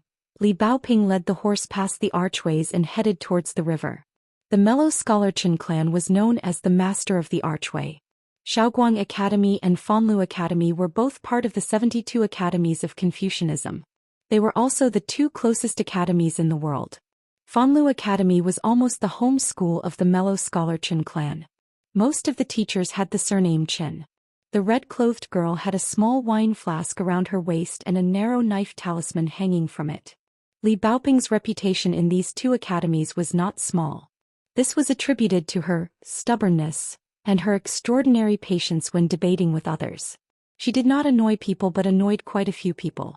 Therefore, both Shaoguang and Fanlu Academies knew this young girl from Cliff Academy. Although the Cliff Academy of the Great Sui Dynasty's Sui Gao family in the Aquarius continent was quite famous, it was mostly attributed to the new mountain head, the traitor who betrayed the Wen lineage and deceived his teacher and ancestors, Tui Shi. It was not because of the many scholars that came out of Cliff Academy, nor the great knowledge of the young generation that shook the Central Plains. Therefore, the Confucians didn't have any objections to the return of the Cliff Academy to the 72 academies. Tui Shi the embroidered tiger was the imperial advisor of the Great Li dynasty. He was able to unite the forces of an entire continent to fight against the army of the demon clan. There was nothing to complain about. However, there was still a lot of criticism about Tui Shi being the headmaster of the college. Li Baoping had previously traveled around the Central Plains alone. He had visited the Deduan Shaoyuan and a few other great dynasties. They were all urgently preparing for war. Each of them had deployed their peak cultivators and elite troops to the few main coastal battlefronts of the Central Plains. The Qi refinement warriors of the 100 schools of philosophers displayed their skills. Mountain fairies rose from the ground and covered the sky. When they crossed the border, they could cause the daytime of a city to suddenly turn dark. It was said that the elders of the various schools had appeared. However, at the Confucian Temple, the Sage of Rites, the hierarch of the Confucian Temple, and the founding sages of the other Confucian lineages had yet to appear. In the end, only one vice-hierarch of the Confucian Temple and 3 grand chancellors were busy traveling around the continents. It was common to see where they appeared and what they talked to each other in the mountain and mountain bulletin. In fact, Li Baoping was not traveling alone. The young Qi trainer named Su Bai still liked to follow Li Baoping from afar. But now this young Qi trainer known as Zhou Xian, who was one of the 10 young candidates, had learned to be smart after being taken thousands of miles away by the Sage of Extermination twice. Except for taking the ferry with Li Baoping occasionally, he would never show up or even approach Li Baoping. After boarding the ferry, he would never look for her. Young people just liked to stand at the bow of the ferry and wait foolishly. It would be great if they could catch a glimpse of the girl in red from afar. Previously, when they came to the South Sa continent on the cross-continent ferry, Li Baoping couldn't help but ask Su Bai if he was the matchmaker. "What else do you like about me? What do I have to do to make you not like me?" Su Bai blushed at that time. He answered 3 questions in a row and said that he was not the matchmaker. "I like everything. Unless I like other girls." Among the cultivators in the world, there were indeed those who were blessed by the heavens. Female Taoist Huang Ting from the Tongya continent and He Xiaoyang from the Aquarius continent were both blessed by the heavens. Among the 10 young candidates there were Qing Mingtian, the young cultivator who had achieved great success in the retention realm, and Lu Kai, the sword cultivator who had 2 Taoist gourds all by himself. Among the 10 young candidates, Su Bai from the Central region and Ma Kushuan from the Aquarius continent were blessed by the heavens. They were like fated chances of great Tao that fell from the sky. Most of the 10 young candidates and 10 young candidates had experienced more or less the tempering of the great Tao. Even the youngest girl from the Bamboo Sea Grotto Heaven, Chun Qing, was only 16 years old when she entered the rankings. As the only direct disciple of the Lady of the Green Immortal Mountain, she had already had several battles. Only Su Bai was different from Ma Kushuan. He had never fought before. He had only had 2 conflicts with others. In the end his luck was too good. Su Bai directly met Li Baoping's elder brother. Fortunately, Su Bai had no desire to win. This was his first time in the Jianghu. He had lost 2 battles in a row, but his state of mind was still unaffected. He only hoped that he would not meet that man in a scholarly robe again. Now that Su Bai was in the Fanlu Academy, the only doubt in the young man's heart was the identity of Li Baoping's so-called little martial uncle. Why did Li Baoping vow that day that when she met little martial uncle in the future she would turn Zhou Xian into Zhou Xian? At that time the woman in red seemed to have turned into a little girl. She was very cute. Su Bai felt that even if he was beaten up by her little martial uncle, it would be worth it. Su Bai had always been on tenterhooks about the Zhou Xian nickname that was mysteriously thrown onto his head. He did not dare to take it seriously. After all, Immortal Bai's poems and swords, Immortal Su's poems, Immortal Yu's talismans, and Immortal Zheng's chess pieces were truly ethereal and unparalleled in the world. Su Bai did not understand why he had the word immortal in his name. Li Baoping led the horse to the riverside. Just as he was about to pick up the blade-strengthening gourd to drink wine, he quickly put it down. Li Baoping blinked his eyes. The teacher's teacher had arrived. The old scholar still used the camouflage technique. He laughed softly and said, "Little treasure bottle, don't make a fuss. I have a great reputation here. If someone discovers my whereabouts, it will be easy for me to not be able to leave." Thinking back to the past, it was difficult to refuse such kindness. He came to the mellow scholar Madame Chen to teach. How many girls had lost their flower hairpin handkerchiefs because of him? How many teachers had quarreled until their necks turned red just for a seat? Li Baoping did not have to bow and salute, but for the first time he called out "Grandmaster" in his heart. Old Xia was grinning from ear to ear. He liked Little Treasure Bottle very much. She was not like Mao Xiaodong, who had more rules than the teacher. The old scholar smiled casually and asked, "Little Treasure Bottle, what book have you been reading recently?" Li Baoping replied, "I've been reading a Buddhist scripture. The opening chapter is about the Hui Bodhisattva asking Gautama 108 questions."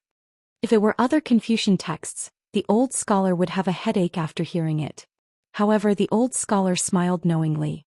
He was pleasantly surprised by his casual question. He stroked his beard and nodded, "Little Treasure Bottle, you have picked a good book. It's a good scripture and a good Buddhist doctrine."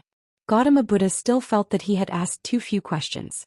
He asked even more questions, asking almost everything in the world.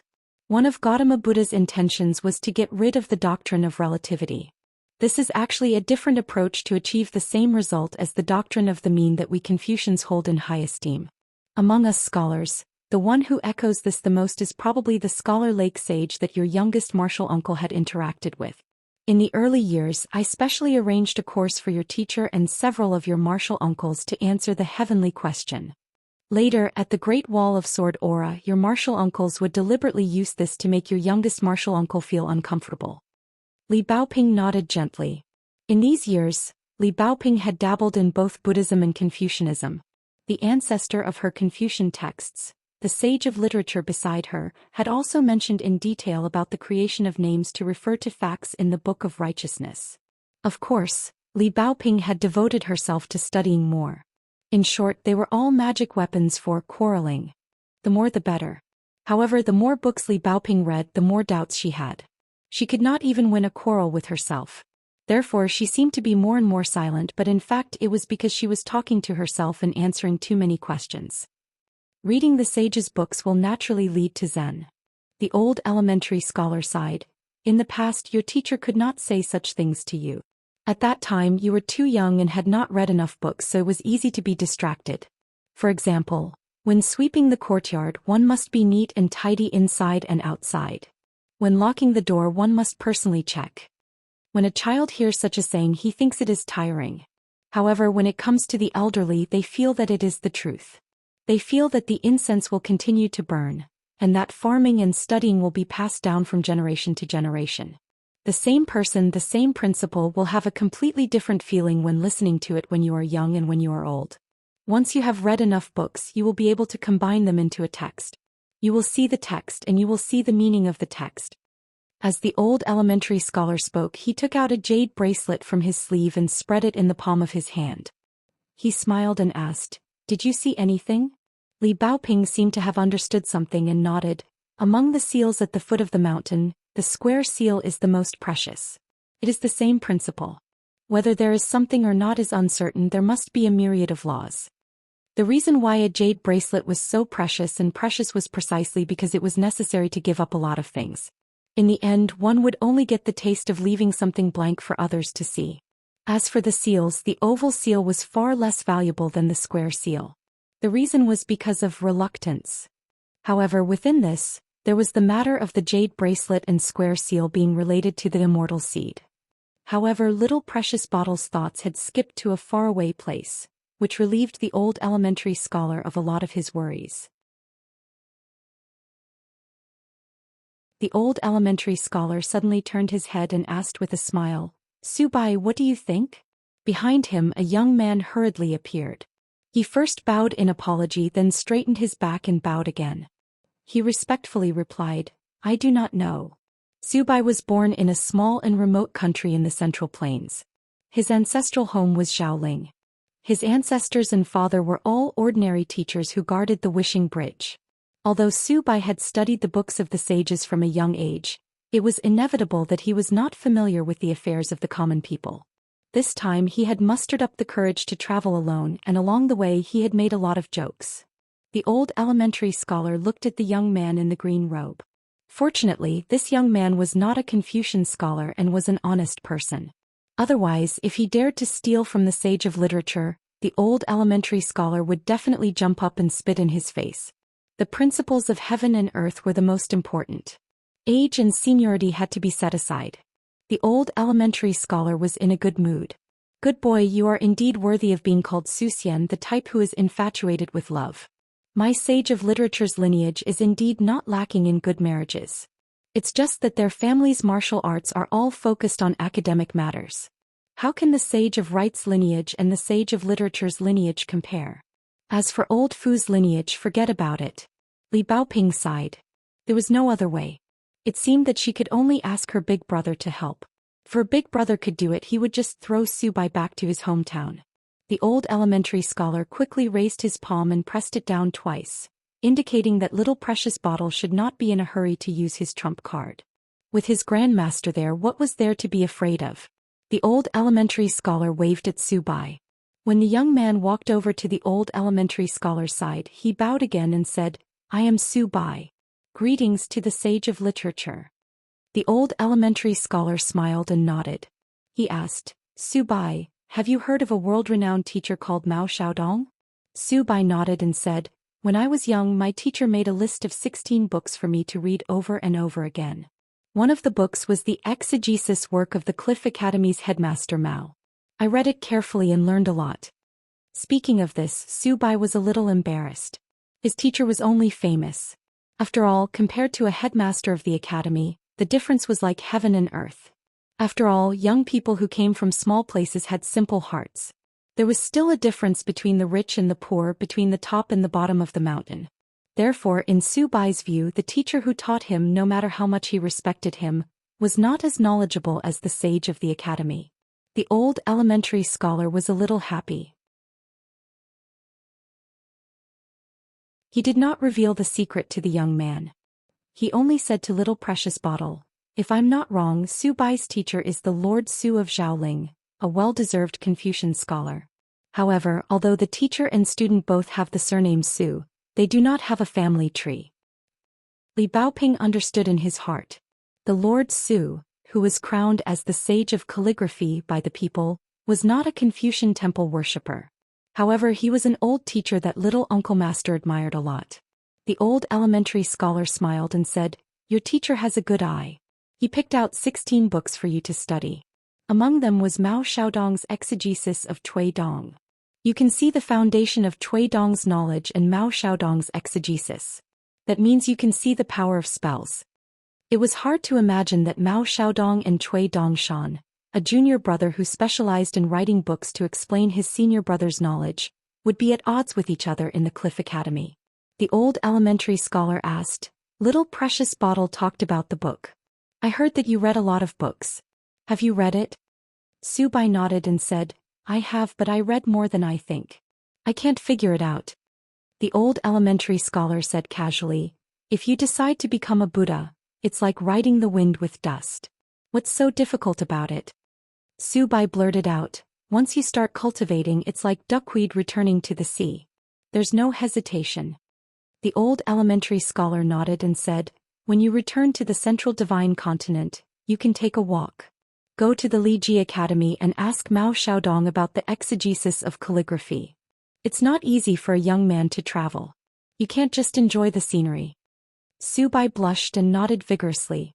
The old elementary scholar said to Su Bai telepathically, my little precious bottle, as long as you're not blind, you'll like it.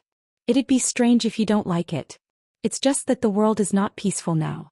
The more young people want to cultivate harmony and peace, the more beautiful it is. It's just that you don't need to fight for time. Since you don't have a literary background now, there's no need to rush. When you go to the Li Ji Learning Palace, you can learn whatever you like.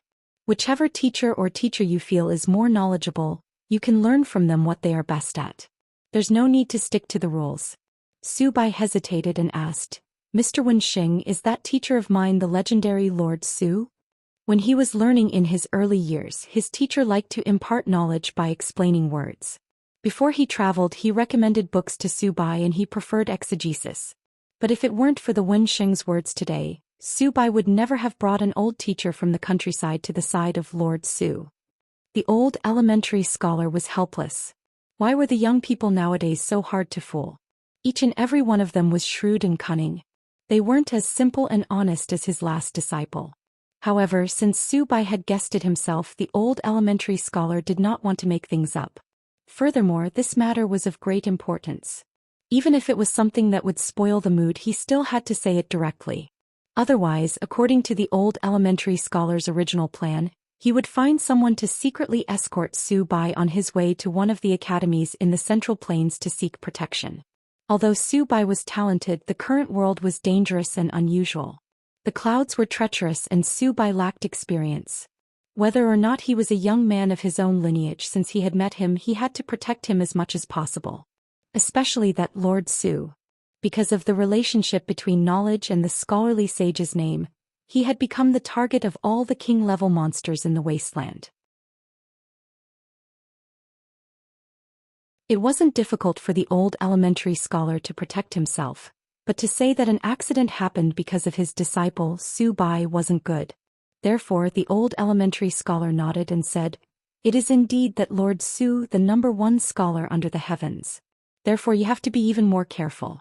The king-level monsters of the wasteland, and perhaps even the great ancestor of the moon-bearing mountain, will make trouble for your teacher sooner or later. When I asked you to go to the Book of Rites Learning Academy, it wasn't just for you to study. Now that the monsters of the wasteland are plotting and scheming against you, they won't be polite at all.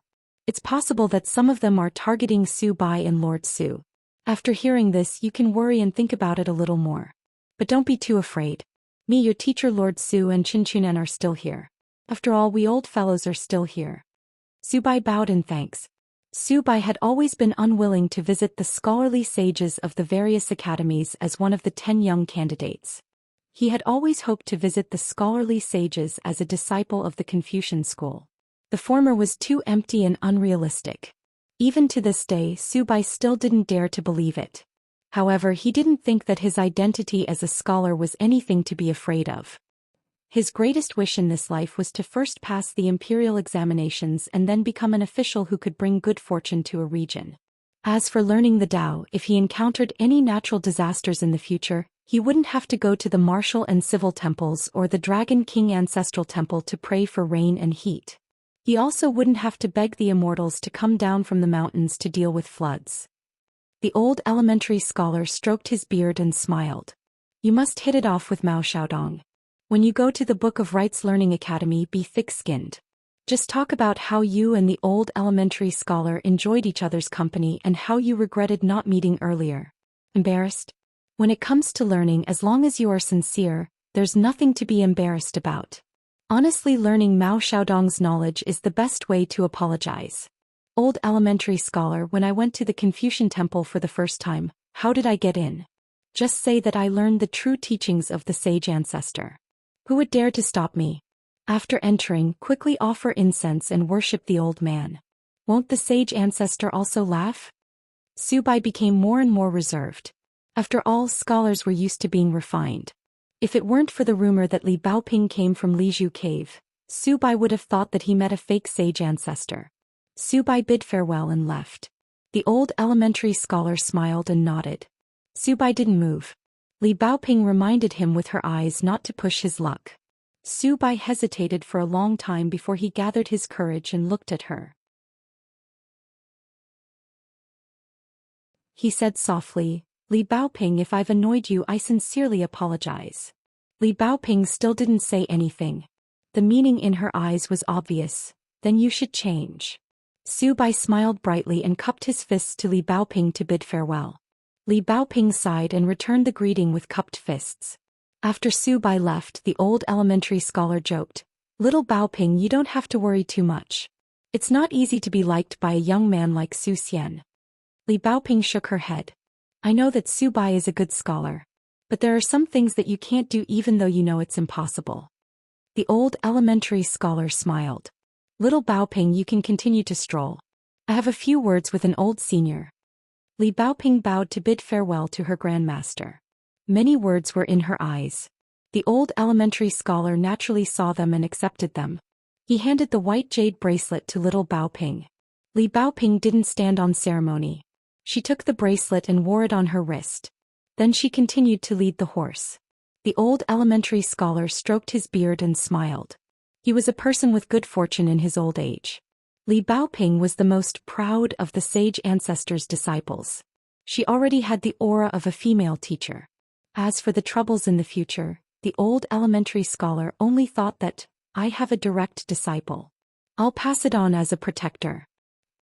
Lin Shui relied on luck, ability, and his own heart to collect the 3 scrolls of the Cloud Gem book. He cultivated Taoist techniques and gradually reached a higher level. However, it didn't affect the fact that Lin Shui was still a disciple of the Confucian school. Li Huai wasn't considered a scholar in the eyes of many Qi cultivators. However, the sage ancestors' disciples didn't have a high understanding of being a scholar. After reading the sage ancestors' books and understanding a few principles, he never slacked off. If this wasn't a scholar, then what was? Dong Shuijing became a person who borrowed money. A gentleman who loved money earned it in a proper way. Which teacher wouldn't like such a disciple? Yulu and Xianxia were also very good. One's horizons were broadened while the other's magnanimity grew. They also had an answer to the thousands of survivors of the Lu dynasty. There were many big and small dead knots in the human world. They seemed to be tightened by time, but in reality that wasn't the case. For example, the lowly boatmen of Red Candle Town, or the Lu dynasty's convicts who were plagued with misfortune, could all be untied. There were many dead trees on both sides of the road. Once spring came, it might be a beautiful world where old trees blossomed. Jia Chuanjia, that little girl, had already been married for a long time. Her little baby would be a young man in a few years' time. Zhao Yao had achieved success in Formula Dao and had gone to the 5th world. Although he still couldn't quite let go of the knot in his heart, he was still a young man. The more stubborn he was on 1 or 2 matters and was willing to compete with him, the more promising he would be in the future. Of course, the prerequisite was that he had read enough and wasn't a 2-legged bookshelf. An elder appeared out of thin air beside the old elementary scholar and smiled. Reading the sage ancestors' books will naturally lead to enlightenment. In a sentence, there were 3 schools of thought. Of the 3 schools of thought, the Confucian school was the first. The old elementary scholar smiled. It's just as if Lord Su wants such good words, I have a basket full of them. Just take them. The one who came was Su Bai's teacher, Lord Su of Xiaoming. Lord Su didn't say anything. Those who were familiar with the old elementary scholar's style would usually learn a silent meditation at the last minute. The old elementary scholar said seriously, it's really hard to live in seclusion here for so many years. 6 beasts were besieging one person. The talisman Zhou Xian wanted to save Bai. Xiao Chua was blocking the left and right while Lu Ji was chasing Lu Cha. The world was in chaos, but this was it. The real chaos was in the human world below the mountains of the 3 continents. Lord Su nodded. If not for the fact that the Ascendant Realm demons were too cautious after the wasteland broke through the Great Wall of Sword Qi, I could have taken down a city first. With the mountain search map you stole, I had a greater chance of success.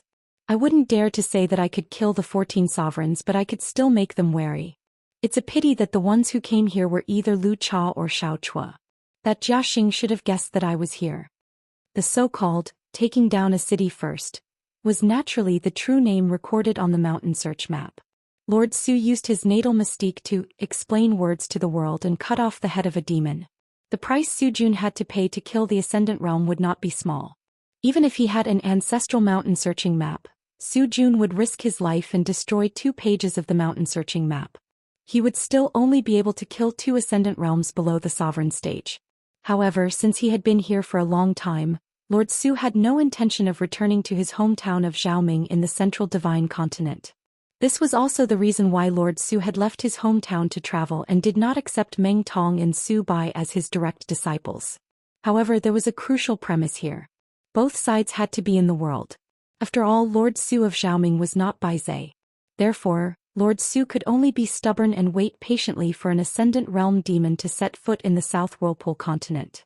with Qin Chunan overseeing the mountains and rivers of the continent and helping to suppress the demon, Lord Su's Dao would be reduced. The South Whirlpool continent seemed to have no battle to fight. Now it was being scolded by the Confucian Temple and Qin Chunan in the Central Divine Continent.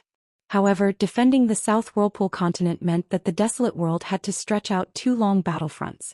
As for going to Tongye continent or Fuyao continent, this calligraphy sage Su Jun, who did not have a sacrificial temple, would probably be targeted by Wen Haizhou or even the grand ancestor of Yu Mountain before he could even open his mouth to reveal the great demon's true name. Even if the holy sage master came to his rescue, it would not be worth it. The holy sage master and the gray-robed elder near the Jiaolong ravine were actually the first 2 to fight. The ruins in the square in front of the Confucian temple and the whirlpool in the Jiaolong ravine were proof. That was the true battle of the Tao between the 2 worlds. And a person who wantonly smashed jars and bottles would always have an easier time than a person who protected each and every one of those jars and bottles. As for Su Jun's claim of stealing the mountain map, the old scholar pretended not to hear it. In the South Whirlpool continent, Qin Chunan, who carried the sun and moon on his shoulders, was in the light. The Sword Suppression Tower, one of the 9 towers, was also in the light. The old abacus, Huayin, and the great sword deity, Lu Ji, who was at the bottom of the 10 in the Central Divine Continent, were all clearly placed on the table. The cross-continent ferries between the Central Divine Continent and the South Whirlpool Continent had been transporting resources for more than 10 years. Besides, Su Jun and Xianxia were in the dark. Moreover, the holy sage was not the only one in the South Whirlpool Continent. Su Jun was waiting to take action. There was also the great son of Moism who came alone. Each of them was in charge of one battlefront. The desolate world did not attack the South Whirlpool Continent, but the vast world wanted to defend it. It seemed obvious who was superior, but that was not the case. Su Jun asked, "I know that the Sage of Rights is in the outer space. Where is the secondary sage?" The old scholar replied telepathically, "Take a shortcut." Su Jun shook his head. "It is difficult for the secondary sage to do it alone." The old scholar said, "Who said that he is the only one?" Su Jun said in realization, "No wonder he had to borrow characters from others." He also asked for a headmaster of the academy from the Confucian temple. Who is a good move. What a bold move. What a good reversal of mountains and rivers. 1 moon mountain, half of the great wall of sword chi left. Moreover, there was the 100,000 mountains between the 2. Based on someone's calculations, the old blind man might be willing to change his original intention of not helping either side. For example, would the old blind man move the moon mountain to his home? This was only one of the possibilities. Cui Dong was really good at calculating people's hearts. Cui Shi's thoughts seemed to always be whimsical, but also seemed to be within reach every single time. 100 years ago, if Cui Dong said that he wanted to build a second Great Wall of Sword Chi in the vast world with the power of a country, who would not think that he was dreaming? Who would take it seriously? But now Cui Dong's dream had come true. And Cui Dong was the most unapproachable. It was not only because Xiu Hu was too smart that people found him unapproachable, but also because he never spoke a word of his thoughts and dreams to outsiders. Cui Dong had the 3 splendid events, and the brilliant cloud game under the city lord of White Emperor City was only one of them. Cui Dong had once defeated the founding ancestor of the school of Shu in a competition of arithmetic. But for some reason, the founding ancestor of the school of Shu, who was ranked at the bottom of the 100 schools of thought, was very happy even though he lost to an outsider on the fundamental path of the Great Tao. He said, "If I have 10, the world is enough." This was still an unsolved case to this day. Even the inner circle of the school of Shu did not know what 10 was.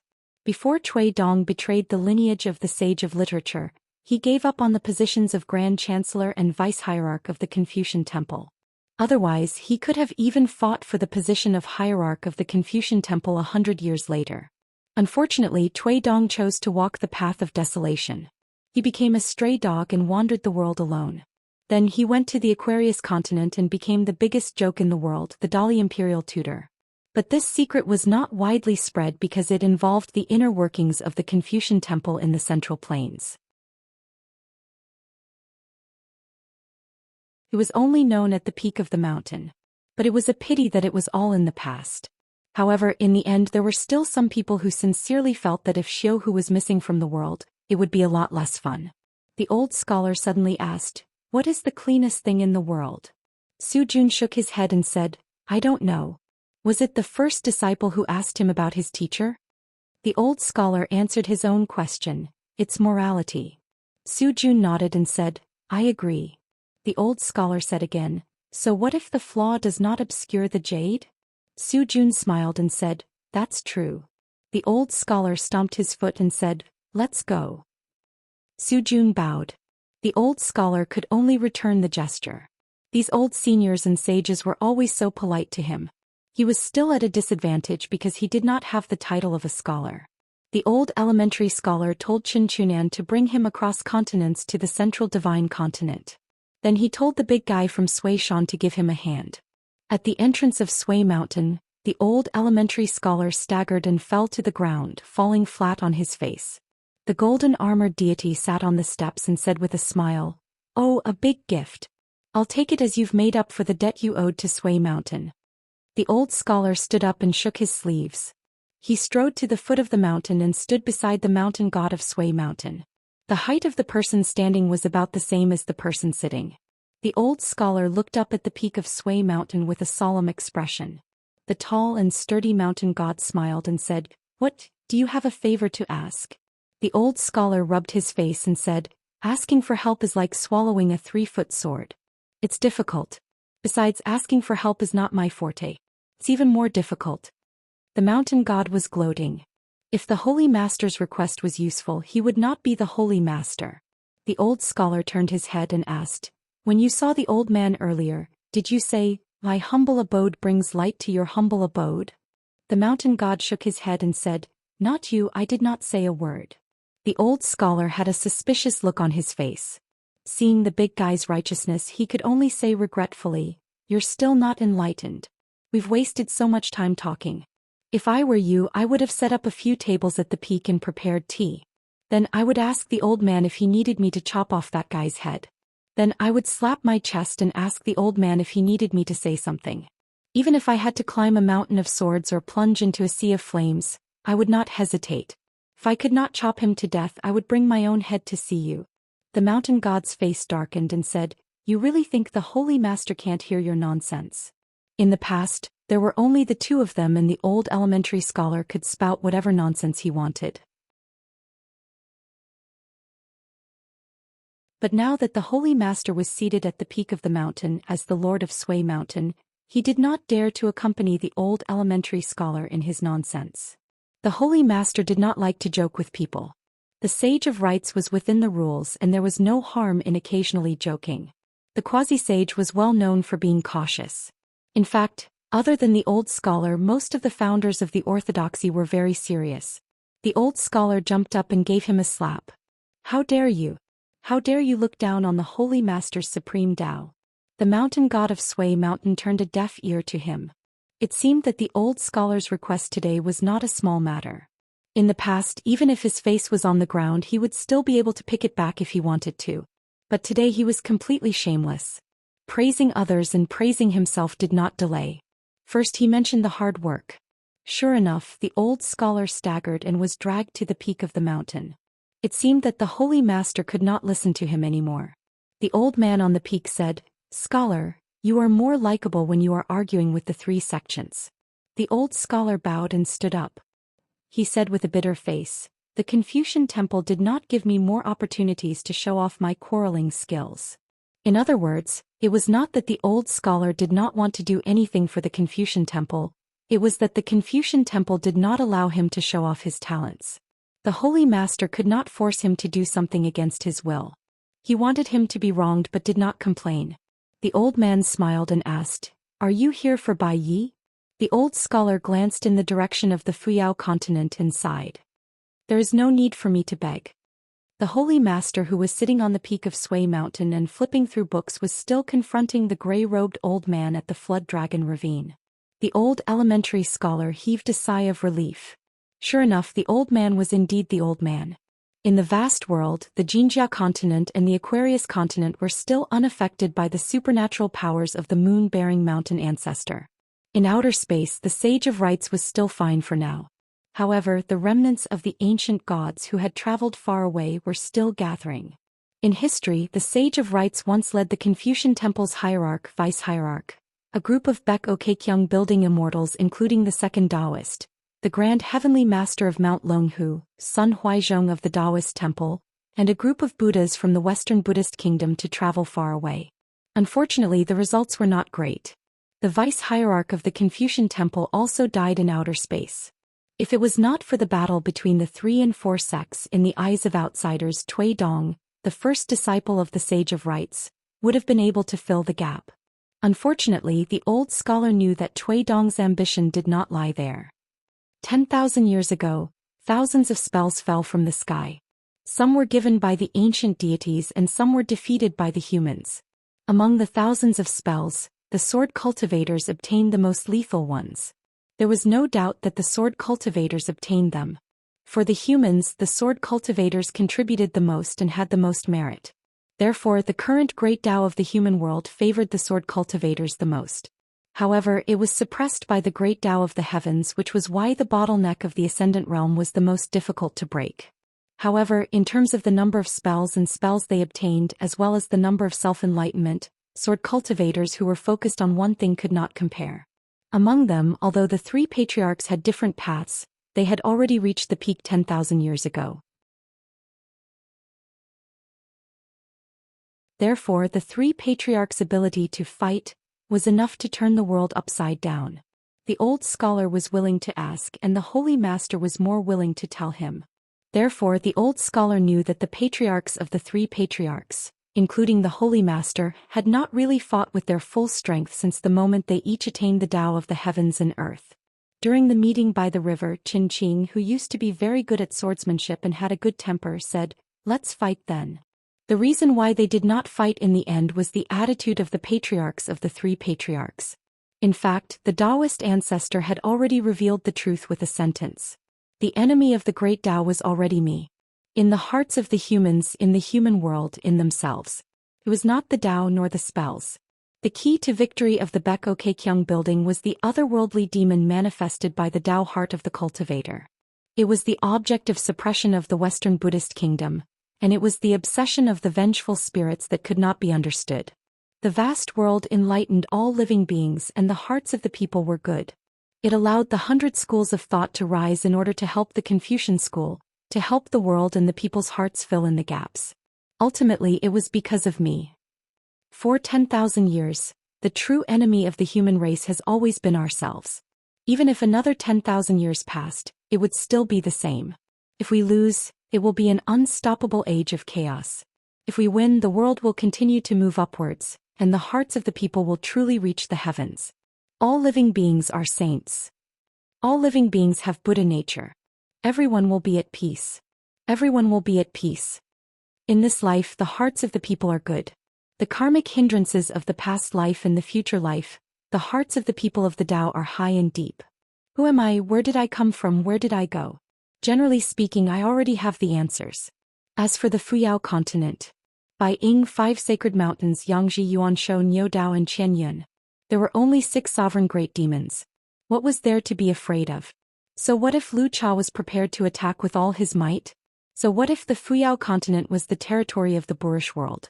It was nothing more than half of Bai Yi who didn't have the immortal sword Tai Bai, plus the great heavenly master of Longhu Mountain who also didn't have the immortal sword, plus Qin Chunan who was in half of the South Sa continent, plus the talisman Zhou Xian, plus venerable fiery dragon, plus Zheng Huaixin of Baidi City who was less scheming. Lastly, there was the god of wealth of the Lu clan from the Snow Mountain continent who liked to keep a low profile. There were only so many people. The old master smiled and said, "Isn't it easy to talk while standing?" The old scholar quickly sat down. "I swear to heaven and earth." Bai Zai suddenly appeared and reminded the holy master, the Confucian temple should be wary of Wen Hai from the boorish world. He has already eaten the lotus nunnery master in Yaojia. This person is very ambitious. Once he has eaten his fill in the boorish world, it will be even more troublesome if he returns to his homeland to show off. The holy master smiled and nodded. Bai Zai didn't have a good impression of that Jiaxing. This Wen Hai was very meticulous. In fact, he didn't care about the two worlds anymore. Or rather, from the moment he crossed the Great Wall of Sword Qi, he had already chosen to walk an old path that no one had walked for tens of thousands of years. It was as if he wanted to be a high and mighty god looking down on the world. The old scholar frowned and didn't say anything. Finally, he sighed and said, "He is determined to control the world by himself. He is the only one who can control the world. He has killed all humanity. He is even more divine than the gods. No, he is even worse than the ancient gods." The old scholar looked around and asked the Holy Master and Bai Zhe in a low voice, "Can we agree?" Bai Zhe was helpless. It was not right to nod but to shake his head. Could Bai Zhe shake his head? He had already given away the mountain search map. He couldn't give away himself as well. Bai Zhe changed the topic and said, "The Fuyao continent is draining the pond to catch fish." The sovereign great demon was madly absorbing the spiritual qi of heaven and earth, waiting for Bai Zhe to run out of spiritual qi. The old scholar rolled up his sleeves. Bai Zhe said, "Who are you putting on an act for?" Old scholar said angrily, look at this, it's so heartbreaking.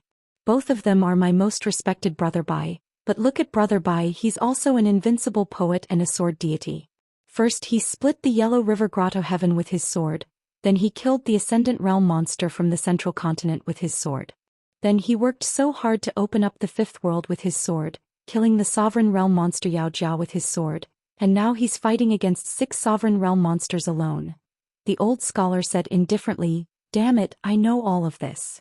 The old scholar immediately shrank back and said with a smile, "Okay."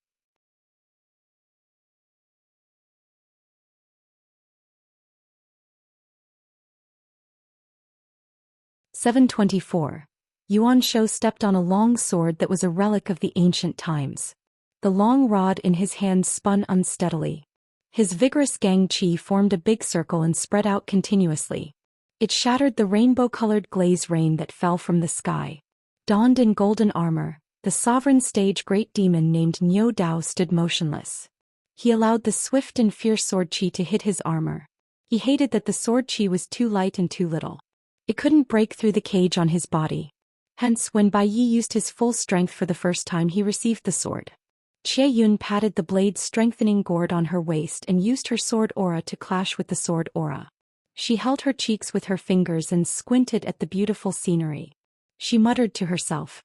The wind and rain scattered the wind and the wind. The burly giant who sat on the golden cattail hassock exhaled gently and blew away the wind and rain sword aura. Yang Ji, who had a human head and a dragon body, slightly activated his natal supernatural power and gathered the raindrops around him. They eventually condensed into rainbow-colored glaze. However, they could not withstand the impact of the sword aura and shattered.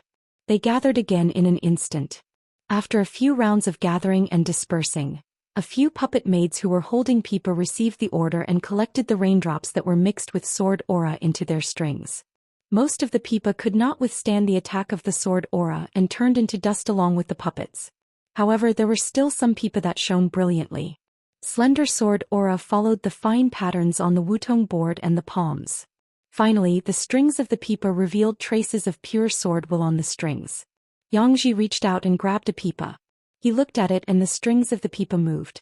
Unfortunately, the strings broke one by one. Yangji and Yuan Shou, who was closest to him, shook their heads and indicated that Bai Ye's sword aura did not have any clues that could be used to deduce it. They had to find other opportunities.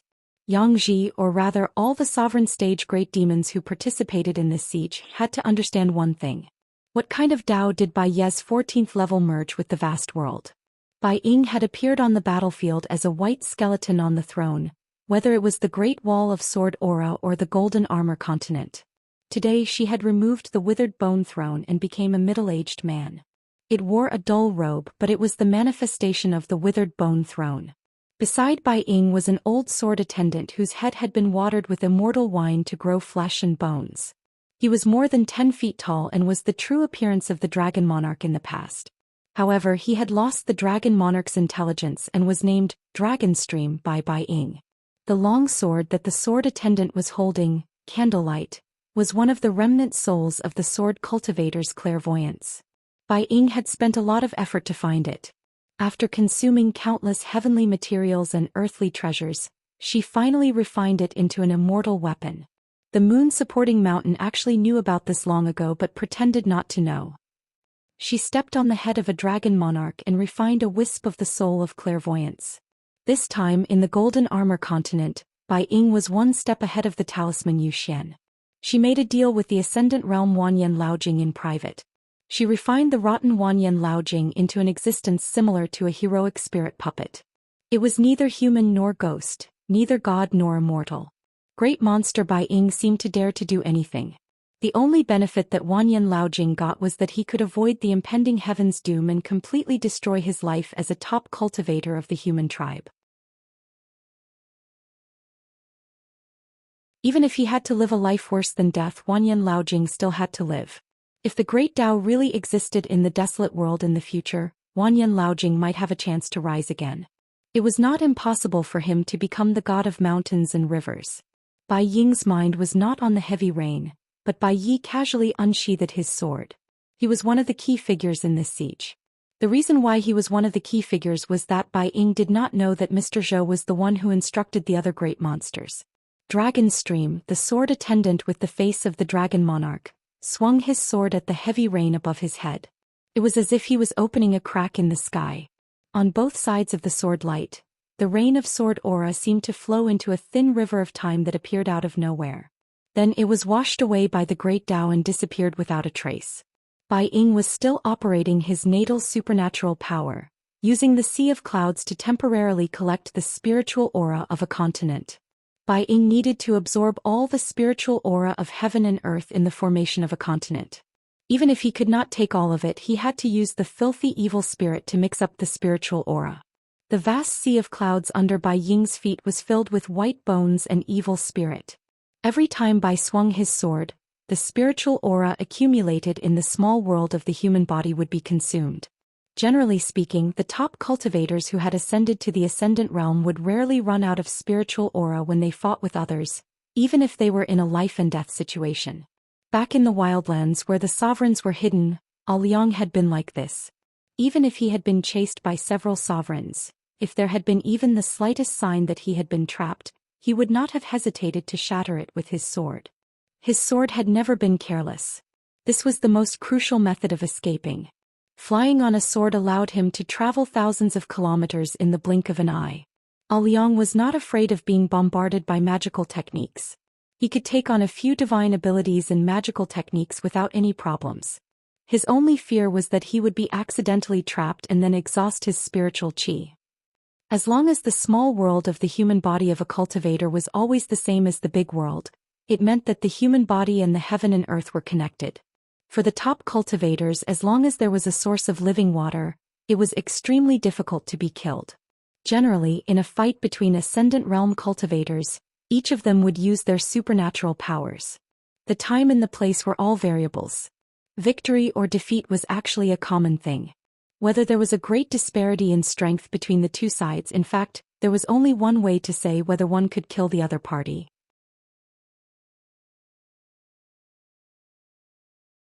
Therefore, whether it was the King Stage great monsters in the desolate land, the 10 of the central region, or the Hauran 10, whether they could occupy the King Stage or be ranked among the 10, it depended on whether they could really kill an Ascendant Realm cultivator or at least beat another Ascendant Realm cultivator until he could not fight back.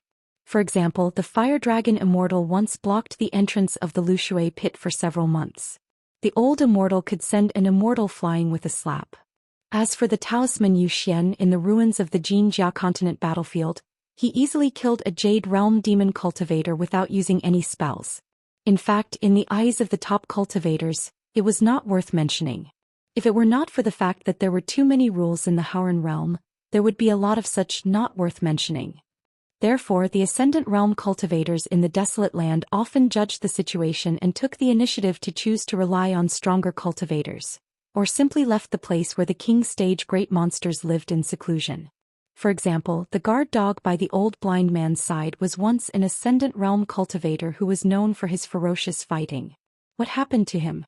He went to the Great Wall of Sword Aura and kindly helped the old blind man to find a few magic weapons, but he was despised by the old blind man.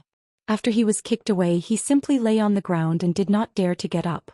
After entering the Ascendant Realm, One's status was high and detached from worldly affairs.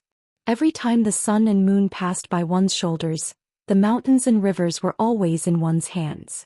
They were even praised by qi cultivators as having attained immortality and were immortal with the heaven and earth.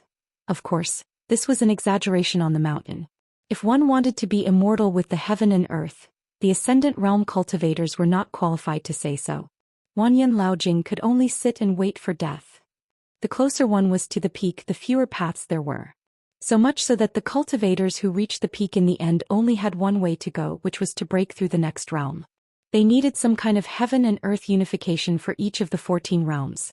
However, regarding this matter, the number of 14 realm cultivators could be counted on one's fingers. Moreover, if one really entered this realm, everyone would be secretive and would not speak about it.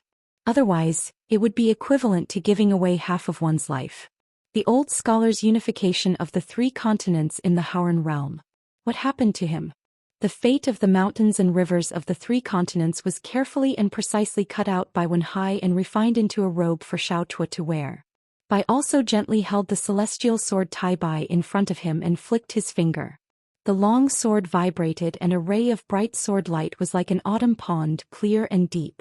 The sword aura and water vapor together formed the shape of a dragon's pond, flying away unpredictably. The sun and moon were in the autumn pond, white light surrounded by thunder. The moon looked at the water at night. The sword aura was like mist and smoke. The scene was unpredictable. The moon of Amei, the moon of Suozhou, the moon of Lushui, the moon of the immortal's feet, the moon of Linglong on the crystal curtain, the moon of Tianshan in the vast sea of clouds. Bai also visited the immortals with his friends in the past and had seen countless moons in the human world. In the end, it seemed that Bai was the immortal himself. The bright moons hung in the sky as if there were 6 more lights out of thin air. They were of different sizes and heights, just right above the heads of the 6 sovereign realm monsters. The bright moons and moonlight instantly converged into a line. The sword light went straight down. Yuan Shou frowned slightly.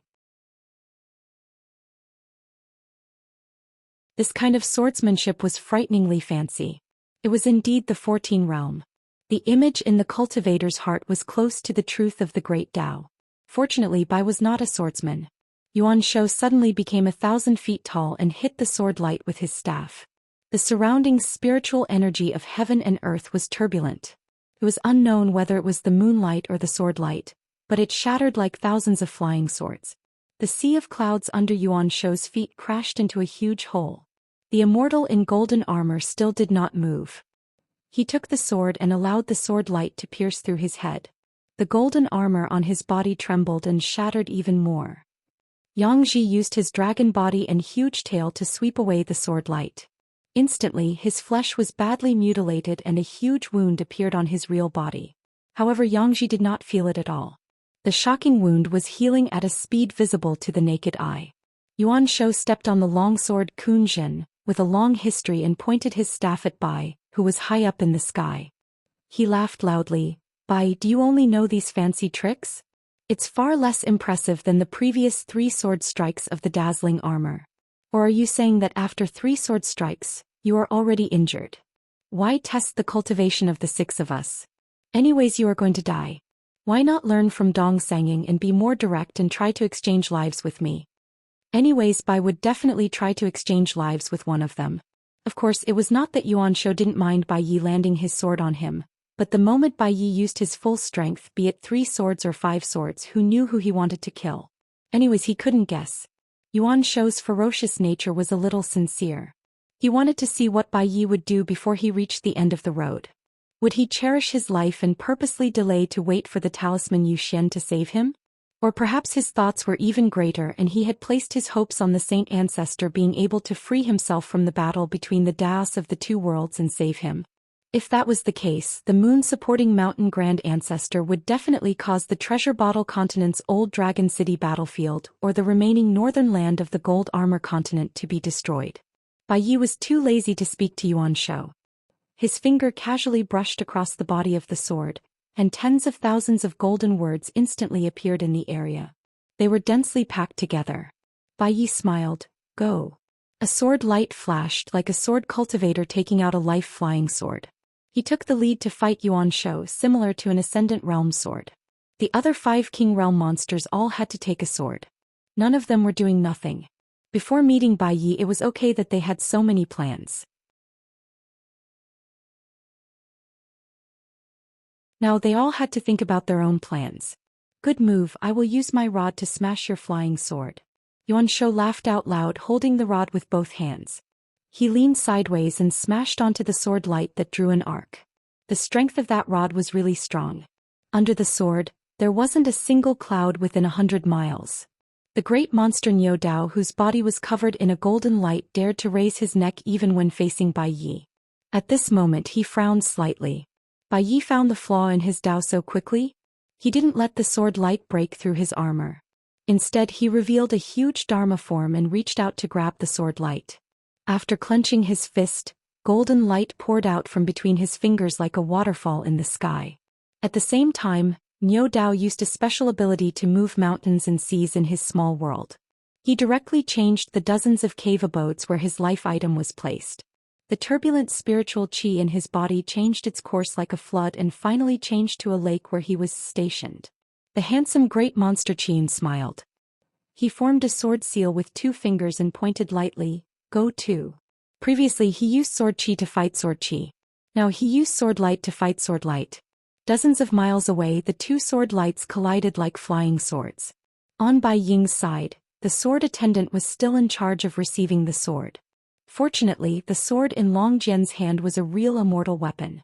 Because it was refined from the soul, it had its own mysteries. Bai Ying didn't need to do it personally. In terms of fighting, Bai Ying had always been very secretive. In the desolate world where the strong were respected, he had always been regarded as one of the weakest of the 14 sovereigns. Bai Ying almost didn't even have a record of fighting with Ascendant Realm demons. Most of the time he controlled the skeleton army and crushed through the border. Occasionally there would be a difficult opponent. He just let Long Jian use his sword. Moreover, Bai Ying's withered bone execution field had many strong people under his command. The Lotus Nunnery Master, who was not in the training field and landed in the human world, and Yang Ji, who was far away from the swaying river, would be regarded as weak if they encountered other sovereigns. Yuan Shou hit the second sword light with his rod. For a moment his clothes fluttered and his 2 sleeves fluttered in the wind. Yuan Shou's body swayed slightly. He narrowed his eyes and said, "Bai Yi, if you have the ability, give me another 17 or 18 sword lights. I want to see if you have more sword lights." "Hey, you really came?" "As you wish." More words, more swords. Sword lights went straight to Yuan Shou. He took special care of this sovereign realm great demon. Yuan Shou suddenly burst into laughter. From the moment the staff shattered the sword light, to the moment the staff deflected the sword light, and then to the moment the staff flicked the sword light, it was a perilous situation. Every sword light that pierced through the sky would split the heaven and earth, like a paper cutter that could easily cut through a piece of snow-white paper. Yuan Shou held the rod with both hands, showing his fierceness. His eyes were red and there was a golden light flickering in each of his pupils. Although he used his rod to smash the sword, Yuan Shou still stared at Bai Yi, who was holding the sword with one hand. As far as his vision could see, there were several Bai Yi who were holding swords in a radius of 1,000 miles. Among them, there was a relatively clear figure of Bai Yi. He could even vaguely see the trajectory of the sword. This was one of Yuan Shou's innate supernatural powers, insight into heaven's secrets and foresight. The demon race was famous for the toughness of their real bodies. Yuan Shou's face was smashed by countless sword qi, but it could recover in an instant. As for the robe on his body, it was the same. As a sovereign realm great demon, if he did not wear an immortal weapon-ranked robe, how could he have the face to run rampant in the world? On the battlefield of the Great Wall of Sword Qi, the sovereign realm great demon did not fight many times. Those who fought with all their strength could be counted with one's fingers. Most of them followed the orders of the Jiazi tent and were responsible for supervising the demon race army's attack on the city. The gray-robed elder wanted them to focus on the vast world. Lu Cha's sword was only for Alliance. Unless the grand ancestor of Yu Mountain personally suppressed him with Alliance's fighting style, who was not afraid of being surrounded and beaten, it was unknown how many military tents would be destroyed by Alliance. In the later stages of the battle, Yao Jia attacked the city lord of one of the 5 cities and 12 buildings of the Baek-o-Kaekyung building because he was greedy for merit. He deliberately targeted the Taoist saint who was at the end of his rope. However, he angered the latter, who did not hesitate to die, and asked Lu Ji to strike. Lu Ji did not let him down. She almost completely cut open Yao Jia's meticulously crafted golden throne. Yao Jia crazily destroyed mountains and temples in the Fuyao continent and wantonly collected fragments of the golden body to make up for the foundation of the Great Tao. Yang Ji said to Bai Ying telepathically, "Bai Ying, why aren't you attacking with all your strength?" Bai Ying smiled and replied, "Aren't we also hiding and only parrying and not fighting back?" Yang Ji asked, "Do you need half an hour to absorb all the spiritual energy in this continent? Do you need my help? If Bai Ying also gives up his pride, it will be very troublesome." Bai Ying nodded and said, "I'm more than happy to." In fact, if Bai Ying really fought with him for the spiritual energy, it would indeed be very troublesome. However, Bai Ying was the one who was in trouble, not the 6 sovereigns. In this hunt, Bai Ying led the way and used the stupidest method to deal with the 14th realm cultivator. If Bai Ying used his sword to fight the enemy while opening the doors of the cave abodes to absorb the spiritual energy of heaven and earth, how troublesome would it be? Zhou did not explain at that time. He only told him to try his best to stop Bai Ying when he was fighting for the spiritual energy, lest Bai Ying saw through the truth. No matter what, being trapped in this situation was a huge problem for Bai Ying. Either he was too calm and waited for the spiritual energy to be exhausted before dying in battle, or he was too impatient and caused trouble early and died early. At present, it seemed that Bai Ying was either too arrogant or he had already sensed that something was wrong. Neither of them affected the overall situation. Yang Ji wore an emperor's crown and a black dragon robe. She looked down at a painting of mountains and rivers thousands of miles in the sky. There were only 2 colors, black and white. It was very different from the real mountains and rivers of the mortal world. Yang Ji went around the 5 peaks and mountain ranges. All the rivers and lakes in her line of sight suddenly boiled. The spiritual energy of heaven and earth was then drawn into the water and condensed into water.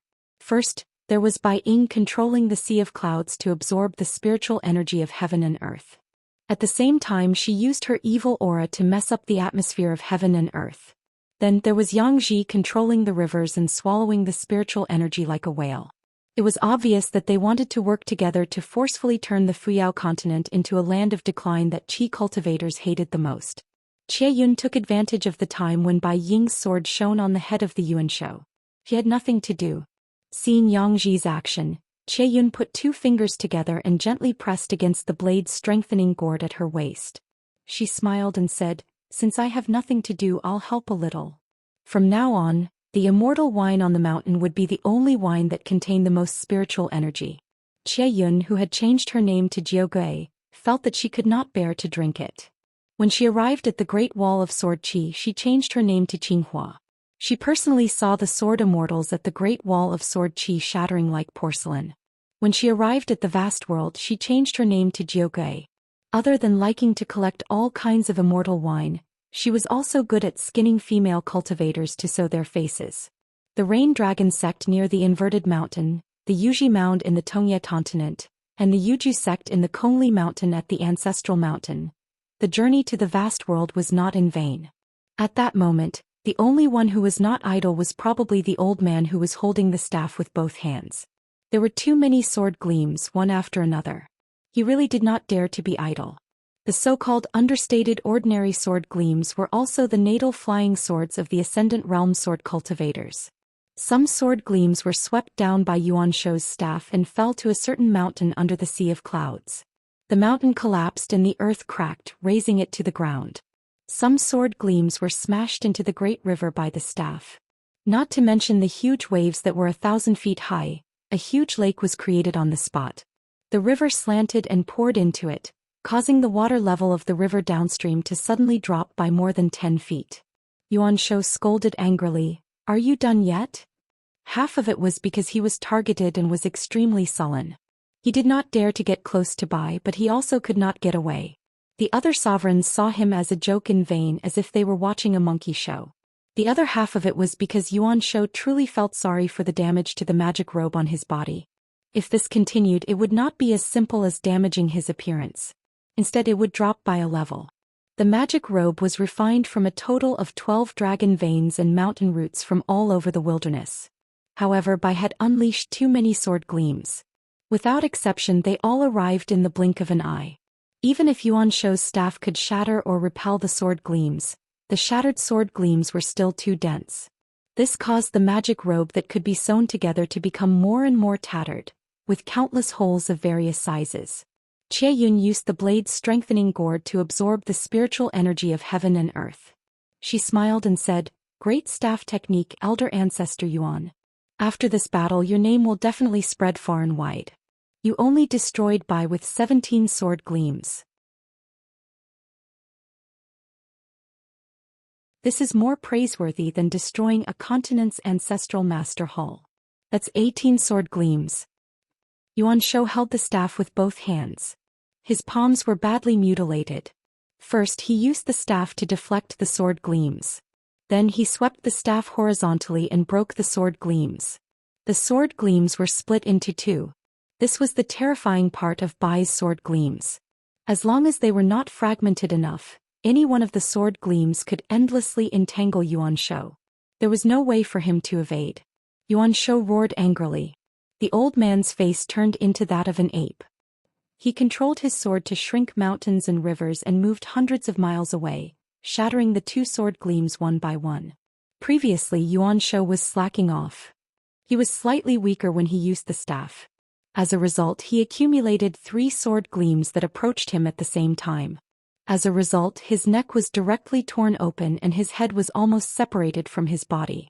Although it was not a big deal even if his head was chopped off by the sword gleams, it would not hurt much of his Dao foundation. After all, in terms of the toughness of his real body, Yuan Shou was firmly ranked at the forefront among the 14 sovereigns. Therefore, he could just move the mountain and move the head back. He could even chop it off and be smashed by the sword gleams. Yuan Shou could still grow a new head immediately. However, in this way the injury would be real. It was definitely not something that could be compensated by eating dozens of Yang Ji's people-woman. Yuan Shou's staff shattered the sword gleams. There were no fancy moves. It was a boring move. It was nothing more than a straightforward move. Therefore, Bai's 18 sword gleams could not be seen. However, if a Qi cultivator were to observe the battle at the side, his Dao heart would probably be shattered on the spot. Every time Bai's sword gleams splashed and scattered, it and the Gangqi of Yuan Shou's staff each contained a Dao meaning. If a cultivator wanted to watch the battle to sharpen his Dao heart, it would be no different from becoming enemies with both of them. Qie Yun was extremely understanding. Before Yuan Shou opened his mouth to scold him, he had already helped Yuan Shou to scold him. He jokingly scolded him, "Damn sissy, shut up." Yuan Shou spat out a mouthful of blood. It was no wonder that he could teach a junior apprentice brother, Fei Ran, who was as famous as the young secluded official and the sword immortal attendant. Fei Ran was the leader of the 100 sword immortals of the moon-supporting mountain. It was said that Qie Yun had accepted him as a disciple on behalf of her master. The great demon Niu Dao said dully, "Who's going first? Don't drag it out. What's the point?" Actually, from the appearance of the 6 sovereign great demons, to Bai Yi unsheathing his sword to shatter the glass barrier, to the 18 sword gleams slashing towards Yuan Shou, it was not enough for a mortal teacher to drink a few mouthfuls of wine at the table. The burly giant sitting cross-legged on the golden futon, the great demon Wu Yu, had 3 heads and 6 arms. After he stood up, all 6 of his arms held a divine weapon at the same time. He smiled and said, "After witnessing Mr. Bai's poetry sword aura, I'll use my martial prowess as an Ascendant Realm cultivator to experience Mr. Bai's unparalleled sharpness." Qi cultivator, Ascendant Realm. Pure martial prowess, 10th Realm, divine arrival.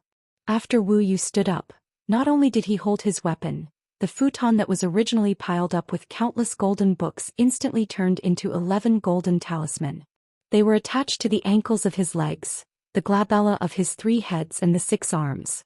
Bai Ye's 2 fingers pinched a sparkling white bone pearl.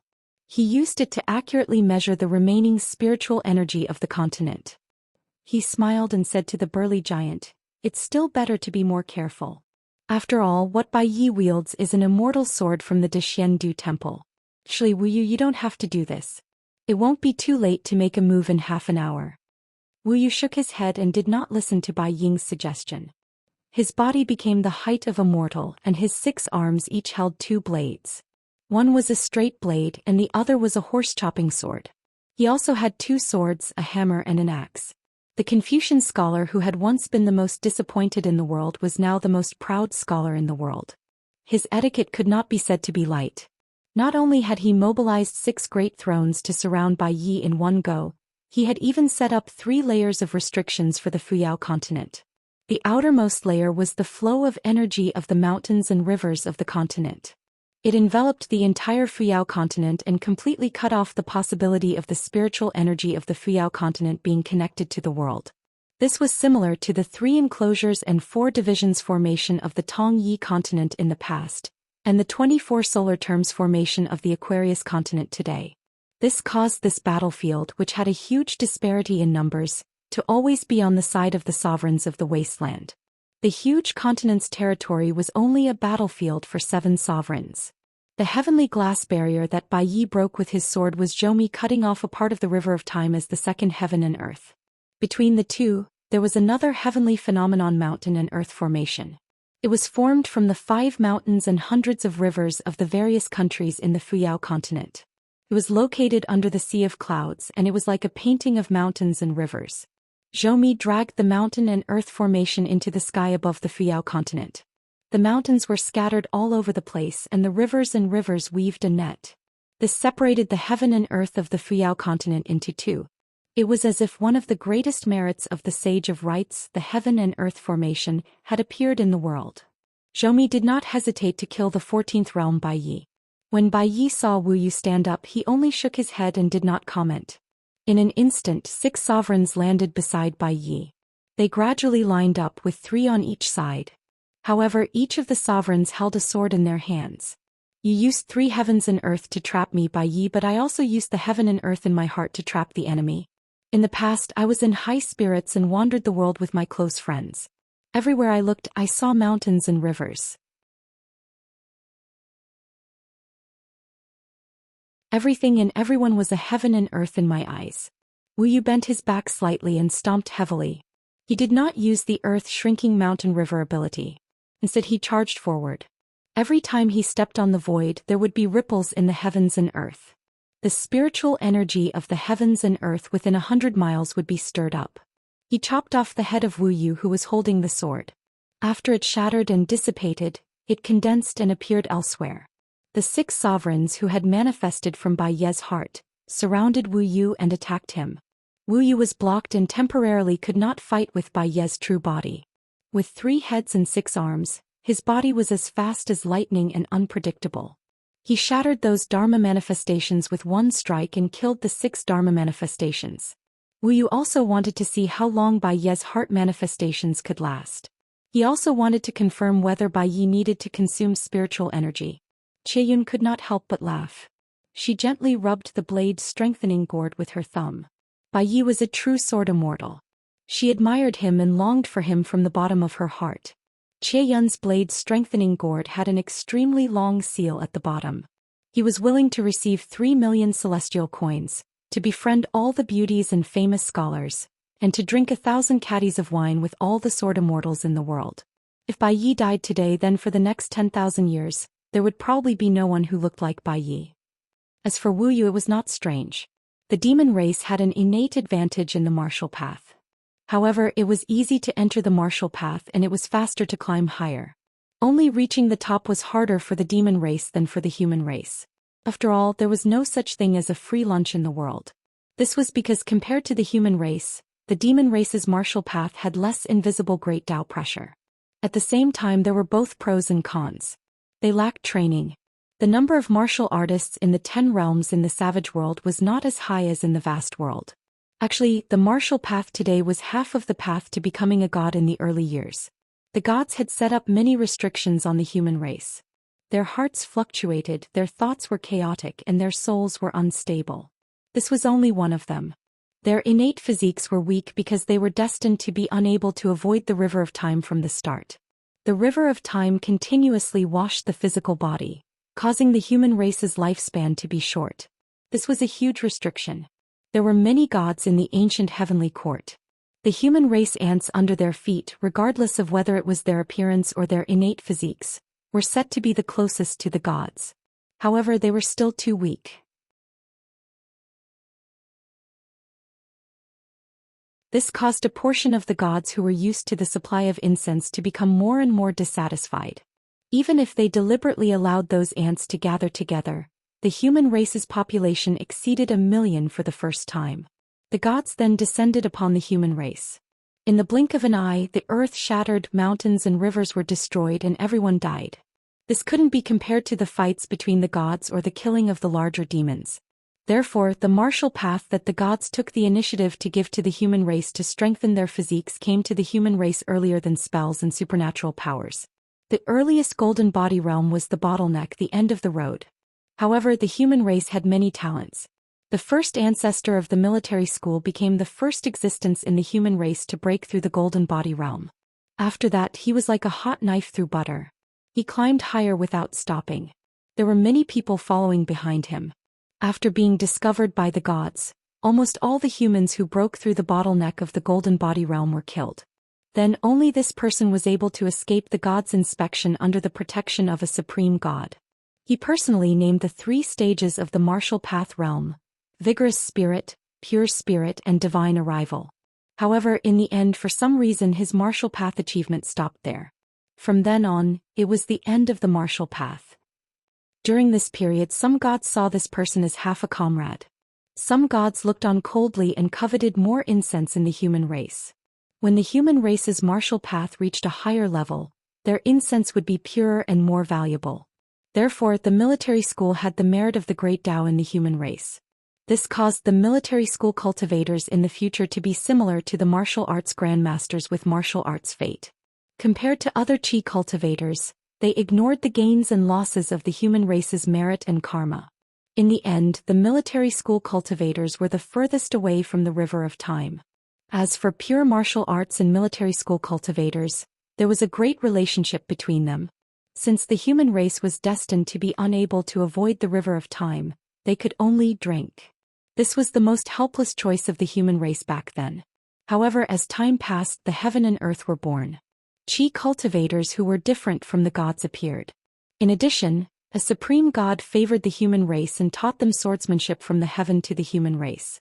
In addition, the human race continued to climb higher, causing more and more spells and supernatural powers to fall into the human race.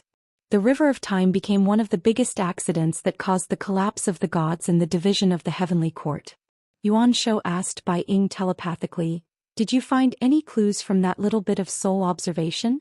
Bai Ying smiled and said, "There's a small hope of tracing back to the source. I'm just afraid that Bai is doing it on purpose." Yuan Shou was a little frustrated. "This is not good, not good. Bai is just a Confucian scholar, not a sword cultivator. His true body is far inferior to ours. If we gang up and kill him, do you think he won't reveal that he's a level 14 Dao integration cultivator? You're familiar with Wu Yu. You can greet him. He'll attack him. I'll find an opportunity to hit Bai with a rod. His brains will splatter everywhere. Let's see what else he can do." Bai Ying held back her laughter and said, "We've talked for half an hour. What's the hurry? Bai isn't in a hurry, so there's no need for us to be in a hurry." Yuan Shou, who was naturally irritable, was about to continue speaking when he sighed. This Bai really doesn't know what's good for him. He allowed Bai Ying and Yang Ji to steal the spirit energy without stopping or snatching it. He just has to go against me. This time 18 sword lights hovered around Yuan Shou. Within a radius of 1,000 miles, the sword qi was dense. The tips of the swords were all pointed at the old man. Among the sword lights there were golden words. Bai's poems were invincible. His poems were used as flying swords. The 18 sword lights were far more powerful than before. They were as big as mountains lying between the heavens and the earth. When Yuan Shou saw this strange phenomenon, he did not feel the slightest bit of fear. Instead, he felt extremely satisfied. He actually tore off his robe and kept it in his sleeves. Then he put on one of the most ancient deity armors, the mountain ghost. Does Bai really think that I'm a pushover? Yuan Shou's joints crackled like thunder. He put away his long sword, the Kun Zhen. He no longer controlled the sword. Holding the rod in one hand, he stabbed the void beside his feet and revealed his true body that had yet to reach the peak. The mountain ghost on Yuan Shou's body, the colorful robe that he wore at the Great Wall of Sword Qian credit, and the west peak that Qin Pingon lent to Wei Xian. These 7 sets of armors were once worn by ancient high-level deities. Therefore, in ancient times, whenever the deities went on a hunting trip, they would shine like comets in the sky. The sweet dew armors made by the militarists in the later generations were all imitations. It was not because the craftsmanship was not good enough. In fact, the sweet dew armors of the later generations were not inferior to the craftsmanship of the deities. Especially the golden crow armors and the warp and weft armors, which were of a higher grade than the ancient times. The only shortcoming was the innate disadvantage of the materials. In ancient times, the punishments of the heavenly court were extremely cruel. The dragon-slaying platform was only one of them. The deities who were in charge of the punishment had even more shocking methods to deal with the deities who were convicted. The deities of the mountains and rivers, Lord Xingwang and the heroic spirit of the civil and martial temple in the later generations were first conferred righteousness and then molded into a golden body. In fact, compared to the deities of the ancient deities, their golden bodies were much weaker. Once they lost the incense, their golden bodies would be on the verge of collapse. On the other hand, the deities of the ancient deities were superior. The incense in the human world was very important. It could help the deities refine their golden bodies, but it was not necessary. Without the incense, they would still be immortal until the great tribulation that was compatible with the innate fate. If they could pass it, they would be promoted. Their corpses would turn into stars. It was silent for eternity. Bai also glanced at the fake mountains and rivers that Bai drew on the scroll and then looked at the great monster Yangji.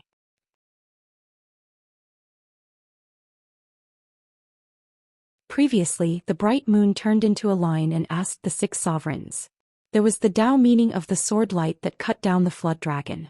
Therefore, the flood dragon's Yangji was the most fearful. The other sovereigns could block the sword easily. Bai also looked at the vast river that was full of Reiki and smiled. I'm not proficient in the Tao of water. I've only broken the water Tao and cut through the heavenly abode with my sword. Bai also had a thought. The rivers left the riverbed and eventually turned into huge swords that were suspended in the air. The swords rose in the human world. The swords slashed towards the sky and targeted Yangji, who was one of the most proficient in the Tao of water. Yangji snorted coldly. The swords of the rivers were 100 miles away from her. They broke into pieces on the spot and returned to the human world. Bai hasn't really used his sword yet. Bai also turned to look at Bai Ying. He heard that this great monster was good at controlling the skeleton army. Bai also silently recited the 5 words mantra in his heart. Tao, heaven, earth, general and law. You can only see Bai in a book. You can't see the light horse chasing the white clouds with a sword. Bai also knew a little about the art of war. Everyone knew that. Bai also muttered, even after so many years, I still feel that it's not as smooth as the heaven and earth law. The great monster of withered bones, Bai Ying, smiled slightly and finally took out his natal item. A huge banner stood behind him. The skeleton army majestically charged towards the heroic spirit army that was galloping on horseback. Then in an instant, whether it was the sovereign great monster that had attacked or not, they all sensed a subtle sign. Bai also slashed open the golden armored deity's armor with his sword. He slashed his armor and body into 2. Behind Bai, Che Yun was in the same situation. He suffered a sword strike. However, compared to the golden armored deity, Che Yun seemed to only have a slender sword mark that went down from her glabella. Che Yun seemed to have suffered a sword strike, but she was still unwilling to part with her skin. In reality, Bai had finally used his sword. Che Yun believed that she could not avoid it. She directly tore her body apart to avoid Bai's sword. Moreover, she was distracted by 2 sword strikes. What if Bai also focused on 1 sword strike? Even after the sword strike, Che Yun was not in a hurry to close her body. The sword aura of the immortal sword was too shocking. If Che Yun directly merged her body into one, she would be entangled with the sword aura. The gains did not make up for the losses. Che Yun sighed in her heart. In this vast world there seemed to be another immortal sword. It was in the celestial master residence of Mount Longhu in the Central Plains. It was rumored that the ancient fire god, like the water god, had many summer palaces. His territory was boundless. One of the fire god's many divine thrones was in Mars. It was also rumored that Mars had an attendant who was proficient in forging. He used Mars as a furnace to extract fire essence's charcoal. He used the river of time to misfire. He held stars in his hand as round hammers. When they were broken, he would throw them away and replace them with another one. In the end, he forged a few long swords for several supreme gods of the ancient heavenly court. It was as if all the elegance in the world had been taken up by the vast world. Xie Yun sighed again and again. It should not be like this. 10,000 years ago, after the riverside meeting, there were actually two secret meetings. One was a discussion of the Tao between the ancestors of the three sections. The other was an internal dispute of the demon race. The Grand Ancestor and Bai Zhe went their separate ways. For the next 10,000 years, the wilderness was divided and divided. There were endless disputes. Among the native cultivators of the vast world, apart from the ritual sage, the secondary sage and the literature sage who had merged with the three continents, there was also Bai Yi. Now there was also the sword cultivator alliance. As for Bai Zhe, the old Taoist from the temple, and the chicken soup monk, they were all outsiders of the vast world. The Beko Keikyung building had 5 cities and 12 buildings. Among them, the 3 sect masters who took turns to control the Beko Keikyung building were all publicly recognized as being at the 14th realm. Could it be that the only 14th realm cultivator in the wilderness was an outsider, an old blind man? Then the world waited for 10,000 years only to have Xiao Chua, who had betrayed the Great Wall of Sorchi. Why would the imperial concubine Fei address Yu Si as young master? Then who was the old master? Senior brother Xie Yun and junior brother Fei Ran. Xie Yun accepted a disciple on behalf of his master. As a result, there was an additional junior brother Fei Ran in the sect. Then who was their master? Was he still alive? The mountain search map that Bai Zhe gave to the old scholar did not list out all the demons of the same generation. The old scholar did not have any complaints about this. Did he really think that Bai Zhe, who only called him young master by the ritual sage, had a good temper? Before Bai Zhe participated in the riverside meeting and ascended to the heavens, his battle achievements were even greater than that of the moon-bearing mountain's grand ancestor. When the sword cultivators broke off, Bai Zhe also personally killed countless sword cultivators. After Bai Yi truly drew his sword, he slashed again and again without any elegance.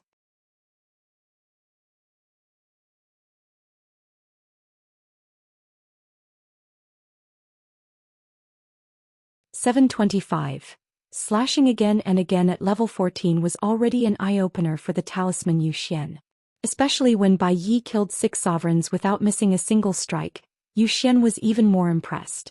The sword chi was vast and majestic. There were some things that only Bai Yi could do, and it made people feel that he still had energy to spare. He chopped the 6 sovereigns like vegetables. If Bai Ying was not at the peak, at least Zhou Xian would not dare to say that he could definitely kill any of the sovereigns. Therefore there was only one reason. Bai Ye's sword was too unreasonable.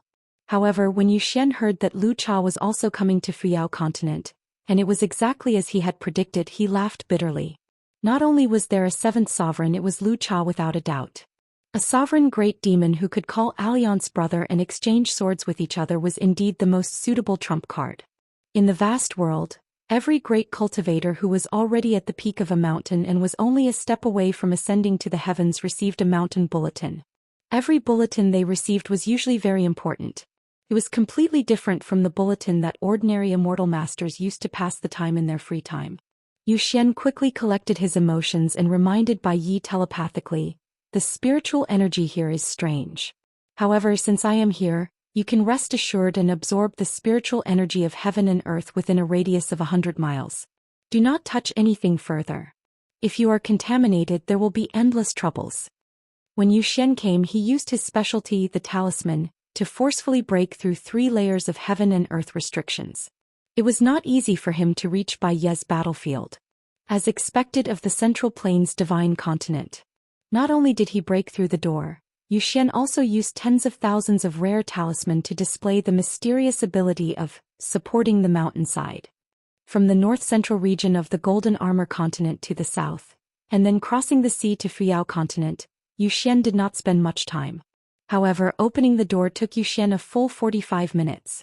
From this, one could see the determination of the wilderness to kill Bai Yi. One had to know that when it came to the art of opening a mountain, if the talisman Zhou Xian claimed to be second, no one would dare to claim to be first.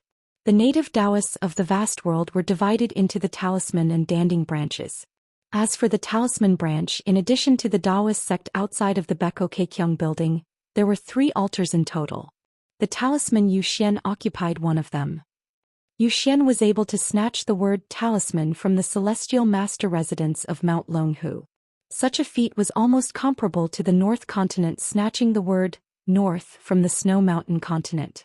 There was even a saying that he liked to nap in the sleeves of his ascendant realm friends such as Venerable Fiery Venerable and Venerable Venerable Fiery Venerable and Venerable Venerable and Venerable Xuandu and Venerable Venerable Immortal. And the Ascendant was the Ascendant he. Every time he crossed the continent he would give him a ride. When the Venerable Fiery Venerable blocked the entrance of the Lushui pit, he could not do anything about the palace of the ancient water deity that had been refined by the fat woman.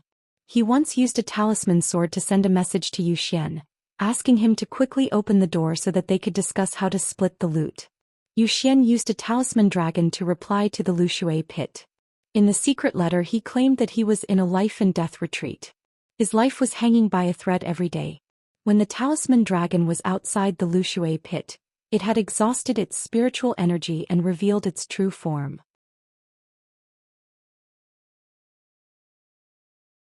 It was a green bamboo cane with talisman drawings. After the Venerable Fiery Venerable left the Lushui pit with the bamboo cane, he calculated with his fingers and felt that something was wrong. The time did not match. Moreover, the life and death of the Ascendant Realm was extremely dangerous. He did not have the time to reply to the letter. Hence, the Venerable Fiery Venerable changed his mind and did not return to the North Continent.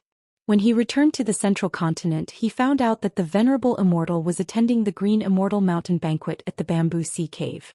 This time Zhou Xian traveled alone to the Fuyao Continent. Not only did he use the talisman to open the 3 heavens and earth restriction, he also built 3 temporary doors. Of course, Zhou Xian wanted to ensure his freedom to come and go. He also wanted to find an opportunity to bring Bai Yi along. However, he did not expect that as soon as he arrived at the battlefield, all the talisman would shatter at the same time. The 3 doors collapsed instantly. Zhou Xian complained incessantly. Bai Yi smiled and said, "This is not like the talisman Zhou Xian. I appreciate your good intentions, but the matter of spiritual qi is not a problem." The Central Plains talisman Zhou Xian was famous for not being willing to fight to the death with others. As long as he fought, it would be a spar of Tao. This was because Zhou Xian would first ensure that he was in an invincible position. Then he would use other people's stones to improve his jade, and study the knowledge of the talisman. When he met people of similar levels of Tao, Zhou Xian almost never used overly domineering offensive spells. If there was no difference between life and death, he would not harm the harmony. If the person's Tao was not good enough and died, how could he harm the harmony with Zhou Xian? Zhou Xian also did not know that Bai Yi was a level 14 Tao-fusing mystic. He could only nod his head. This short old man who was the sole talisman of the world was currently floating in the air. He was just 100 miles away from Bai Yi. The old Taoist's hands were forming seals. Near his hands, it was as if the sun, moon and stars were moving in an orderly manner. If he was too close to Bai Yi, it would inevitably delay Bai Yi's sword. Bai Yi was fighting 1 against 6 and 1 sword against 6 sovereigns. In this kind of battle on the mountain peak, the difference of a millimeter was the difference between heaven and earth. Zhou Xian could not possibly cross the continent to rush here, even if he caused Bai Yi to be distracted. However, if the distance was too far, Zhou Xian did not feel that he was some old immortal with great Tao skills who could help. Under the white-haired old man's feet, a black and white Tai Chi 8 trigrams diagram appeared. The old man's body was still, but the Tai Chi 8 trigrams diagram under his feet slowly rotated.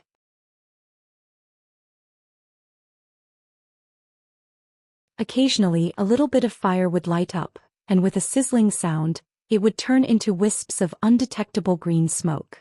It was obvious that Wen Hai had used a meticulous and secretive method to tamper with the spiritual qi of the mountains and rivers of this continent.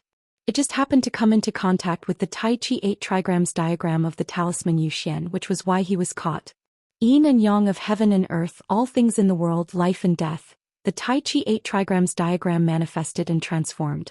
Of course, it was more flawless than the spiritual chi of heaven and earth. Once this diagram appeared, it was no longer a small trick like Zhou Xian's. It was a more powerful ability than the mountainside support ability. It would not delay Bai Yi from wielding Tai Chi 8 trigrams diagram to slay demons. It would also make Bai Yi take a few steps back, and he would be able to absorb the spiritual chi of heaven and earth at ease. When Bai Yi drew his sword, he still had the energy to talk to Zhou Xian. It's not too late to leave now. Bai Yi held Tai Chi 8 trigrams diagram in one hand, and the scabbard in the other behind him. Zhou Xian glanced at the scabbard and then looked up at the sky. He shook his head and said, "Forget it. Since I'm already here, I'll act according to the circumstances. If I don't show off a few hands, I won't be satisfied. Don't be distracted. Just take care of me." Talisman Zhou Xian's ability to protect himself is not bad. Actually, Zhou Xian could have left just now, but the old man hesitated slightly, and the 3 talismans' doors shattered very quickly. He missed the only chance to slip through the door and escape. Of course, the prerequisite was that Bai Yi also gave him his sword to escort him. If not, the 6 king-level demons would definitely not allow Talisman Zhou Xian to come and go as he pleased. If Bai Yi didn't use his sword to escort him, the Talisman Zhou Xian, who was famous for being calculating, would suffer more losses. He might even drop in realm. Zhou Xian twirled his beard and squinted his eyes. He continued to observe the battlefield, and he planned to use his heart to find the foundation of the 6 king-level demons. Bai Yi didn't stop attacking. Every time he raised his sword, there would be a sword light that shone through millions of miles. Even Zhou Xian's mind shook a little. What a good sword to break 10,000 laws. Bai Yi wasn't a sword cultivator, and he didn't have his life source flying sword. However, Zhou Xian thought about it. The heavens were full of taboo, and such a scholar Bai was enough to be outstanding for eternity. Bai Yi attacked with his sword and slashed Yuan Shou, who had revealed his true form. The staff in the old ape's hand was slashed by the extremely resplendent sword light. Sparks splattered everywhere as if a fire division's divine general was tempering a sword embryo. The sparks scattered, burning rivers, mountains and rivers. Yuan Shou's massive body slid back a few hundred miles. He roared angrily and stomped on the void. There was a thunderous sound and ripples spread out from where he stomped. Even the river of time had some splashes.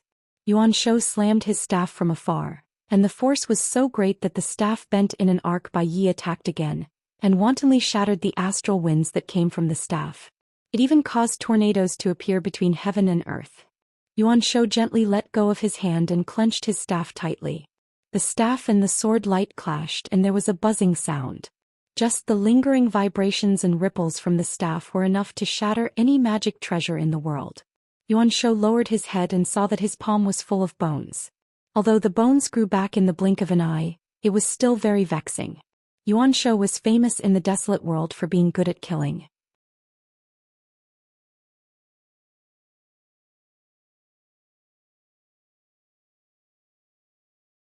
The great monster Yangji had presided over the waters of the Yeluo for several thousand years.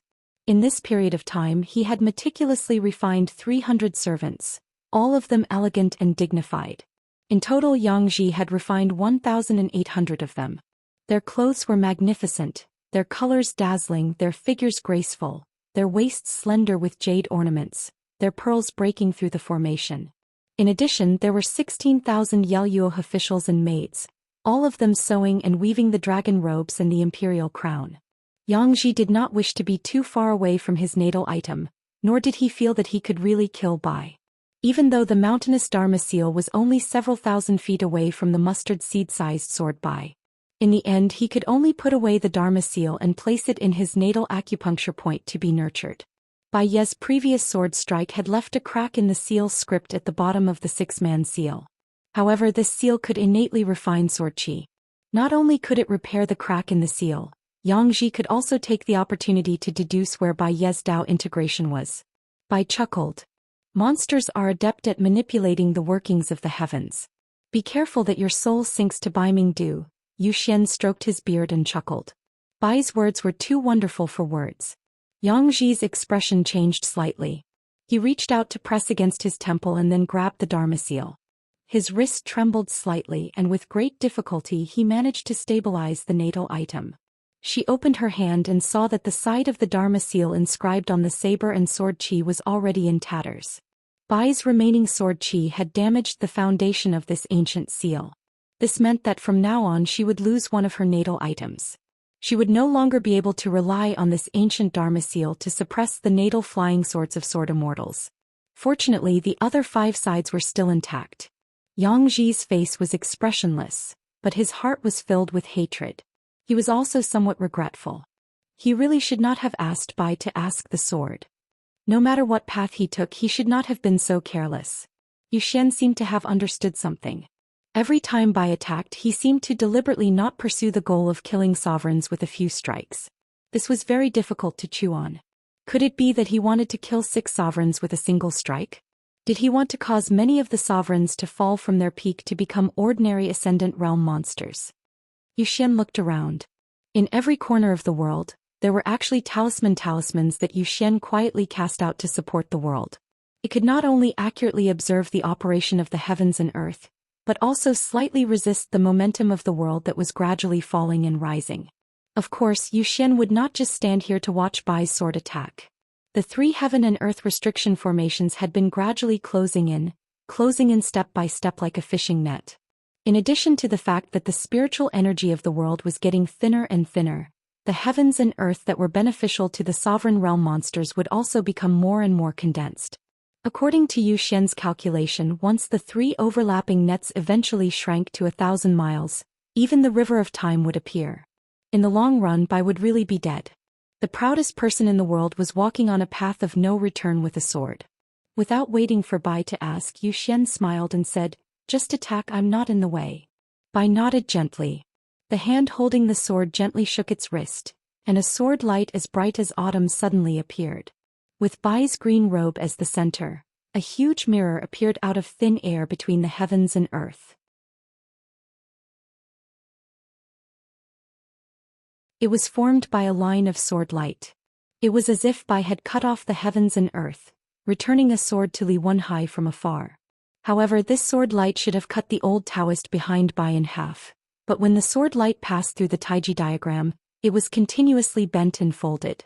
In the end, the sword light completely bypassed the talisman Zhou Xian. The old man's move was actually shocking enough. After all, Zhou Xian was standing on the formation. He stood still and caused Bai's sword to miss. Zhou Xian stroked his beard and smiled. Bai's sword was very powerful and very elegant. It was a coincidence that he had accidentally avoided the sword. As long as he could leave the Fuyao continent alive, there was no need to talk about such a secret. He could just go to a certain shameless sword cultivator sect that hung Bai's portrait in the ancestral hall, have a few cups of tea and have a small chat. He clearly had nothing to do with Bai, but he still had the nerve to hang Bai's portrait. If he wanted to become an immortal master of the ancestral hall, he had to make that sword cultivator circle the mountain on his sword and recite Bai's 300 poems in one go. Would he believe it? As for the 6 huge sovereigns, their true bodies and dharma projections were all cut into 2. The true bodies of the 3 great demons that were unfortunately cut by the sword light returned to their original forms. They had all lost some of their vitality. Because they used their natal items to block, the sword light still could not shake the foundation of their great Tao. Yuan Shou picked up a head that had fallen down and moved it back to his neck. After a few thousand feet, a dragon tail rose into the air and merged with the upper body. The legs of the 3-headed, 6-armed great demon ox blade were chopped off at the knees. He was willing to give up. As for the other 3 great demons' dharma projections, they recovered even faster. Xie Yun stood on the shoulder of her dharma projection. The golden light of her dharma projections scattered in all directions. With a slight thought, Xie Yun's golden body was reconstructed. Among the 6 sovereigns, Xie Yun was the most lazy one.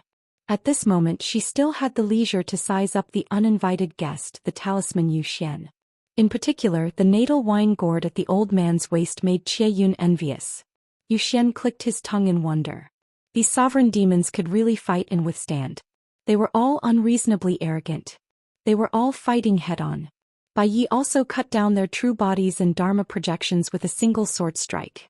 If it were an ascendant realm cultivator who ruled the world, he would definitely not dare to fight head-on like this. In terms of physical toughness, human cultivators really could not compare to the beasts of the wilderness. If it were an ordinary Ascendant Realm great demon in the wilderness, regardless of whether it was their true body or Dharma projection, they would have obediently recuperated after suffering such a sword strike. How could they be like Yuan Shou and Yang Ji, who were getting braver as they fought? However, the old man could not help but sigh in his heart. The Great Wall of Sword Qi had stood for 10,000 years. There was a battle almost every 100 years. How many attacks had it suffered? It was just that Qin Qingdou's temper was indeed unreasonable. Rumor had it that in the past, when the Dao ancestor rode an ox to pass through, Qin Qingdou did not even look at him. He slapped a certain sovereign demon back to the bottom of the ancient well, and Qin Qingdou also turned a blind eye. Later, the second Dao ancestor finally left the Bekokekyung building and went to the world to capture an Ascendant Realm. It was said that Qin Qingdou almost made an exception and left the city with his sword. Only then did the second Dao ancestor leave behind the largest mountain seal in the world, the inverted mountain. Those who could make the second Dao ancestor hold back his anger and not cut people down were Qin Qingdou and the old scholar. The truth had already become an unsolved case. Perhaps future generations would not be able to find the answer even if they turned over the old almanac. It was the same. Just like what many talisman Zhou Xian did in the past, it was also one of the many unsolved mysteries in the world today. Which great cultivator who stood at the peak of a mountain did not leave behind a series of mountains and rivers and traces of climbing on the path of cultivation? For example, to this day there was still a mountain of a small country in the Liuxia continent. Zhou Xian used a talisman to hold it several feet high in the air for as long as 600 years. The talisman still shone brightly, without any signs of spiritual energy dissipating or any signs of broken talismans. It was said that at that time the mountain lord of that place was unreasonable and unruly. He accidentally angered Zhou Xian, who was traveling to the territory under his jurisdiction, and was punished by Zhou Xian. After Zhou Xian took out the talisman, he returned to the central divine continent. However, he spread the word that as long as the mountain lord did not come to the mountain gate and kowtow to him, the mountain would not be able to take root. In fact, the mountain lord of that small country had already found Zhou Xian once. But Zhou Xian deliberately left the mountain and waited bitterly at the mountain gate for several years to no avail. He could only return empty-handed. Even if a mountain lord of a country had fewer restrictions than a mountain god or a land, it was extremely difficult to even leave the borders of a country, let alone travel across continents. Especially when crossing continents, one had to wade through thousands of miles of water. It was said that the mountain lord went through untold hardships, borrowed or begged, and used countless mountains and rivers to finally reach the mountain gate of the talisman Zhou Xian. In the end, he learned that the immortal master had traveled far away and did not know when he would return. It was fine if immortals played around in the mortal world or if their Dao hearts were unpredictable. In short, the talisman Zhou Xian purposely did not meet the mountain lord. The mountain lord endured for several years and was the guardian of the mountain gate for several years before he kowtowed and left. From the beginning to the end, he did not bump his head into the mountain gate's memorial arch with hatred. This mountain lord could be considered to be magnanimous. There were also mountain cultivators who did not get along with the Taoist talisman sect and thus did not get along with Zhou Xian. They felt that Zhou Xian was too unreasonable as he relied on his cultivation level to wantonly bully the mountain ruler of a small country. Since the talisman Zhou Xian was the best in the world, why not go to Sui Mountain and try? What kind of ability was it to show off against a mountain lord of a small country from another continent? As for why the mountain was supported by a talisman and hung in the air for 600 years, why was the mountain lord's golden body still stable even though the mountain's roots were clearly cut off? The people who were watching the show did not care about these trivial matters. As for the mountain lord who trembled in fear for the past 600 years, he changed his domineering style and diligently stabilized the fate of the mountains and rivers under his jurisdiction. He did not dare to slack off for a single day, which made him seem even more boring. There were many things in the world. Perhaps he would not really kill people, but what he killed one by one was the temperament of those young people. Bai Yi was like Zhou Xian as if he could predict the future. He smiled and said, "This plan is true, and it is also true that it is difficult to kill a sovereign. I need to rely on my sword to find a way to break the death substitution technique." The immortal sword Tai Bai was unparalleled in its sharpness, But if it did not land on the real thing, it would be meaningless no matter how many times Bai Yi attacked. At the very least, at least one of the demon sovereigns had an undying body. For example, before coming to the righteous realm, they had already received permission from the Grand Patriarch of Moon-Bearing Mountain or when high to secretly fuse with the wildlands. Or a certain magical robe or armor that had not been used was connected to the mountains and rivers of the wasteland. No matter which possibility it was, even if Bai Yi could kill a sovereign with one sword, he could only shatter the mountains and rivers somewhere in the wasteland. Therefore that Yuan Shou seemed to be seeking death, but the so-called life substitution was all intentional. This was the most troublesome part. The battle of techniques on the mountain was already treacherous and unpredictable enough. The battle on the mountain peak would naturally be even more unimaginable. Zhou Xian was extremely worried. These sovereign beasts were already so difficult to kill, but there was actually a death substitution technique that was even more mysterious than Zhou Xian. Was it that damn Jia Xing's disgusting method again? Zhou Xian glanced at Qie Yun, whose face was sewn together by a woman, and asked with a smile, "One-on-one?" Qie Yun hurriedly smiled and waved her hand. "Talisman Zhou Xian, a murderous immortal. He doesn't dare to fight one-on-one. He only dares to collect corpses."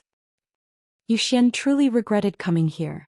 If he had known that Bai Ye's sword was so shocking, he would not have come here blindly. He could not help, and it would be difficult for him to leave. Why did he have to come here? It was rare for him to let his emotions affect his decisions. In the end, he was in an awkward situation that did not have any heroic spirit at all. Zhou Xian could not help but ask, "What should we do?" Bai Yi smiled and said, "Just use your sword."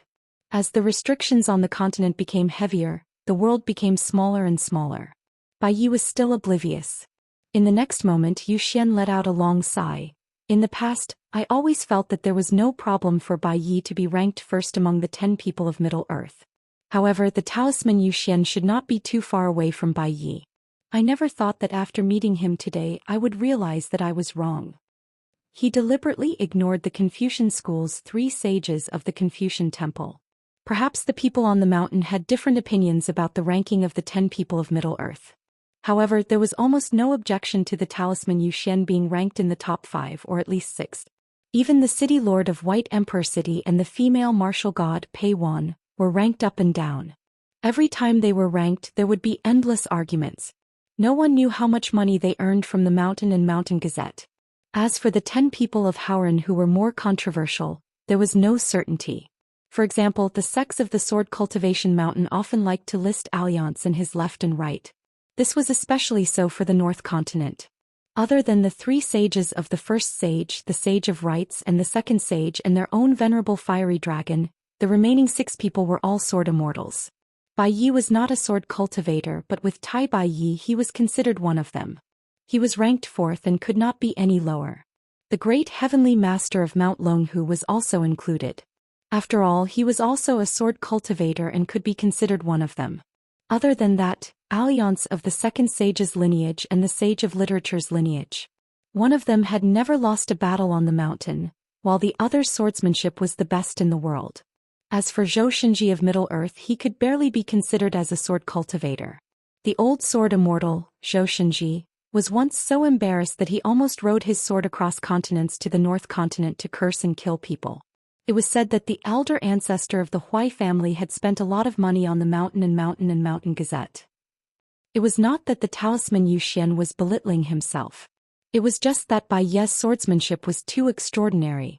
For example, at this very moment Bai Yi used his heart to divide the heaven and earth into 6. A small boat cut through the clouds of the White Emperor. The Yuan Shou was puzzled. He looked around and did not know why he was standing on a cliff. Bai Yi wielded his sword. His clothes were as white as snow. He stood on the small boat and slashed the Yuan Shou with his sword. West Dang Taibai had a bird path that could sweep across the peak of Mount Amei. Bai Yi wielded his sword and walked out of the peak of the moon. The waterfall flowed down 3,000 feet and turned into a sword. The sword gleam slashed down the 5 peaks. All the birds flew away. The lone cloud was idle. There was a pavilion. The green-robed swordsman slashed the great demon in the water. The wind blew for 10,000 miles. The autumn geese flew far away. Leaning on the railing, the sword gleam chased after the deity in golden armor. In the ruins of a battlefield, the iron armor was shattered. Bones were piled up. Bai Yi slashed the white jade with his sword. Other than that, it was the place where the talisman Zhou Xian was. It was still the original heaven and earth, mountains and rivers. He was still 100 miles away from Bai Yi. Speaking of which, it was strange. Today's meeting was the first time Zhou Xian and Bai Yi had a close encounter.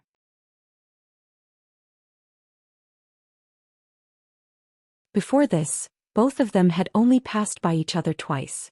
They did not even exchange half a word. When Bai Yi won the statement that he was most proud of, not long after, the mountain and sword were sealed. Bai Yi closed his door and declined visitors for too many years. He was on a lonely island outside the sea. There were some great cultivators in history who did not believe in heresy. They wanted to find out how a scholar who was not a sword cultivator could control an unruly celestial sword. However, they did not end well. They were the luckiest if they could not find the restriction. Those who found it often did not see Bai Yi. They only saw the sword gleam and then returned to their hometown to recuperate. Zhou Xian smiled and asked, "The celestial sword Tai Bai really has a sword spirit that can transform into a human?" Bai Yi nodded and said, "Yes. However, Tai Bai does not want to show up." Zhou Xian laughed and said, "This solves a huge doubt in my heart." There had always been a rumor about the 4 celestial swords that were famous all over the world. Each of them contained a sword spirit that could condense into a human form using the way of the sword. The sword spirit's combat power was equivalent to an ascendant realm sword cultivator. Therefore, having a celestial sword was equivalent to having an ascendant realm sword attendant who shared the great Tao. However, even Zhou Xian had never seen the human form of the 4 sword spirits. His old friend, Venerable Fiery Dragon, who was a great celestial master of Dragon Tiger Mountain, only told Zhou Xian that he had seen the sword spirit twice. However, the appearance was uncertain. The second time, it was the appearance of a female sword attendant who carried a scabbard on her back. Zhou Xian was doubtful about it. After all, Venerable Fiery Dragon was a liar. He would always lie to those who were closest to him. Just like a few years ago, Venerable Fiery Dragon was rejected in the Celestial Master residence. After that, he traveled to Middle-earth and brought along a young Taoist who was his direct disciple, Zhang Shanfeng. The master and disciple did not climb the mountain. Venerable Fiery Dragon only asked Zhou Xian to go down the mountain to entertain the guest. He said that his disciple was timid. It was unknown whether the child was brave or stupid. After knowing that his name was Zhou Xian, he still looked sincere.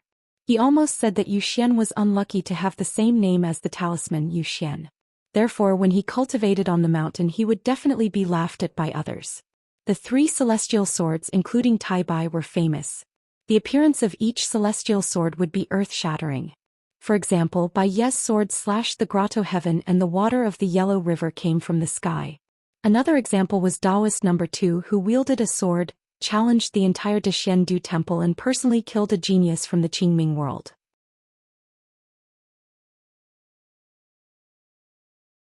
Another example would be the current Grand Celestial Master of Mount Longhu.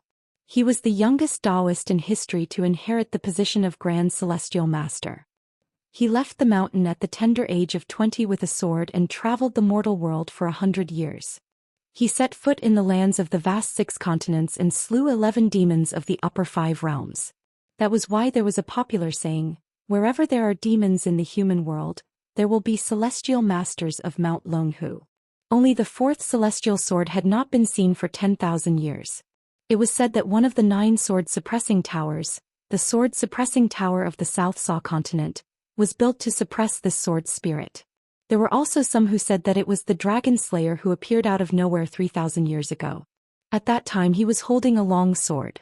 After slaying the dragon, he casually threw the sword into the sea. There were rumors at the peak of Howran Mountain that there was a 5th celestial sword, but its whereabouts were even more unknown. The celestial sword Tai Bai, that the Deshendu temple lent to Bai Yi, was actually called Tai Bai. When it fell into Bai Ye's hands, the latter's reputation surpassed the former's. The celestial sword of Mount Longhu's celestial master was called 10,000 Arts. The celestial sword of the Baek Okekyung building's 2nd sect master, who was known as the Invincible One, was called Taoist scripture. Bai Yi turned and asked with a smile, "Are you really not leaving? This is your last chance. Once your Yin soul disappears and the natal gourd is left here, I'm afraid you won't even be able to keep an Ascendant Realm cultivator. Bai Ye's 6 heart worlds couldn't trap the 6 demons for too long. Zhou Xian was worried. He couldn't help much, but he definitely wouldn't be more of a hindrance. Besides, if he stayed here, Bai Yi would have an extra chance of survival. In fact, he did use his Yin soul to travel to the Fuyao continent. His true body was hidden elsewhere, but he brought all his belongings with him, including the wine gourd. Bai Yi raised the scabbard in his hand and said, "Old immortal Yu, please help me return this to the Deshiendu temple. I heard that one of the regrets of the talisman Zhou Xian was that he couldn't travel to the Qingming world. Bai Yi had some merit on him, but it was useless.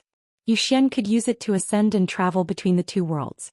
As for the Tai Bai sword in Bai Ye's hand, it really couldn't be returned to its original owner. Please help me say sorry to Daoist Sunday." As long as Zhou Xian kept the Tai Bai scabbard, Bai Yi would use all his strength to kill the 6 sovereigns. No matter what, he had to open a path for Zhou Xian. He believed that with Zhou Xian's talisman methods, it wouldn't be difficult for Zhou Xian to leave even if the sovereigns tried their best to stop him. Unexpectedly, Zhou Xian shook his head and said, "It's not good enough to travel as a Yin soul and come here with half your life. If you retreat at the last minute and run away, won't you lose all your celestial aura?" Zhou Xian made up his mind and no longer hesitated. He laughed and said, "If you want to return the scabbard, return it yourself.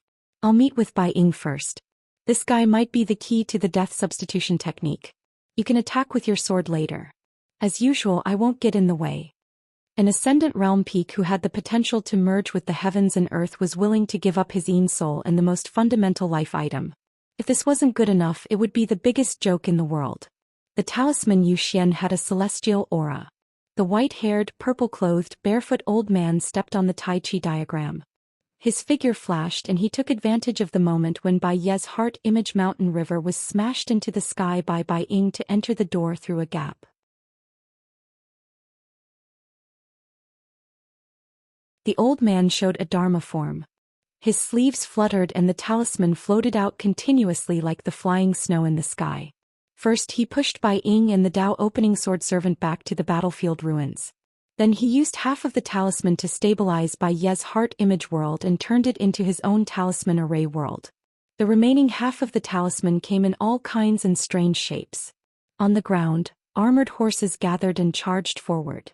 In the sky, heavenly maidens scattered flowers. Other than that, there were hundreds of golden armored puppets that charged forward with a thunderous momentum. Jade palaces, pavilions and lofts were all transformed by the talisman in white. Together with different spells and offensive treasures, they fell like rain in the mortal world. One of the unsolved mysteries of the world was the talisman Zhou Xian. How many pieces of talisman did he refine? Hundreds of thousands, millions. At the same time, no matter how Bai Ying shrank, she was always in the 8 trigrams array's death door. Even if you were in the 3 great arrays of the Fuyao continent, first there was Bai Ye's heart image world, then there was the talisman world, then there was the Tai Chi diagram. Bai Ying's mood was solemn. It was this talisman Zhou Xian. If it were any of the other 10 from the Central Plains, it wouldn't be so troublesome. Bai Ying didn't want to reveal her background. She could only learn from the talisman Zhou Xian and win with numbers. She used all her abilities and fought with numbers. Zhou Xian had more talisman Zhou Xian, so Bai Ying turned her robe back into a skeleton throne. She controlled the army of Yin spirits and fought with the densely packed talisman puppets on the battlefield. Actually, the entire heaven and earth where both sides were at was a battlefield. Although Zhou Xian was only holding back one of Bai Ying's sovereigns, Bai Yi still felt a lot more relaxed. Firstly, Bai Ying was most likely Jia Sheng's key backup plan.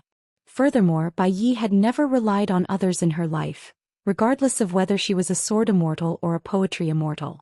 Therefore, this was the first time Bai Yi fought side by side with someone. Other than Bai Ying, the other 5 sovereigns had already escaped.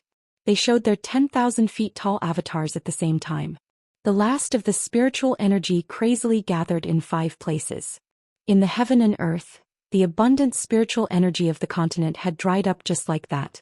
It was either used by the 6 sovereigns to control their natal items or swallowed by Bai Ying's Sea of Clouds, Yangji Dragon Robe and Qiun Blade Strengthening Gourd. The 5 sword formations landed on the ground, once again trapping the 5 sovereign-level experts who were lying on their backs. Bai Ye's poetry was invincible. Bai Ye's spiritual energy would only be exhausted when the poems in her heart were finished.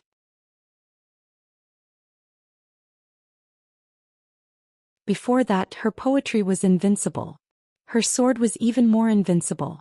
Bai Yi was a true sword immortal. How many sword cultivators had she killed? Qingming Tian. Baek Okkyung Building's 5 cities, 12 floors, and the world's #1 temple.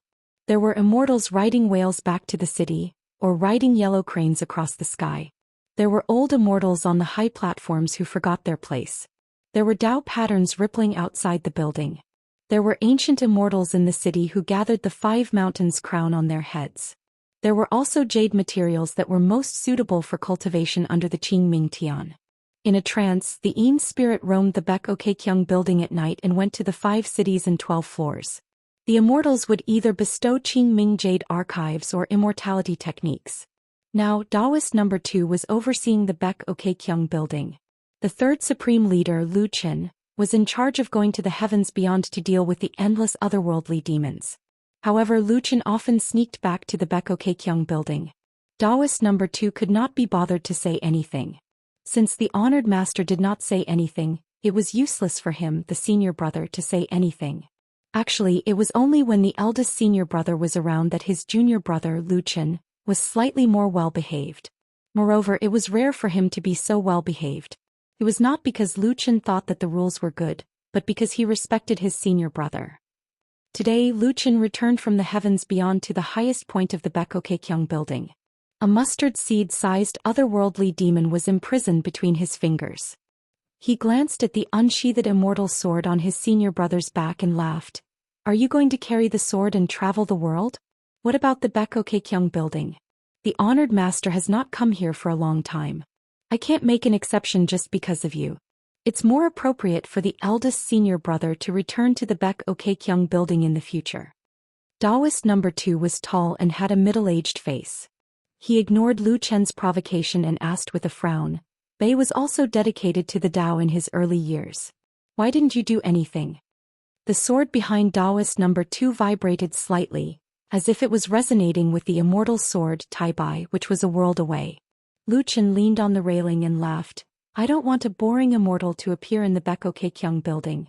I don't want my hometown to lose one of its proudest immortals. Are you satisfied with junior brother's answer?" Taoist number 2 did not say anything else. Lu Qin was silent for a moment and suddenly scolded jokingly, "This Taoist son is really indecent. I'll go scold him at the entrance of the Dexiandu temple later." Previously, Taoist son of the Dexiandu temple appeared outside the Baek Okkyung building for the first time. He did not look at the highest point and only looked at one of the tall walls of the Baek Okkyung building before leaving after saying that. "Oh, so there's a true immortal in the Baek Okkyung building too. Vast heavens, Middle Earth, divine continent. Celestial master abode of Mount Longhu." A young Taoist with a face as clear as jade stood on a star-plucking platform, calculating in his heart. He wore the most eye-catching Taoist robe of the celestial master abode, which was surrounded by yellow-purple qi. He was the famous Yue minister, the yellow-purple noble. A young Taoist with a sword on his back appeared on the star-plucking platform. The young Taoist turned around and bowed. The young Taoist actually had one hand behind his back as he faced the grand celestial master of Mount Longhu. He only used one hand to form a sword seal to return the greeting. Fifth Heavens, Ascension City. Ningyao reached out and pressed her forehead.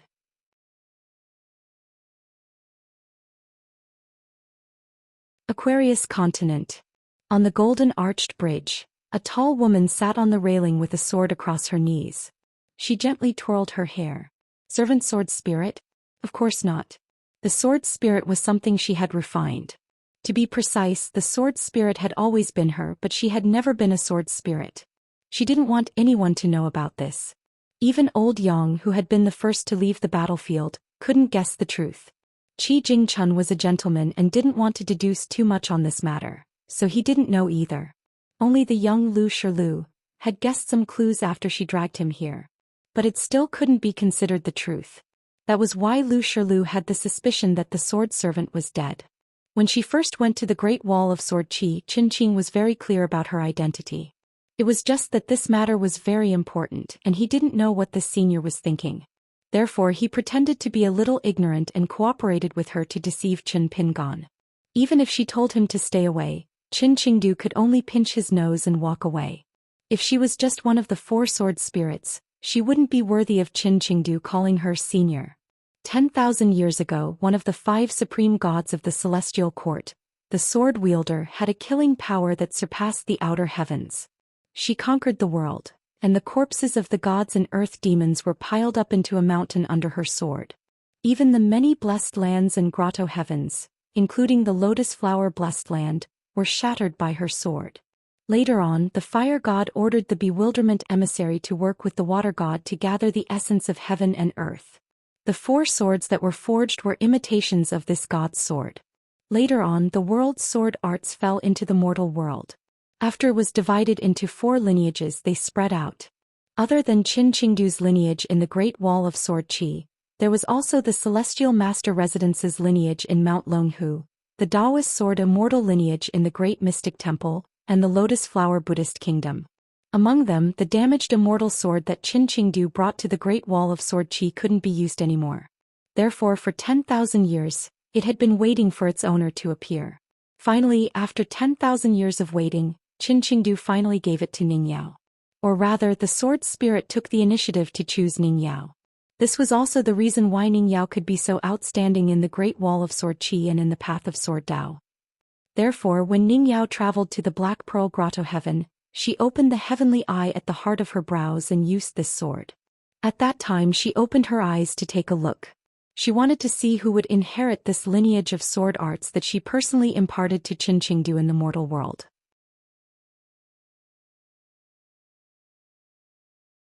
During the discussion by the river, the old scholar took out the scroll of the River of Time.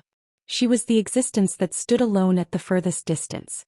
As for why she was willing to impart sword arts to the human race and why she was willing to stand on the same side as the human race, only the heavens knew. In any case, in her eyes, the gods of the past were all ants. Therefore, 3,000 years ago, the dragon-slaying battle that created the Black Pearl Grotto Heaven was still as laughable as playing house in her eyes. Because she wasn't a sword spirit. In the heavens, she was the sword master.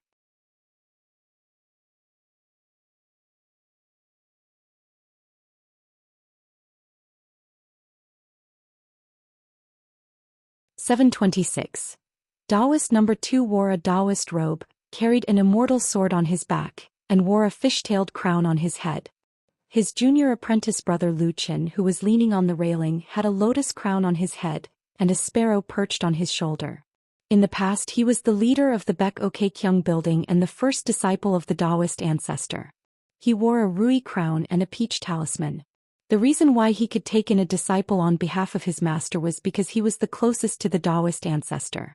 At this moment, the immortal sword on Taoist number 2's back was vibrating non-stop. Rays of light flowed out of the scabbard, and golden seals manifested by the great Tao appeared one by one. However, after the golden words left the scabbard, they were immediately restrained by Taoist number 2's majestic Tao. The contents of the Taoist scriptures and treasured words could only be within a short distance. They were indeterminate. They couldn't leave the riverbed.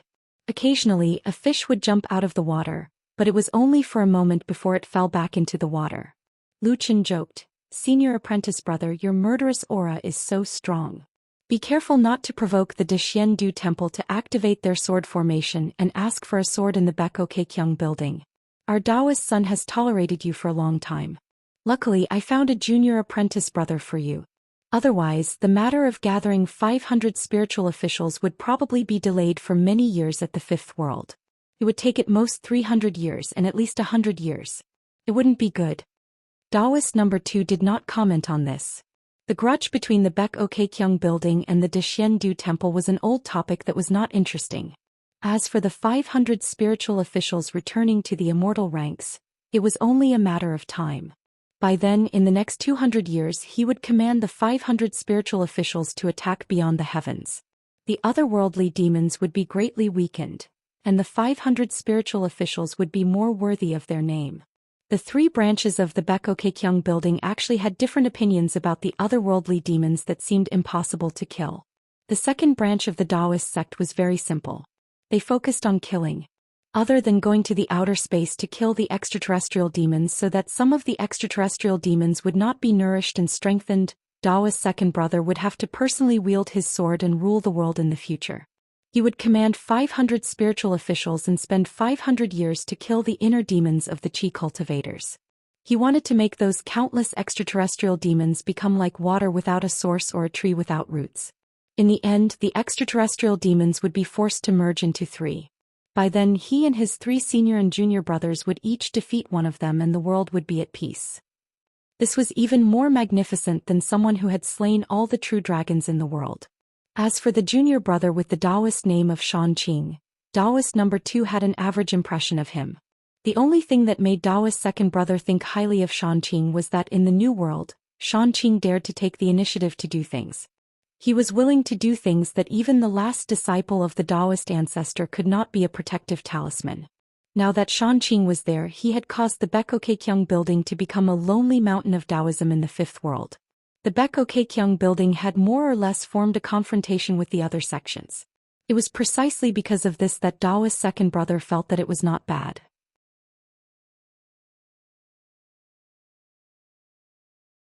The second chief of the Baekoukekyung building, who was known to be invincible, only laughed coldly and said, "I have been wanting to chop off the head of the sovereign ox blade for a long time." Back then, the honored master had deliberately spared his life and used a golden armor manifested from the purple golden lotus of the Taoist seed to capture him, forcing him to rely on cultivation to accumulate a little spiritual light and remove the golden armor on his own. By then, the honored master might have become a mighty lord in the desolate world. From then on, he had practiced Tao for 10,000 years and was almost immortal. He did not expect him to not cherish his good fortune and resort to underhanded means. He wanted to use Bai Ye's sword to break open the Taoist armor, which was a waste of God's gift. How could such a stupid person have the guts to be a guest of the Baekoukekyung building? Regardless of Taoist's second brother's temper, in a certain sense, he was indeed more in line with the secular sense of respect for the master than his 2 senior brothers. I advise senior brother not to get involved in the affairs of the world. Languid Lu Chen said, the first ancestor of the military school was so invincible back then. Didn't he still end up with his corpse divided into 5? Didn't he still die in the hands of the ants in his eyes? Other than his corpse being something to be fought over, after the first ancestor of the military school was dismembered, he integrated his soul into the martial arts fate of the world, paving a path for the pure martial artists of the future to ascend to the heavens. This was also the reason why the heavens had never purposely drawn the martial arts fate to stay or leave. The first ancestor of the military school had both ascended to the heavens and divided the human race. His merits and demerits did not offset each other. His merits and demerits were still great merits, and his mistakes were still punished for 10,000 years. As for the 5 Qi cultivators who had their corpses divided, their realms were actually not high in the ancient battlefield back then. Someone had taken the head first and the other 4 had their own gains. It was called a joint kill on a page of the ancient history. A little Taoist child rose into the air from the verdant city, one of the 5 cities of the Baekoukekyung building. He hovered far above the sea of clouds and bowed to the sky. The little Taoist child did not dare to act rashly and ascended without permission. As one of the 5 cities of the Baekoukekyung building, the verdant city was located at the northernmost side. According to Taoist son of the Deshien temple, the name of the verdant city came from a saying that the Jade Emperor Li Zizhen was really crisp. It was similar to how the Taoist ancestor planted a calabash vine that turned into 7 blades strengthening calabashes. Of course, the Taoist of the verdant city would not admit to this and would regard it as nonsense.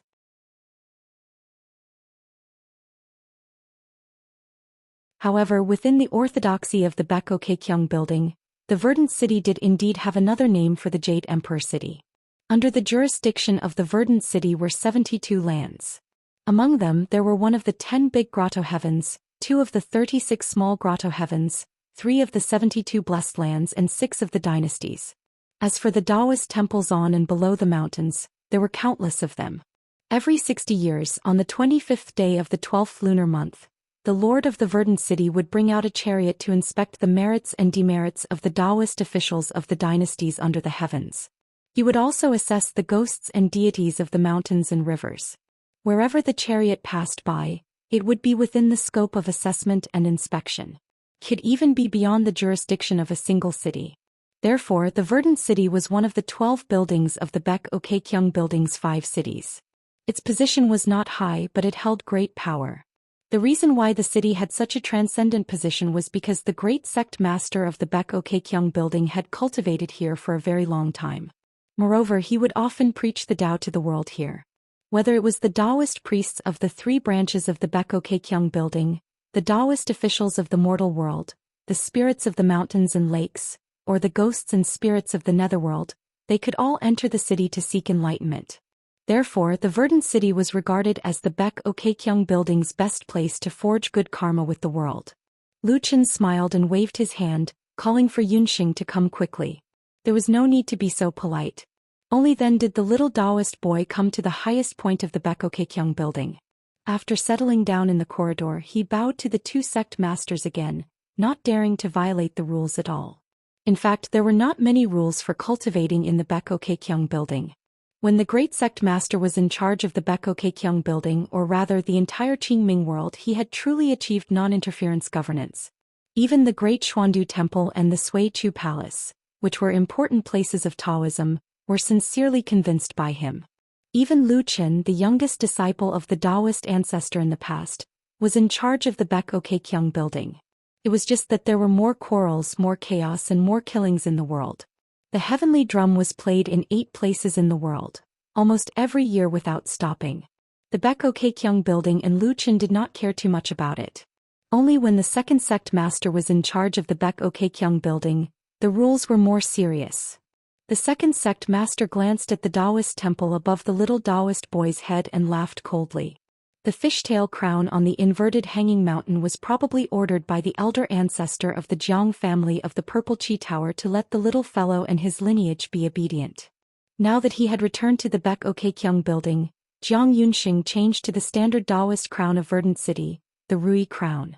If it was not for his senior brother, the little Taoist boy would have changed to the lotus crown of his junior brother Lu Chen's lineage. Then the second sect master would not have been so easy to talk to. The Baek-ok-kyung Building and the entire Qingming world were clear about one thing. The fact that the second sect master did not say anything while watching coldly from the sidelines was in itself the greatest way to talk to him. Yunxing, when are you going to become the city lord of Verdant City? Uncle Master has even prepared a congratulatory gift. As a martial nephew, I can't let Uncle Master wait for too long. It's easy to get teary eyes.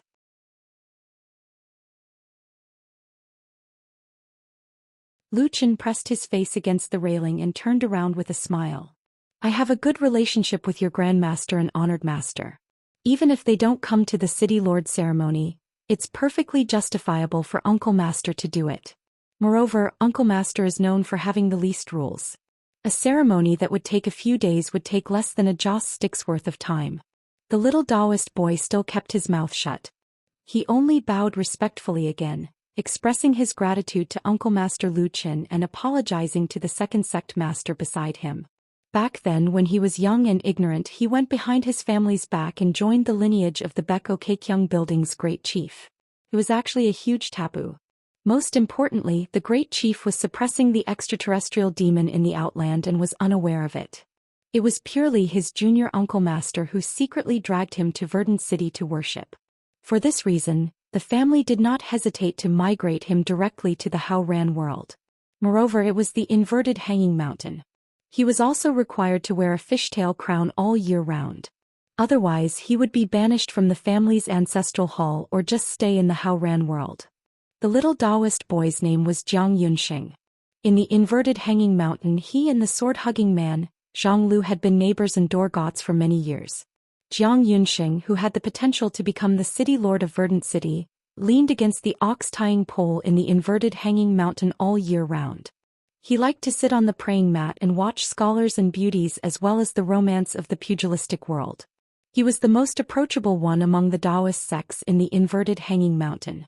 Many young children liked to play there and let the little Taoist boy perform Tao techniques to help them ride on the clouds. Jiang Yunxing's family's patriarch was one of the 12 buildings in the 5 cities of the Baek-ok-kyung Building, the owner of the Purple Chi Building. He was in the Ascendant Realm. The Purple Chi Building was surrounded by mist and clouds. purple qi lingered around and there was sword aura gushing into the air. It was known as the floating sun and moon purple qi pile, home in the hands of the immortals. In addition, this building was located in the most eastern part of the Baek-ok-kyung building. It was ranked as the highest among the immortals.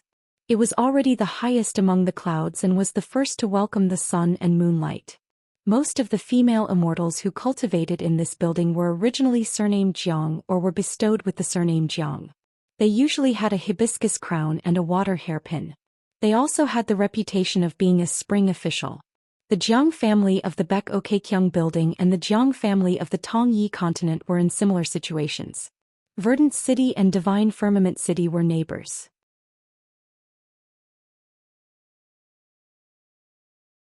The city lords were from the lineage of the great chief of the Baek-ok-kyung building. The latter was the Taoist saint who guarded the Great Wall of Sword Aura. The Great Lord of Heaven who guarded the main peak of the inverted hanging mountain was the direct disciple of the second Taoist brother. He was in charge of guarding the world's largest mountain seal that was hanging upside down in the vast world. Jiang Yunxing was born in the Purple Qi Tower, and this tower was undoubtedly the second generation of Taoists. However, when Jiang Yunxing was young, under the instigation of the third supreme leader, Lu Chen, as the direct descendant of the Purple Qi Tower's Jiang clan, he switched over to the lineage of the head supreme leader. According to the family genealogy, Jiang Yunxing was a few generations below the Purple Qi Tower's Laozu. However, according to the Qingming Heavens Dao lineage, he was of the same generation as the Laozu in the White Jade capital.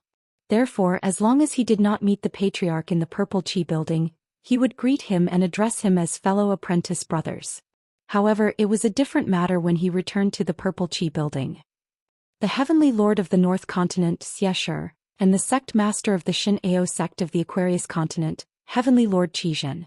Actually, there was also the old Heavenly Lord of Mount Taiping from the Tongyi Continent and the Mountain Lord Song Mao. They belonged to Lu Chen's lineage, the second Taoist brother's lineage and the Great Chief's lineage. Among them, the Divine Grandeur sect's Taoist lineage was relatively more complicated.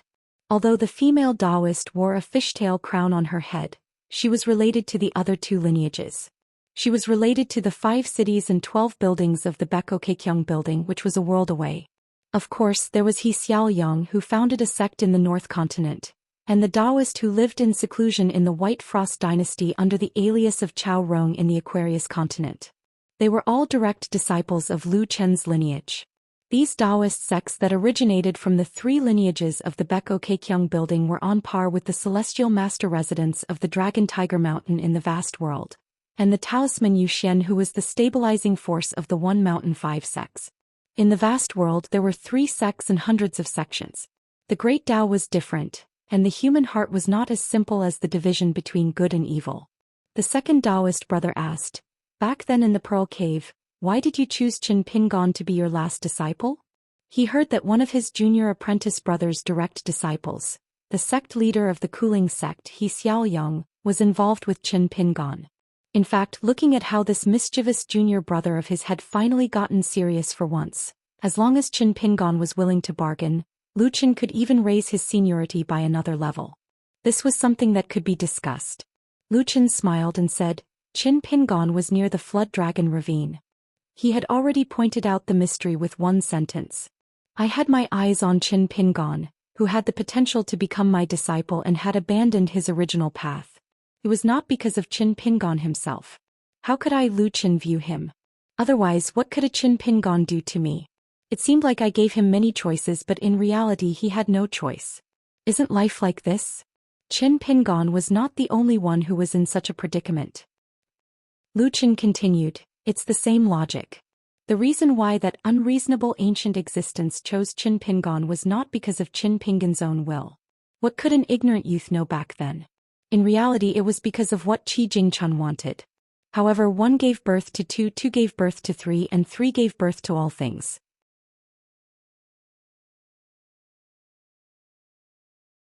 It gradually became very impressive. In the end, from Qi Jingchun's little hope, it became Qin Pingon's entire life. However, I don't know what Dao Qi Jingchun asked Master when he traveled to the Little Lotus Cave. I had asked Master before, but Master did not tell me in detail. Thinking back to those years, the youth with straw sandals from the clay bottle alley who first stepped on the bluestone roads of Fulu Street and Peach Leaf Alley, the kiln apprentice who had to subconsciously wipe his hands before taking out an envelope outside the school. At that time, the youth would never have imagined that his future would be like today's. He would have walked through so many mountains and rivers step by step, and witnessed so many magnificent scenes and life and death separations with his own eyes. Dao number 2 asked, Cui Dong seems to have changed his trump card to deal with the wasteland. Otherwise, Cui Dong would be able to use the chaotic times to free himself from many restraints. Lu Chen laughed. He wouldn't dare. Once he used it, it would be even more treacherous than deceiving his master and destroying his ancestors. Moreover, things happened in a hurry. Time waits for no man. There's nothing in the world that can be discussed properly. Lu Chen sighed. Cui Dong defeated the founding ancestor of the school of Taoism in his early years, causing the latter to recognize his own ten. Most of the cultivators at the peak of the world today do not know where the knowledge lies. Great knowledge.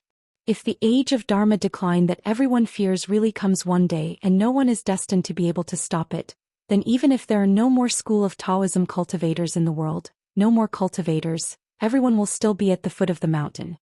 Lu Chen. When the time comes, only the knowledge left behind by the school of Taoism can be relied on to gain the most Tao. Perhaps the thing that made Cui Dong worried, for example, the human race disappearing because of this and becoming the old subordinates of the new heavenly quartz deities, are all very likely. Cui Dong seems to have always believed that that day would come. Thus, even if the Aquarius continent was in a perilous situation, Cui Dong still did not dare to truly ally with the school of Moism. Thus, the school of Moism, who was inevitably disappointed, felt that he was cheated by Xiao Hu and turned to the South Pasua continent to help Chen Chunan. But the school of Moism is still the school of Moism. They still did not hesitate to bet all their wealth on the Aquarius continent. Furthermore, the school of Moism's business was indeed profitable. The school of Moism and Shang clan are indeed more daring than the school of agriculture and Yao clan. Dao number 2 thought of something. That Lu clan disciple, how do you plan to deal with him?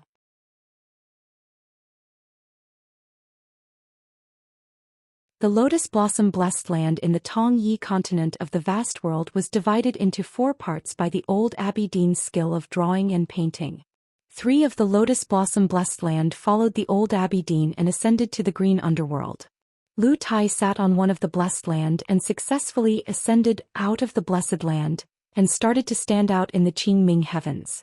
He had a good relationship with the young female Taoist nun in the retained person realm, and they were not Dao companions but Dao companions. Lu Chen said helplessly, Why, you want to take in a closed-door disciple? Aren't you afraid that Zhou Zi will get what he wants?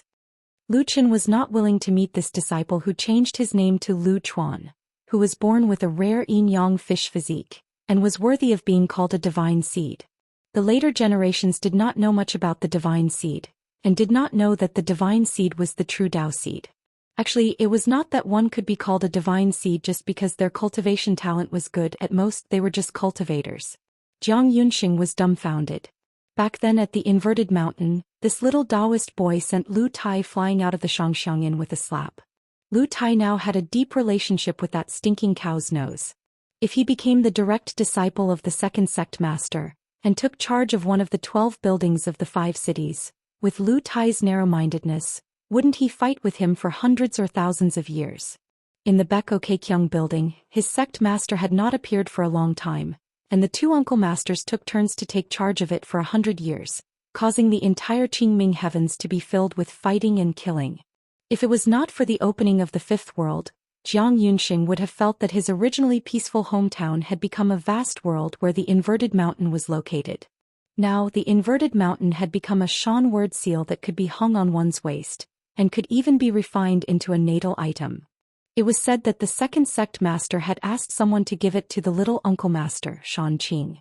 Jiang Yunxing was actually curious about the little uncle master that he had never met, but in the next 90 years, they were destined not to meet. The second sect master said, I never cared about these things. Let him calculate the heavens and earth, I walked my own path.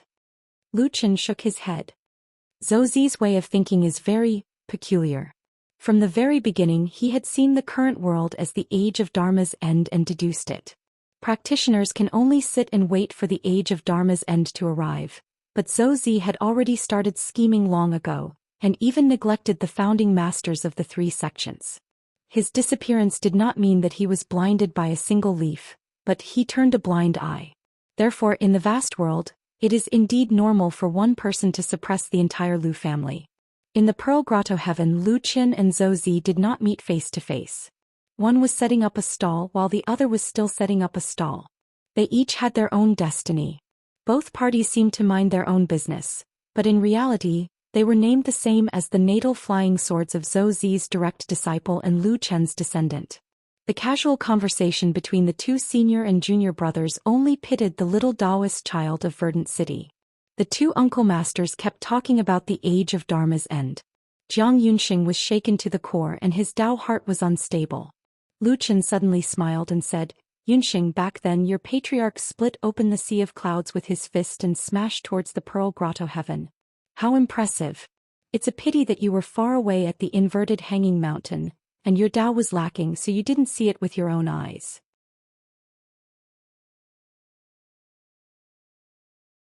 It's alright, I have a painting of the River of Time here that I have kept for many years. I'll give it to you. Take it to the Purple Clouds Tower and frame it properly. Your patriarch will definitely be happy, and he will no longer support you as the city lord of Verdant City in secret. He will only do it openly. The little Taoist child looked down as if he did not hear anything. The second sect master frowned and said, "Alright, don't beat around the bush to plead for mercy for the little brat. I don't have any thoughts about Jiang Yunxing and Verdant City. If you have any thoughts about the city lord's position, you can fight for it with your own abilities. I don't mind if Jiang Yunxing becomes the city lord.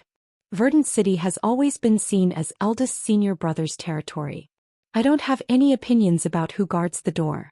The only thing I have an opinion about is that whoever guards the door badly will leave a mess for senior brother." Lu Chen shook his head. "Senior brother, oh senior brother, you and I are at such a high place. If we casually shake our sleeves, frown or yawn, the immortals below will have to carefully ponder over our thoughts for half a day. Fight? How can Jiang Yunxing fight?" Today he finally mustered up the courage to catch up with his 2 uncle masters. In the end, the second sect master did not even look at him. "How do you think the 5 cities and 12 towers will view Jiang Yunxing? At the end of the day, senior brother, you are just a casual person. Coincidentally, Jiang Yunxing can't control the great Tao even if he risks his life. Of course, senior brother doesn't have to care. If you feel that the great Tao is natural, then everything will return to one." The second sect master could not stand Lu Chen's attitude. It was not as natural as his masters, nor as straightforward as his senior brothers. He was a little impatient and said directly, "Do you want Shanqing to take over Verdant City or Jiang Yunxing to take over?" Jiang Yunxing sighed. "Alright, the third sect master is talking nonsense over there, implicating me." He really did not know if the third sect master was helping him or harming him. If the second sect master was not here, he would have started scolding him. Actually, Jiang Yunxing really did not care about the ownership of Verdant City. He had braced himself to come today because it was rare to see Uncle Master Lu. It would be better if Verdant City belonged to the newest Uncle Master. He would not be forced to do something beyond his ability. Because once he succeeded as the city lord of Verdant City, he would be very busy and there would be many disputes. Jiang Yunxing had stayed in the inverted mountain for a long time and was used to living a carefree life. If he had something to do, he would cultivate, and if he had nothing to do, he would flip through books.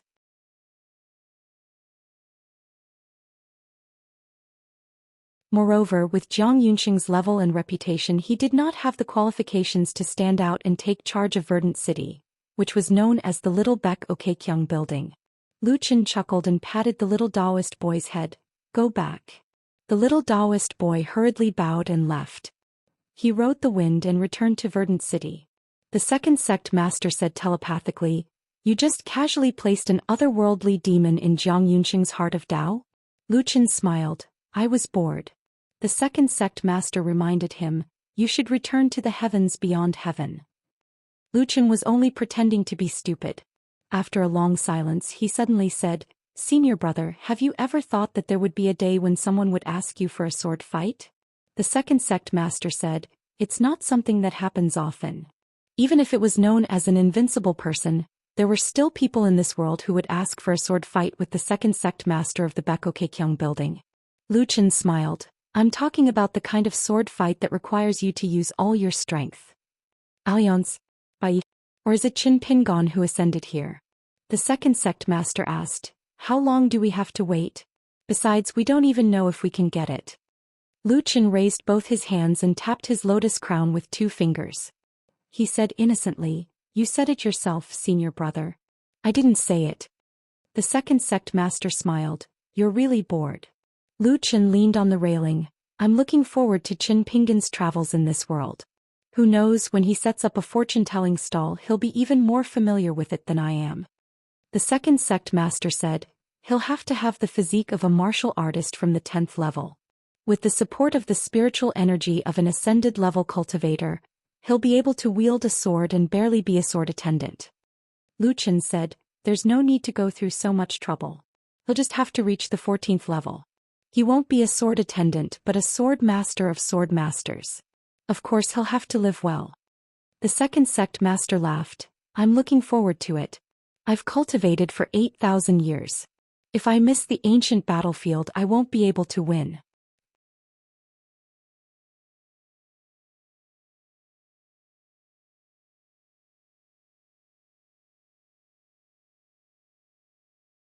(727) Celestial Master Residence, Mount Longhu, the star-picking platform. After the little Taoist boy with a sword on his back appeared, another woman who had deliberately covered her face and figure with water clouds and mist performed a Buddha's blessing at the bottom of the stairs. Then, after receiving the Heavenly Master's order, she slowly ascended the stairs. When she stepped on the stairs, the camouflage automatically disappeared, revealing her true appearance. Although she was wearing a feather dress and a female crown, she was naturally charming and graceful. There was a red mole between her eyebrows. She was not only the most powerful celestial fox in the world but also several worlds. She had been the guardian of Mount Longhu for 1,000 years. In Mount Longhu she was called Xianxia. In the early years when the Grand Celestial Master of Mount Longhu left the mountain to travel, she secretly followed the young Taoist boy and pretended to be a village girl. The Grand Celestial Master deliberately did not expose her identity and allowed her to follow him from afar. He even tacitly allowed her to observe his cultivation. After that, the young Celestial Master wandered the world and killed demons along the way. For 60 years she relied on the protection of the Grand Celestial Master's merits to avoid several heavenly tribulations. In the end, she willingly followed the Grand Celestial Master to Mount Longhu to cultivate. In return, the Grand Celestial Master personally sealed her with a seal to help her withstand the heavenly tribulations.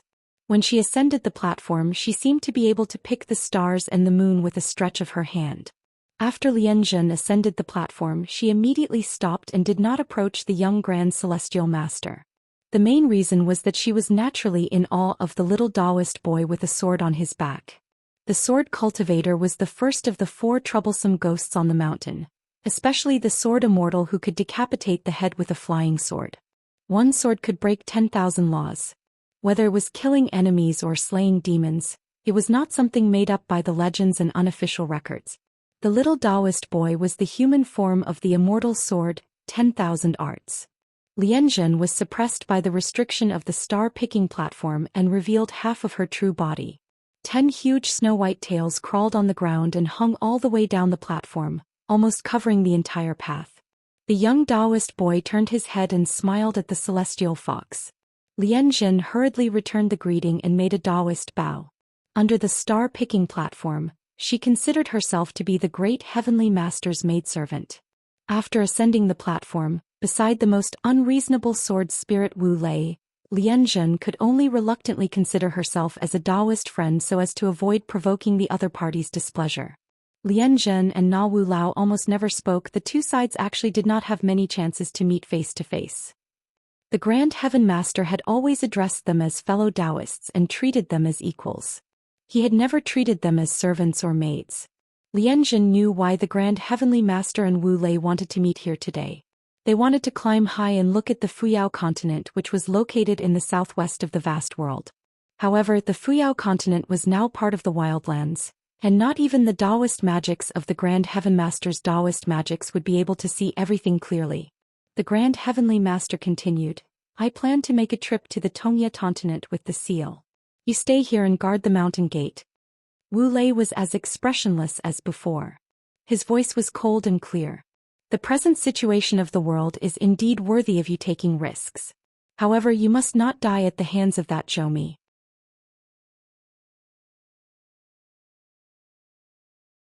Otherwise, do you want me to come and behead you? Lian Zhen was worried sick at heart. She wanted to persuade her master, but she did not have the guts to tell her master what to do in such an important matter. Just as her master had said in the past, the human world was always mysterious and pressured everywhere. For cultivators, the higher their Taoist magics were, the fewer paths they walked on, and the stronger the winds on the mountains and in the sky. Every time there was no choice, every time the heart could not help itself, there was a possibility of death. The wind would always be blown away by the rain and the wind, and be as lonely as the river of time. As for the little Taoist child's cold expression and words, Lian Zhen was already used to it. Although the sword spirit was a servant in name, his great Tao was extremely pure. There was almost no distinction between good and evil like the later generations. The young Taoist reached out and lightly lifted an item. A green bamboo flute appeared at his waist. The inscription was taken from the opening of the 8 characters of the ancient Feng word inkstone. A large piece of qi, its name is wind. The current Grand Heaven Master of Mount Longhu Zhou Xian, one of the 10 in the Central Plains, ranked above the talisman Zhou Xian. Even among the 10 who argued endlessly, he would definitely have a place among them. The 5 Thunders technique had the supreme praise of being the head of all techniques. The Grand Heaven Masters of Mount Longhu's past generations were fully deserving of being the world's #1 in thunder techniques. One sword to break all techniques. However, one of the 4 immortal swords, 10,000 techniques, was in the possession of Zhou Tianlai. Not only was Zhou Tianlai the oldest heaven master of Mount Longhu's history, his current level of mastery in Tao was second only to the founding master who had traveled far beyond the heavens and never returned. Moreover, Zhou Tianlai was regarded as one of the few who had the highest chance of reaching the 14th realm. However, the affairs of the world were unpredictable. The number of times a cultivator who had an immortal sword used his sword was far less than an ordinary sword cultivator on the mountain. Some busybodies had calculated the number of times the 3 immortal swords appeared. After Bai borrowed the immortal sword Tai Bai from the Taoist son of the Taoist temple, the number of times he used the sword should not exceed 10. The Bakokekyung building in the Qingming world was truly invincible. In his long cultivation career, there were only a handful of people who had died at most. Furthermore, when facing those who were already considered to be at the peak of the mountain, there was no need to bring the Taoist scripture. The most recent one was at the Taoist temple. The second Taoist wore a Taoist robe and fought with the Taoist temple of the Taoist sword immortal lineage's ancestral court.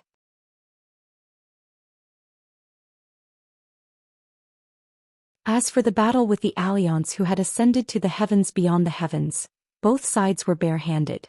One did not have a sword while the other did not use his immortal sword.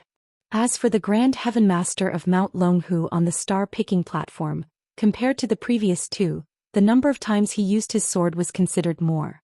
It was roughly 3 to 5 times in each realm after leaving the mountain to travel. As for the 4th immortal sword, the number of peak cultivators who knew about it could be counted on one's fingers. Zhou Tianlai had a sword spirit and was proficient in divination, so he was counted as one of them. Not only did he know that the immortal sword was called Innocence, he also knew that this sword was not in the sword suppression tower of the South Saw continent, nor was it the long sword used by the Dragon Slayer 3,000 years ago. It was left behind in the Great Wall of Sword Qi for 10,000 years. As for the Dragon Slayer who had appeared out of nowhere and fallen like a comet, his identity and name were quite taboo. They only knew that he came from a high-grade blessed land that was still sealed for closed-door cultivation, but he had an unclear relationship with the first ancestor of the school of the military. No matter what, during the Dragon Slayer period he was still able to teach a disciple like White Emperor City's son Zhuzhong. This person's name could be considered to be immortalized in history. It could be said that this person would always occupy a large amount of space and ink in the complicated unofficial history of the future. Zhou Tianlai turned his head and smiled. Fellow Taoist Lian Zhen, there seems to be someone in the Tongya continent who is on the same path as you. Lian Zhen nodded slightly. She is on the same path as me but not of the same lineage. She is of the same lineage as Mr. Bai's green infant. This heavenly fox's voice was always soft and she did not dare to speak loudly. Indeed, fellow Taoist Wu Lei's sword intent was too shocking. As one of the four sword spirits, its killing power was equivalent to that of an ascendant realm sword cultivator from the ancient times. Moreover, it had an inhuman temperament. As for the true refinement realm, it had a natural suppression of the great path. The ancient gods were high up in the sky. Before the appearance of the human race, the ones that they crushed and killed the most were the numerous demons on the ground. Among them, only those true dragons were slightly valued by the gods. They were gathered under one of the 5 supreme gods of the heavenly court in the past. The master of the heavenly court. The sword-bearer. Their positions were similar to the criminal officers of the Great Wall of Sword Qi in the future, or the law master of the ancestral hall on the mountain. The armor-bearer. Similar to the hidden officials of the Great Wall of Sword Qi, they had insight into everything in the world. The fire god governed the eternal stars. The water god guarded the long river of time. In addition, there were 12 supreme gods who easily lifted the world and dragged the stars. Among them, there were 2 who were in charge of the ascension platform, responsible for guiding the earth immortals.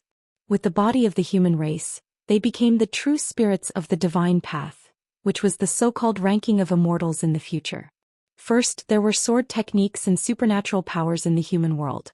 The human race continued to rise, and the number of beings who became gods through the ascension platform increased. Then there was a battle between water and fire. This was what Old Yang said to Ruan Xiu and Li Lu. Both of you are the most guilty. Then the sword-bearer was responsible for breaking the armor. It was rumored that both of them had fallen. According to common sense, this was indeed the case.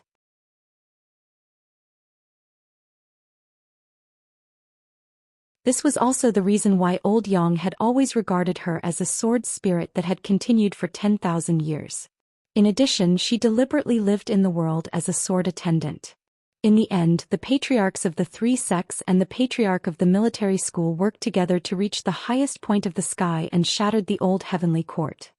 Wu Tiang was a little hesitant, which was rare. Zhao Tianlai said, "Not all of them were recognized. It is indeed difficult to reach the 14th realm." The old scholars unifying heaven and earth relied on the merits of sages and the unifying heaven and earth, resonating with heaven and earth. The quasi-sage had relied on this to unify the central earth divine continent. A continent's mountains and rivers were half of the vast world. Bai Ye's 14th realm was the unifying great Tao, but it was the poem in Bai Ye's heart. It was simply amazing. In a sense, compared to unifying the unifying heaven and earth, it was even more difficult to learn. The only person in the future who was regarded by scholars as a great writer who was comparable to Bai Yi in terms of talent, a person who was known as the master of thousands of poems, had to sentimentally say, "When poetry reaches Bai Yi, it can be said to be the fortune of the human world. When poetry reaches me, it can be said to be a great misfortune." This person was so self-deprecating that he had to turn poetry into poetry. How could others in future generations dare to unify with poetry? The mellow scholar Chen Chunan carried the sun and moon on his shoulders. His heart was bright. He wanted to unify with the sages and principles in his heart.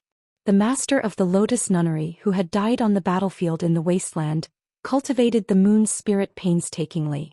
She wanted to enter the vast world and unify with the bright moons of more blessed lands. The fire dragon Zhenren was half a celestial master of the celestial master residence in the Dragon Tiger Mountain. He was known by the Qi cultivators of the vast world as the 3 ultimate techniques of fire, water, and thunder. It was not easy for him to unify. The talisman Zhou Xian wanted to unify. It was the half-real and half-fake Milky Way in the wine gourd. In the ancient times, there was the Lu Guan school of Taoism. They were good at observing the stars and Qi, hence the name Lu Guan. Zhou Xian had a deep understanding of this school of Taoism. Moreover, the Lu Guan school of Taoism and the fire dragon Zhenren had a deep connection with the great Tao. The fire dragon Zhenren and the talisman Zhou Xian became close friends not only because of their similar personalities. They also exchanged pointers and sharpened each other's skills. They also had the idea of unifying their great Tao and reaching the 14th realm together. Zhao Tianlai sighed softly. He waved his sleeves and opened the restriction slightly. He did not want to give a certain someone an excuse to complain.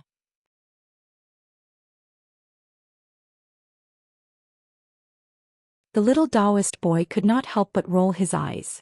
Lianzhen was the slowest to realize it. He was also the most helpless. Lianzhen asked softly, "Should I go and receive the guest?" The Grand Celestial Master was annoyed. "What guest? He's the host and I'm the guest." The three academies, Mount Sui in the Central Plains, Bai's Tower in Town, and the cottage built by Bai Yi in the Fifth Celestial Master. When did he not become the host? He acted more like the host than the host. He could not wait to use his identity as the host to receive the guest. In the forbidden area of the Celestial Master's residence on Mount Longhu. The restriction here was even stricter than the ancestral mountain of the talisman Zhou Xian. A sneaky old elementary scholar snuck in. Instead of going to the star-plucking platform, he called out to the master several times in his mind. Since the master did not respond, he took it as a yes. He went straight to the Grand Heavenly Master's private residence. He was too embarrassed to step through the door, so he stood outside the front hall and raised his head. There was a couplet praising the Grand Heavenly Master's celestial demeanor and moral integrity. The old elementary scholar clicked his tongue in wonder.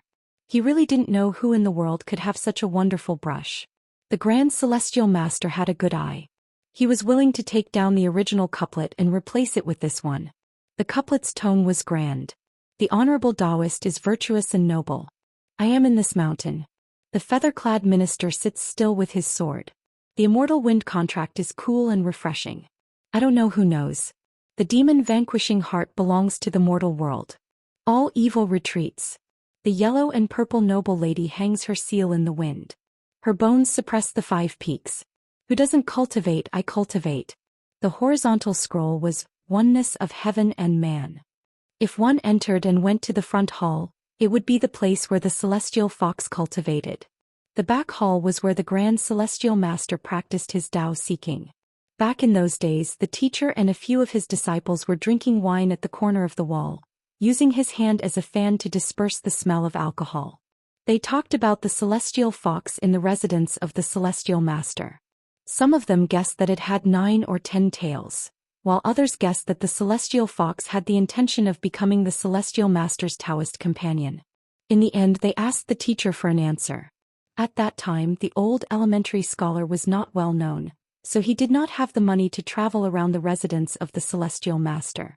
Some of the sayings were taken from unofficial history books, and even the old elementary scholar himself was not sure if they were true or false. He did not dare to say that he was careless and did not want to talk nonsense with his disciples. He only said that the Celestial Master did not speak of strange powers and chaotic spirits, which greatly disappointed a young man. Later on, the old elementary scholar became famous and did not need to spend money to go out. He invited the sage of literature to give lectures and preach Taoism in various places. The old elementary scholar specially made a trip to Mount Longhu, but he did not take the immortal bamboo raft ferry. He chose to walk up the mountain with a green bamboo stick. At that time, both sides of the divine path were lined with nobles and immortals from various temples and nunneries. Everyone was surprised and delighted. They were surprised because the sage of literature had never set foot in the immortal residences outside of the Confucian Academy. Therefore he had made an exception for Mount Longhu. Moreover, it was said that the sage of literature had taken the initiative to submit the document to the Celestial Master residence.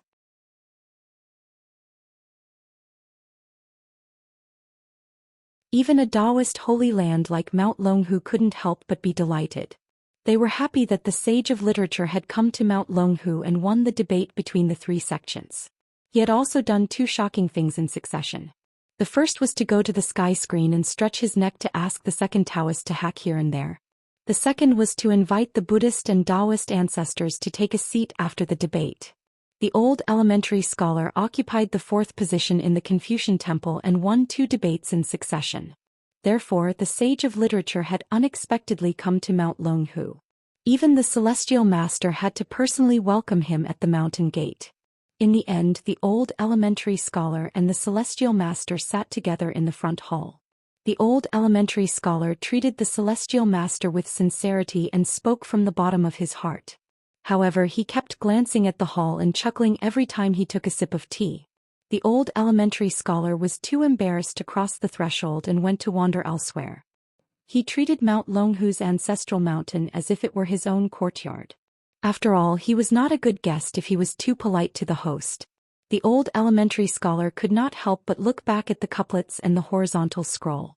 He had not wasted his time bringing the brush and paste up the mountain. He did not even have to trouble the celestial master to put them up. What was a guest? This was a distinguished guest. He went to the Hall of Virtue of Mount Longhu's ancestral hall, where the statues of the ancestral masters were hung. There were also 12 statues of heavenly lords. Apart from the 2 disciples of the first celestial master, the rest were all celestial masters of Mount Longhu. Inside the ancestral hall, there were 8 golden talisman dragons coiled around the pillars. According to legend, as long as an immortal helped to add a finishing touch, the dragons would rise from the clouds and go out to suppress any evil that entered the mountain. The old elementary scholar sighed. The founder of Mount Longhu was indeed a hero. Years ago, the Sage of Rites had led his people on a crusade against the remnants of the gods. Although the results were not great, the outer heavens were vast and unimaginable, and there were many restrictive spells. However, there had been many bitter battles. The first celestial master of Mount Longhu had perished on his way back. His death had led to Mount Longhu's loss of the title Talisman Leader. Of course, it could not be said that the talisman Zhou Xian had taken advantage of the precarious situation to fill in the gaps in the Great Tao. The old elementary scholar clasped his hands in front of the door, as if he were paying respects to the sage of Mount Longhu. There was a courtyard well known as the Demon Ceiling Well. Suspended above the well was an unpolished jade mirror.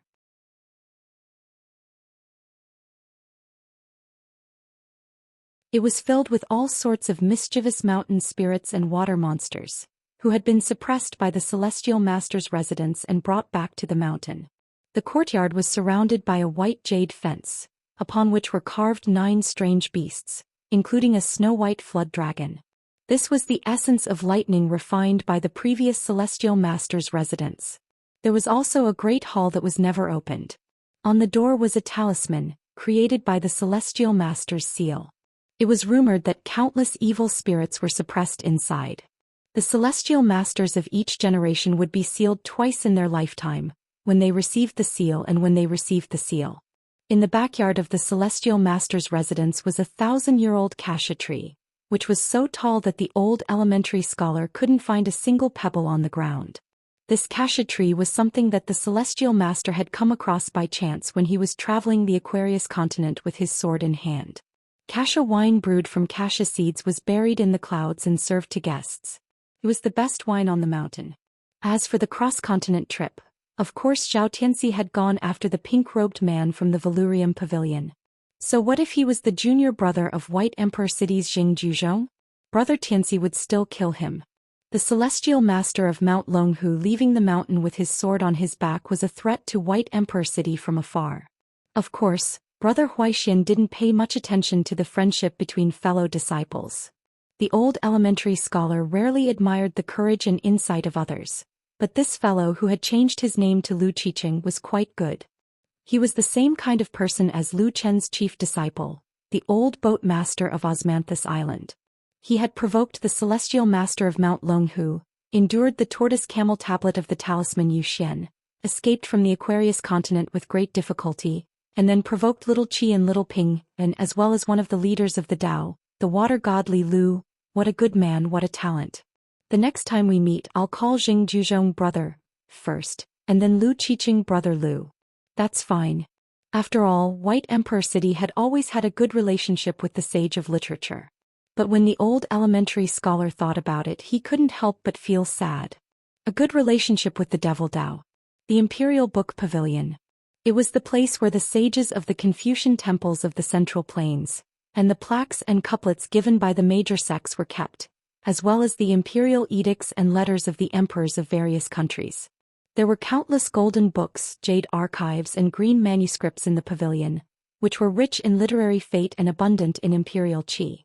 In the words of the old elementary scholar, it was enough to make people turn their heads away after a single glance. It was too much to look at, too much to look at. The old elementary scholar suddenly looked a little embarrassed. A beautiful woman was in charge of guarding the forbidden area. She had a young face, but her seniority in the Celestial Master's residence was very high. She was in charge of the small world and she was in the immortal realm.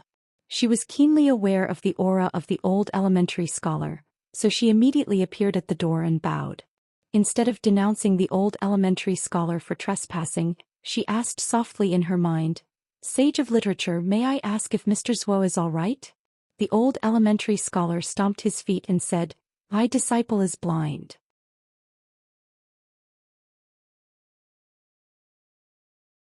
How could he bear to hurt Miss Xiao's direct disciple with his sword? Is it so difficult to bring that potential sword fairy back to Dragon Tiger Mountain and discuss with Miss Xiao? Regardless of the consequences, the old elementary scholar first scolded his disciple. Then he calmed down and comforted her in a low voice. "That idiot is fine. I'm sorry to have made Miss Xiao worry." The female Taoist breathed a sigh of relief and said with a smile, "That direct disciple of mine, as a noble of yellow and purple, used Taoist magic without reason. If he fell into my hands, the punishment would be heavier." The old elementary scholar laughed and said, "I'll go by myself. I won't disturb Miss Xiao's peaceful cultivation." The female Taoist nodded slightly.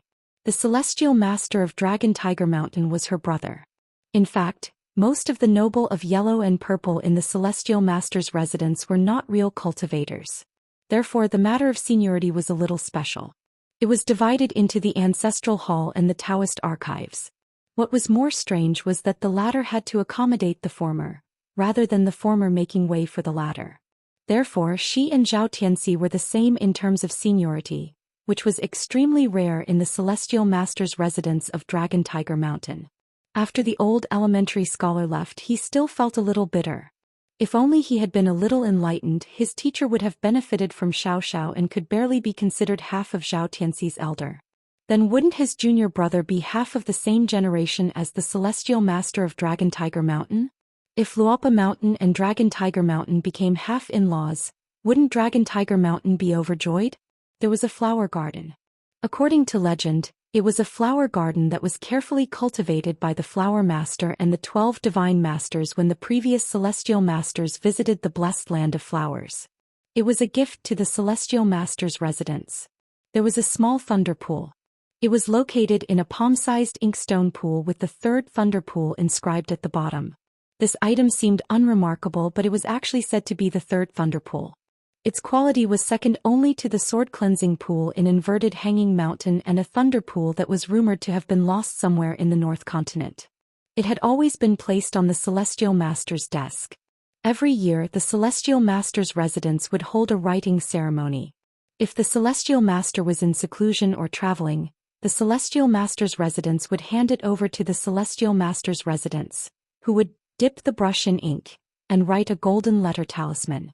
Other than the Celestial Master's own use, the rest would be given to the monarchs of the dynasty or immortals on the mountain. The Five Thunders spell talisman was used by the monarchs as a gift to the mountain temple and the water temple to suppress the fate of the mountains and rivers. It was also given by the Ancestral Hall to the direct disciples as a protective offensive treasure.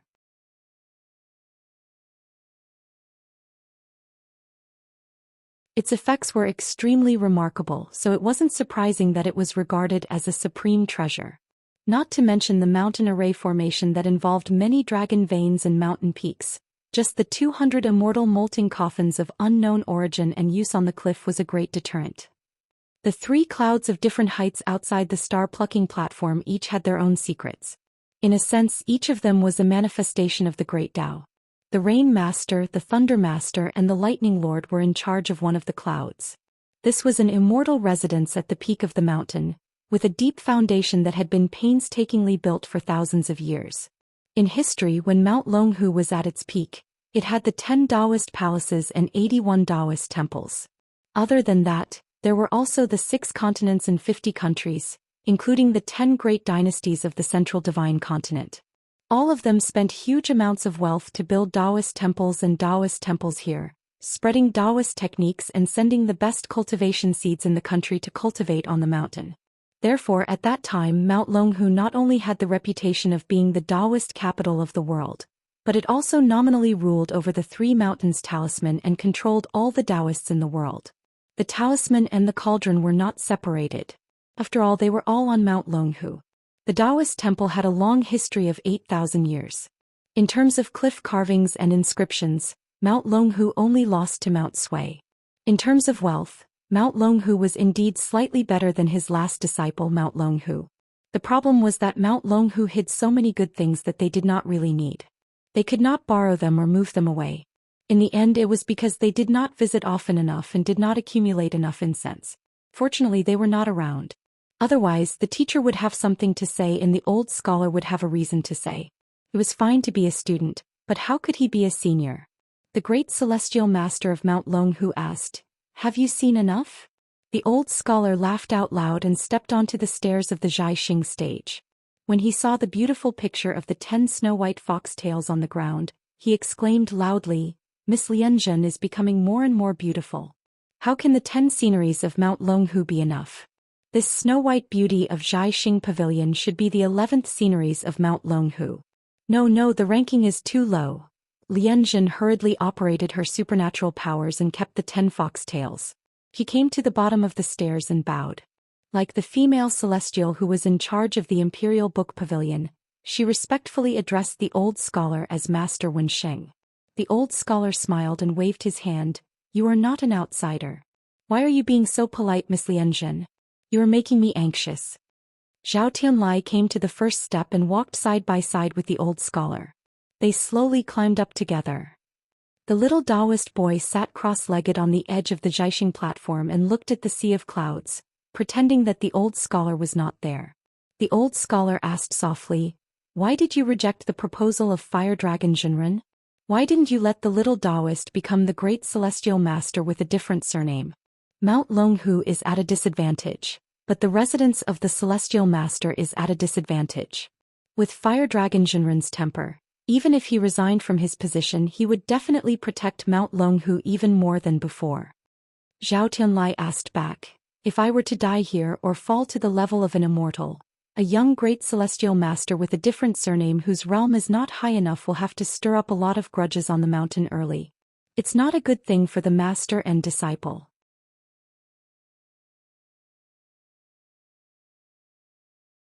Instead of being caught in the big picture, it would be better to let the young man walk on his own path. In this way, Fire Dragon Jinren would not have to feel guilty towards Mount Longhu. Just take it as a happy ending. In the world of Taoism, the peaks compete with each other, each with their own strengths. Zhou Tianlai had the same view towards the talisman Zhou Xian and Fire Dragon Jinren. Many of the nobles in the residence of the Celestial Master still could not accept the title of talisman. It was reasonable. However, if Zhou Tianlai as a celestial master wanted to stick to it, the orthodoxy of Mount Longhu was the real danger. It was not that they did not compete at all, but they competed for the greater Tao. Otherwise, if there were other high peaks on the ground, Mount Longhu would chop off the peak of the mountain with a sword, smash the tree with a seal, or use Zhou Xian's talisman to suppress the peak of the mountain, while Fire Dragon Jinren could move the mountain with a wave of his sleeve. In this way, the many orthodoxies in the world might as well acknowledge the 3 orthodoxies of Beko Keikyung building as their ancestors. The old scholar nodded vigorously. Yes. A hero does not talk about the pros and cons.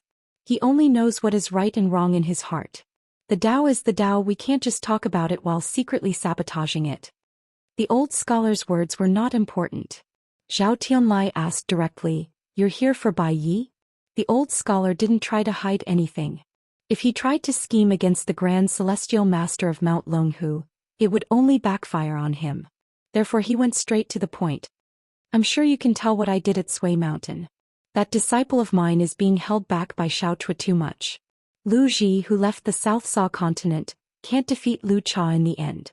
Therefore in the end only Bai Yi and Zhou Xian will face the 7 sovereigns of the wildlands. Once Lu Cha uses his full strength, the mountains and rivers of the continent will change." Behind the 2, Lianzhen wanted to say something but stopped. The old scholar smiled bitterly. "I'm not saying that the Celestial Master has to risk his life. There's no such logic in this world. His mouth is crooked, his heart is crooked, and his righteousness is not true. I just hope that the Celestial Master will do his best. That's enough, very enough." For example, even if you can't save Bai Yi, you can at least save Zhou Xian. With this, Mount Longhu will become the world's talisman. Especially within your Taoist talisman sect, there won't be so much quarreling over who the word talisman belongs. Quarreling will really kill people. Over the years, how many big and small messy debts have been caused by the people on the mountain and the people below it? Of course, I'm just giving you an example. How can the celestial master not make things difficult for you?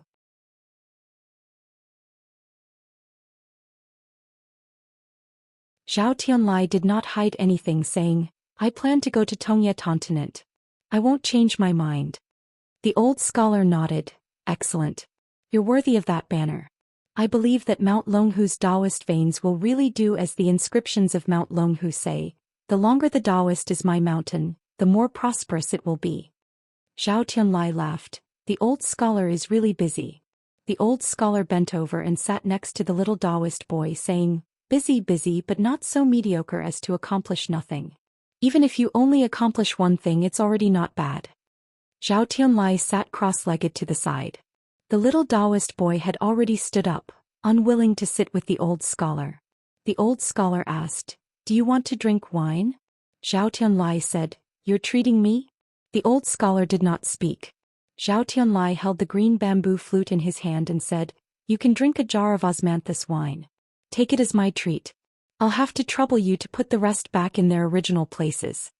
The old scholar was waiting for these words. He raised his hand and a jar of wine immediately slid out from his sleeve. Of course, he was not greedy for the spiritual energy of the mountains, rivers, and vegetation, but he really craved the taste of the wine. The old scholar drank a mouthful of wine. Actually, when Bai Ye's sword fell on a continent, I already knew what would happen to him. Now all I want is to make the worst situation a little better. For example, if Zhou Xian could survive, it would be best if that talisman Zhou Xian could survive. Or if Bai Yi could survive. Even if the vast world would have one less sword immortal to be proud of, even if Bai Yi was no longer in the vast world, as long as Bai Yi was still there, the old scholar himself would not have to drink another jar of heartbreaking wine. No matter where Bai Yi was, it would always be Bai Yi. It was still the same Bai Yi who seemed to be teaching all the plum blossoms in the world. Zhao Tianlai played the bamboo flute. It was indeed a sound of nature. Yellow cranes circled the peaks of the mountains. Blue phoenixes soared above the sea of clouds. They were like green and yellow beads, rolling and adorning the white bead curtain. The old scholar sang poems and replied while drinking wine. Chiseling through the land of eternal romance, cultivating the golden glow of the everlasting body. Yellow clothes in the purple mansion were recorded in the heavens. Green peaches bloomed in the spring of the world. The 3 peaks and the rain made the dragon fly. Riding the wind to meet the 5 Thunder Lord. A stream of colored glaze and 10,000 piles of smoke. Immortals who ascend the mountain become immortals. The little Taoist boy shook his head and said, Doggerel is not as good as heavenly flute music. He added, it's far inferior. As expected of the sages of the Confucian temple. When it comes to poetry, lyrics, music, and kung fu, they lose to the literary heroes of the world. Lianzhen leisurely performed a salute and then sat beside the great heavenly master. When Zhao Tianlai kept the bamboo flute, the old scholar had also finished a jar of osmanthus wine from the great heavenly master's residence. The old scholar could not bear to throw the wine jar into the sea of clouds. He kept it in his sleeve and said, I don't want to be a god. I want to be the only god. The difference of one word makes a world of difference.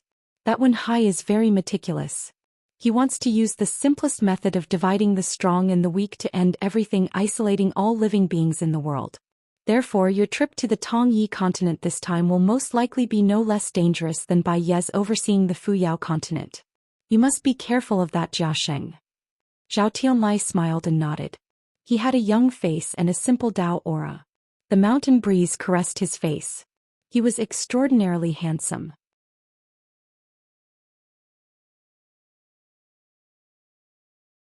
Lianzhen asked curiously, Old Master Wensheng, can I ask about the Ascension platform? Old Xiu smiled and said, why can't you ask about it? The ancient heavenly court is located in a distant galaxy. The so-called immortals can ride the wind, but they might not be able to reach it in their lifetime. In the past, when the gods came to the human world, except for a few who had supernatural powers and could ignore the river of time, most of them had to go to the ascension platform. Therefore, the ascension platform was not only used to guide the earth immortals to ascend. Heavenly Lord Qing Tong was in charge of one of them because there were actually two. As for the other one, it was the moon-bearing mountain in the wilderness. However, it was no longer worthy of its name. Back then, Qin Qingdu, the dragon monarch, and Guanzhao did not challenge the moon-bearing mountain because of personal feelings. However, the old scholar did not say much about the rest of the inside story. Zhao Tianlai did not tell Lianzhen that a jar of osmanthus wine could not buy a few pages of the ancient almanac. Besides, as one of the 4 ancient sword spirits, fellow Taoist Wu Lei probably knew the truth even better than the Grand Heaven Master. Old Xiao stood up and smiled. Although I did not get what I wanted, it is all thanks to Miss Lianzhen's good fortune. Last time I drank a pot of good tea and today I drank a pot of good wine here. I am a guest. As an old scholar I am embarrassed, but I always pay attention to etiquette. Last time I gave a couplet and today I will give a seal to a young man from Mount Longhu who has been on the Tao path for many years. I hope that either Grand Heavenly Master or Miss Lianzhen can pass it to him in the future. Zhao Tianlai stood up. In the end we should keep the goodies within the family. Zhao Yao, who left Lizhu Grotto Heaven on an ox cart, was one of Qi Jingquan's direct disciples. After that he traveled the central divine continent and cultivated in a Taoist palace in Mount Longhu for a period of time. He was not considered an unofficial disciple, and his identity was still that of a Confucian scholar. In the end Zhao Yao went to the 5th world. It seemed like there was someone he missed so much in that ascension city. Because of some clues, according to the Taoist palace spiritual master's deduction, Zhao Yao had a close relationship with Bai. Zhao Tianlai held the flute with both hands and smiled without saying a word. Lianzhen knew that her master did not want to be involved in too many affairs of the mortal world, so she had to take over the white jade seal from the sage of literature. In fact, she and the young man Zhao Yao were not strangers. The old scholar laughed and said, "It's not something that can't be seen. Miss Lianzhen, just look at the contents of the seal. Anyway, you're not in a hurry to hand it over to Zhao Yao. You'll need to keep it for about 90 years.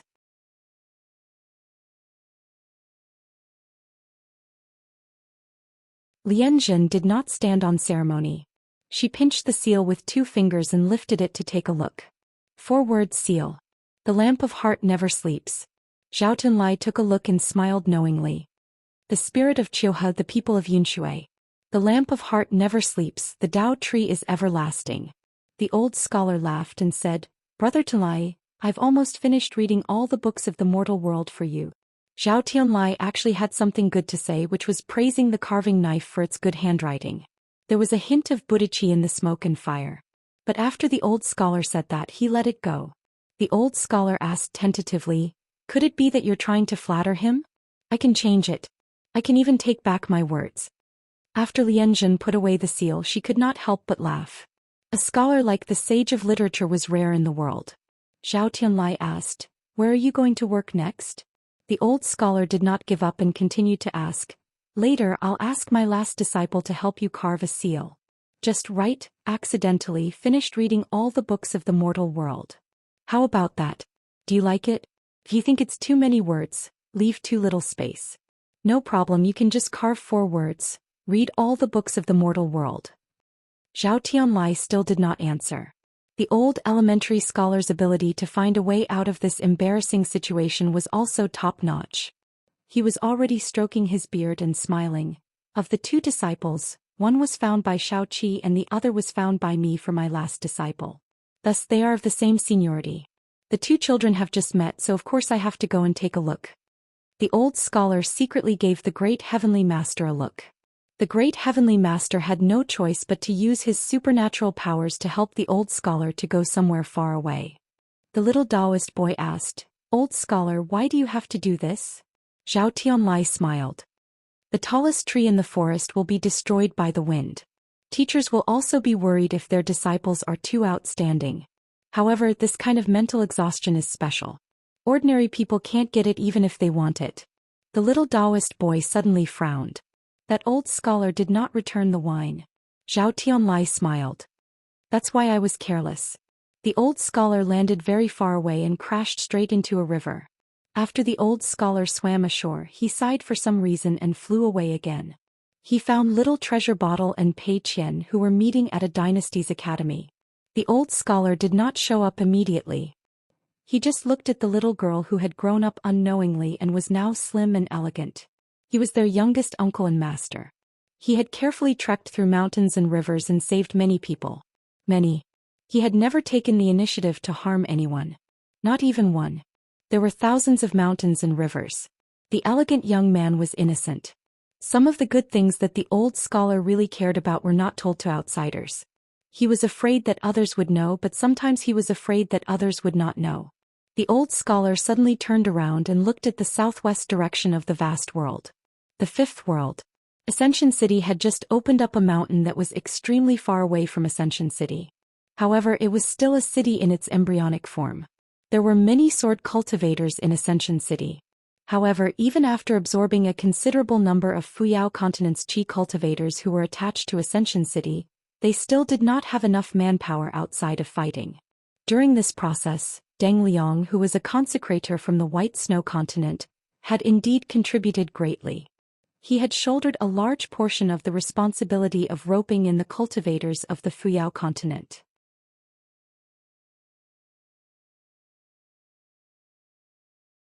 His treatment of people was far better than that of the criminal officials and the hidden officials. Not only that, Deng Liang also helped to improve part of the structure of Ascension City's Quan residence. As for the Quan residence headed by Marquis Gao Yi, everyone in the city knew about their current situation. They were simply greedy to the point of insanity. The cultivators of Quan residence had arrived. The sky is 3 feet high and the earth is 10 feet thin. Not even a blade of grass grows. Quit while you're ahead. Deng Liang was also a sword cultivator from the hidden officers. Naturally, he had received some of the skills of the previous hidden officers. Therefore, Deng Liang was a proper guest of honor at the side of Quan Residence's cultivators who were clamoring and wantonly plundering the mountains and rivers. Due to the fact that this mountain, which had invisibly circled a vast territory, was almost located in the middle of the Ascension City and the southern part of the world. Therefore, there were several disputes with the cultivators of the Tongyi continent who were constantly pushing north and crazily occupying the mountain. This enclave that Ascension City carefully selected was truly worthy of being called a treasured land. Other than a 10,000-mile-long river, it could also create the power of the 5 mountains. The mountains and rivers were interdependent. If placed in Tongyi continent, it could be the place where a dynasty rose. The other 3 enclaves that were used to help Ascension City expand their territory were actually not as tyrannical as the one in the south. They were relatively closer to Ascension City that was located at the center of the world. After using a certain female great sword immortal who temporarily led the hidden officers for a sword debate, she left behind a sentence: "The one who is bullying is your Tongyi continent." Qi Shou and Marquis Gao Yi, as the 2 leaders of the Quan residence, were also helpless. Moreover, the Great Wall of Sword Qi had an extremely bad impression of Tongyi continent. In the end, they acted according to the established rules of the Second Ancestral Hall meeting. At the highest point of the mountain, a stele was erected and a single Qi word was engraved. In addition, there was a stele in the east with sword, in the west with Chong, and in the north with city. The biggest surprise was at the boundary of the sword word stele. A young Taoist named Shanqing not only cut the stele with his sword, but also banished all the sword cultivators of Ascension City. In the ruins of the sword word, Ningyao rushed to the peak of the mountain on her sword. Then she rode her sword straight up and found Shanqing. When she arrived at the boundary of the blue netherworld realm, Ningyao asked for a sword without a second word. In the end, she cut down the mountain word stele that was once an inverted mountain.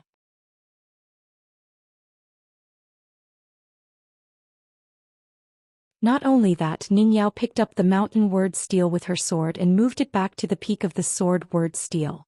Before she moved the word stele and left, she left behind another sentence with the pale-faced Shanqing. The last disciple of the Dao ancestor who destroyed the sword word tacitly agreed to this matter. Then he had no choice but to go into seclusion to recuperate. After this battle, there was no doubt that Ningyao was the #1 person in the New World. On her way back to the sword word stele, Ningyao received a message from Ascension City. In the southern boundary of the Qi word stele, She had a dispute with a large group of cultivators from the Tongyi continent. Due to the solemn atmosphere of the ancestral hall meeting, the hidden official's bloodline had mentioned how to deal with the outside world. It was inevitable that many sword cultivators were restrained and didn't dare to use their full strength to kill their opponents. Therefore Ningyao could only fly her sword south and attack the outside world again. From then on, the entire Ascension City, including the sword cultivators who built the city in the south, understood that they didn't need to be too polite to the cultivators from the Tongyi continent.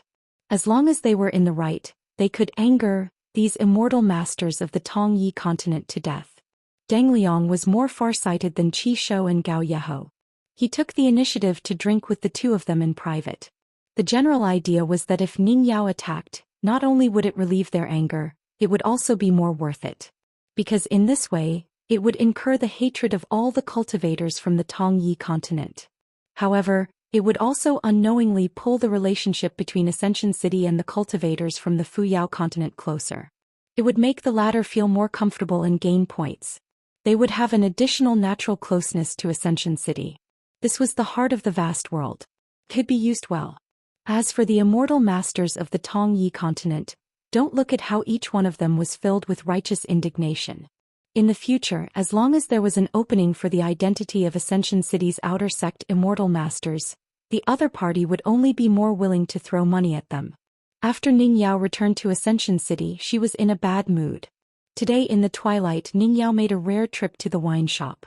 In the past, she was the gatekeeper of Lizhu Grotto Heaven Town. Now she was the substitute shopkeeper of the wine shop. She was doing very well.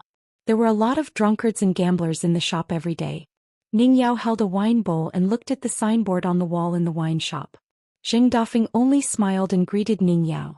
Then he continued to lower his voice. With a wine bowl in his hand, he squatted by the side of the street and chatted with the group of customers. In detail, he talked about how he had a good dream that night and how the 24 hibiscus fairies in his dream were all outstanding beauties. In the end, he sighed with emotion. Which of us old men doesn't have a woman locked up in our hearts? What bachelor? In fact, there are no bachelors in the world. Especially after drinking the wine of my shop, you're not just a bachelor anymore. In fact, when Ningyao appeared just now, the atmosphere in the wine shop suddenly changed. Only when Ningyao entered the shop did she return to her normal self. There was no other way. Ningyao's swordsmanship was getting better and better, and her prestige was getting stronger and stronger. Therefore, Ascension City naturally treated her as the second boss of the Sword Immortal. Above the criminal officer, hidden officer, and Quan Fu, Ningyao was still the only one. It was a matter of course. Fortunately, Ningyao went to the shop. Otherwise, the wine would be too reserved.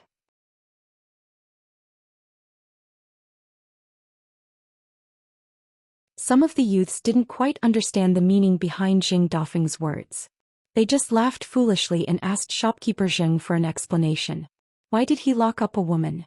Was this the unique ability of the vast world? Could he learn it? Zheng Dafeng raised his wine bowl. Immediately, someone hurriedly filled it up.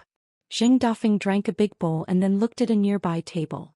It was the seat of a female sword cultivator from a wealthy family on Old Jade Hat Street. Nowadays, she often brought a few female sword cultivators here to drink and was very generous. When Zheng Dafeng glanced at the bench, the drunkard at the side followed his gaze and then nodded at the same time. No wonder the benches in the wine shop seemed to be getting narrower. Shopkeeper Zheng was indeed a learned person. When the woman turned her head, Zheng Dafeng immediately retracted his gaze and wiped his mouth gently. He turned to the youth and said, "Brother, your idea is despicable, despicable. What kind of spell is this? The woman in the man's heart would be a pair of immortal couples who made vows of eternal love. And whether the woman was a fairy on the mountain or a woman at the foot of the mountain, she would always look like she was in her teens or 20s. Was it beautiful? Of course it was beautiful. Everyone suddenly understood. It really did make some sense. Zheng Dafeng scratched his head with one hand and filled the wine bowl with the other. Then he said, "Brothers, get up and leave." Zheng Dafeng drank his wine with a smile on his face. Only occasionally, when he lowered his head to drink, there was a subtle, unspeakable look in his eyes. Without the wine, he could see the person from afar. After drinking, Ningyao took the initiative to find the second-in-command of the penal officer, the tailor Twisting Core. Perhaps it was taboo for any sword cultivator of the hidden officials to meet this person. Ning Yao was an exception. Twisting Core's residence was in a secluded alley. It was very simple. In the night, Ning Yao entered the house and sat down. She went straight to the point and said, "Senior Twisting Core, did he leave a letter here?" Twisting Core, who was wearing a loose robe, nodded. "He did leave a letter. But according to my agreement with Qin Pingon, I can't hand it to you for the time being. In fact, it's best that Miss Ning doesn't open this secret letter for the rest of your life." As she spoke, Twisting Core twirled a wick on the table. Ning Yao nodded. She only glanced at the strange lamp and didn't ask Twisting Core for the secret letter. Unexpectedly, Twisting Core took out the secret letter from her sleeve and said with a smile, "But I think it's better to open it early. Maybe it'll be a good omen." Ning Yao hesitated. Twisting Core put the secret letter on the table and said to herself, "I've kept my promise. I'll treasure this letter well." In fact, Qin Pingon had given 3 letters.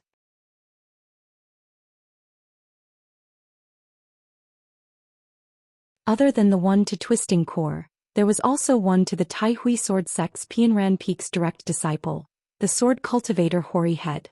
At that time he had told the youth in private to only give this letter to his master when he was sad and would drink alone. In that letter, Qin Pingon only asked Lu Jinglong to help reason with the wedding dress ghost. Qin Pingon felt that Lu Jinglong would do a better job than him. The other letter was given to Wei Wenlong at Spring Bannerzhai. Actually, there were 2 letters in one envelope. They were both family letters. One was given to Zhou Xian and the other to Lu Xianyang. The letter from Luopa Mountain contained many details. One of them was for Chao Qinglang to be the next mountain lord and for him to take good care of Pei Qian. The secret letter in Ning Yao's hand was the first letter the young hidden official had written, but also the last one he had written.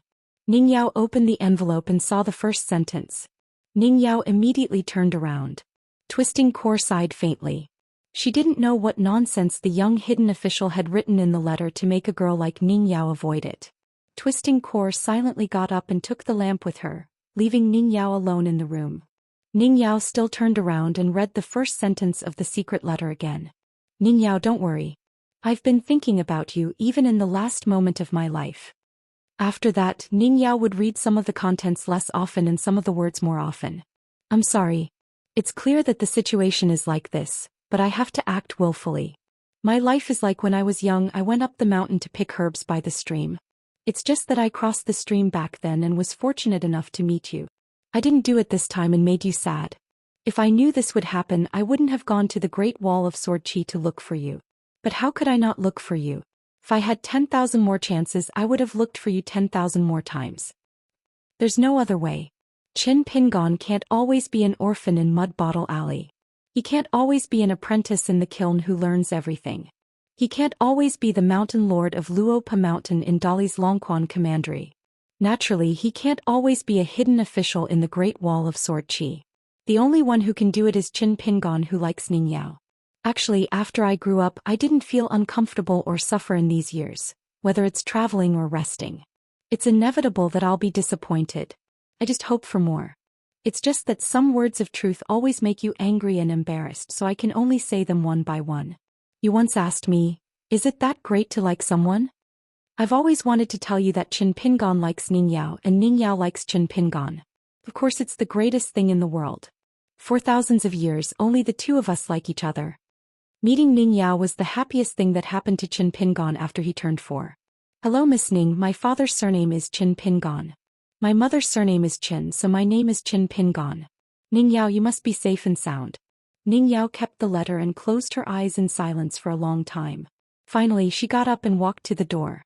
She reached out her hand again and touched her forehead. Twisting Heart walked out of the room and asked telepathically, "Is this the reason why you can't break through the bottleneck of the immortal realm?" Ning Yao nodded. This immortal sword that had been nurtured for many years, naive, actually wanted Ning Yao to become a sword attendant. She, who was supposed to be the sword spirit, would become the sword master. Therefore, after ascending to the immortal realm, Ning Yao had almost imprisoned him twice in her heart. All these years, naive, was like a naughty girl always running away.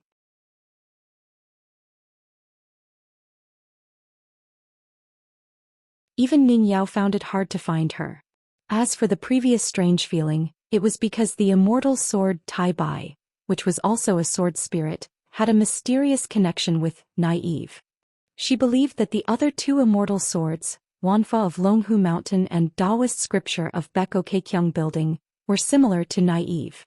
Twisting Heart said, "Take it slow." Ning Yao was silent. Twisting Heart looked at Ning Yao and suddenly laughed. "You don't seem as sad as I thought." Ning Yao said, "Because I believe in him."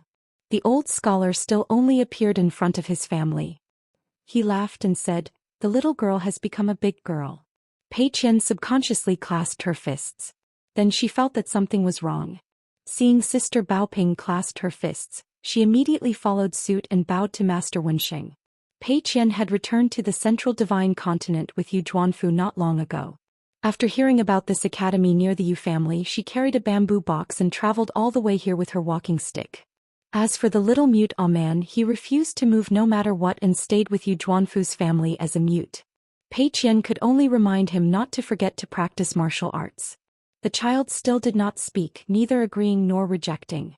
This academy was not among the 72 academies of Confucianism. If it was, Pei Qian would not have come. But Pei Qian did not expect to meet Sister Baoping. The old scholar waved at them and asked, "What's wrong? Quarreling with someone again?" Li Baoping nodded. The headmaster of the academy was one of the people who commented on what a mellow Confucian was. Not only that, but he also wrote many impassioned articles criticizing current affairs. He scolded the sages of his own family for this headmaster of the academy who came from the line of the quasi-sage and won him countless praises. However, it was said that some returning cultivators and scholars from the Fuyao continent and the South Sa continent wanted to argue with the headmaster, but they were all rejected. After a while, the headmaster wrote another article about how the world was deteriorating day by day and how worrying it was. Li Baoping argued with one of the headmaster's direct disciples. Li Baoping first agreed with the headmaster's good points. She said that the world and the Confucian temple of the Central Divine Continent definitely allowed people to speak their minds. However, when Li Baoping mentioned the first thing that needed to be discussed, such as the headmaster's sincere words, did the so-called truth have to be the truth? When scholars read about the headmaster of the academy, shouldn't they reflect on themselves and be a little more patient and listen to the young people who disagreed with them to see if they were right? Unexpectedly, the other party immediately left with a face full of sarcasm. Li Baoping sighed at that time. It was the same thing again.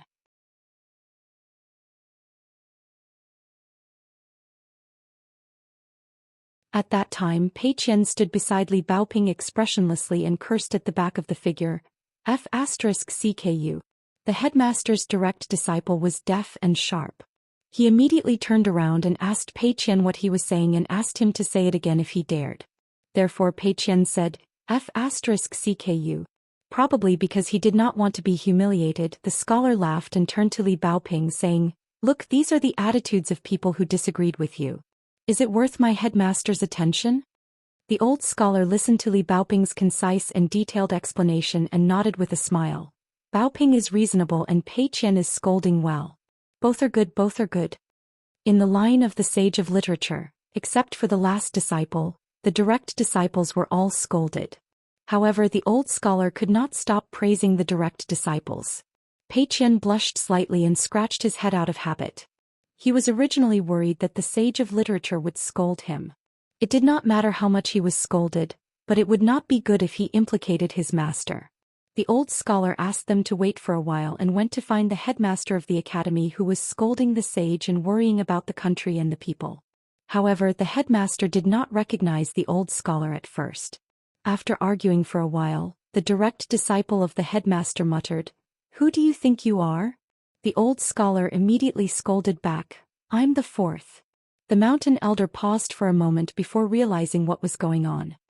He became even more scholarly and righteous as he questioned the old elementary scholar who was no longer the sage of literature. Was he going to use his status as a sage to shut him up? The old scholar did not bother to say anything more. He found Li Baoping and Pei Qian again and went to the Yu family together. That old man Yu was indeed a bad chess player. The old scholar suddenly raised his head. Throng. One sword was the first to leave the residence of the sage of Longhu Mountain and go straight to Fuyao continent. Then there was another sword that broke through the border of the vast heavens and the green underworld. There was a third sword that also broke through the fifth heavens and went to Fuyao continent. It broke through 3 layers of Fuyao continent's restrictions. Together with Bai Ye's sword, the 4 swords gathered in the vast heavens for the first time. Bai Yi Tai Bai. Beko Keikyung Building's second master Taoist scripture. Longhu Mountain's grand heavenly master 10,000 arts. Great Wall of Sword Qi, the fourth sword naivety. Beside a person, the swords gathered. You're tuning in to the Zhou Xian's Legacy YouTube channel. Don't forget to subscribe and join us on this journey to catch the most captivating stories.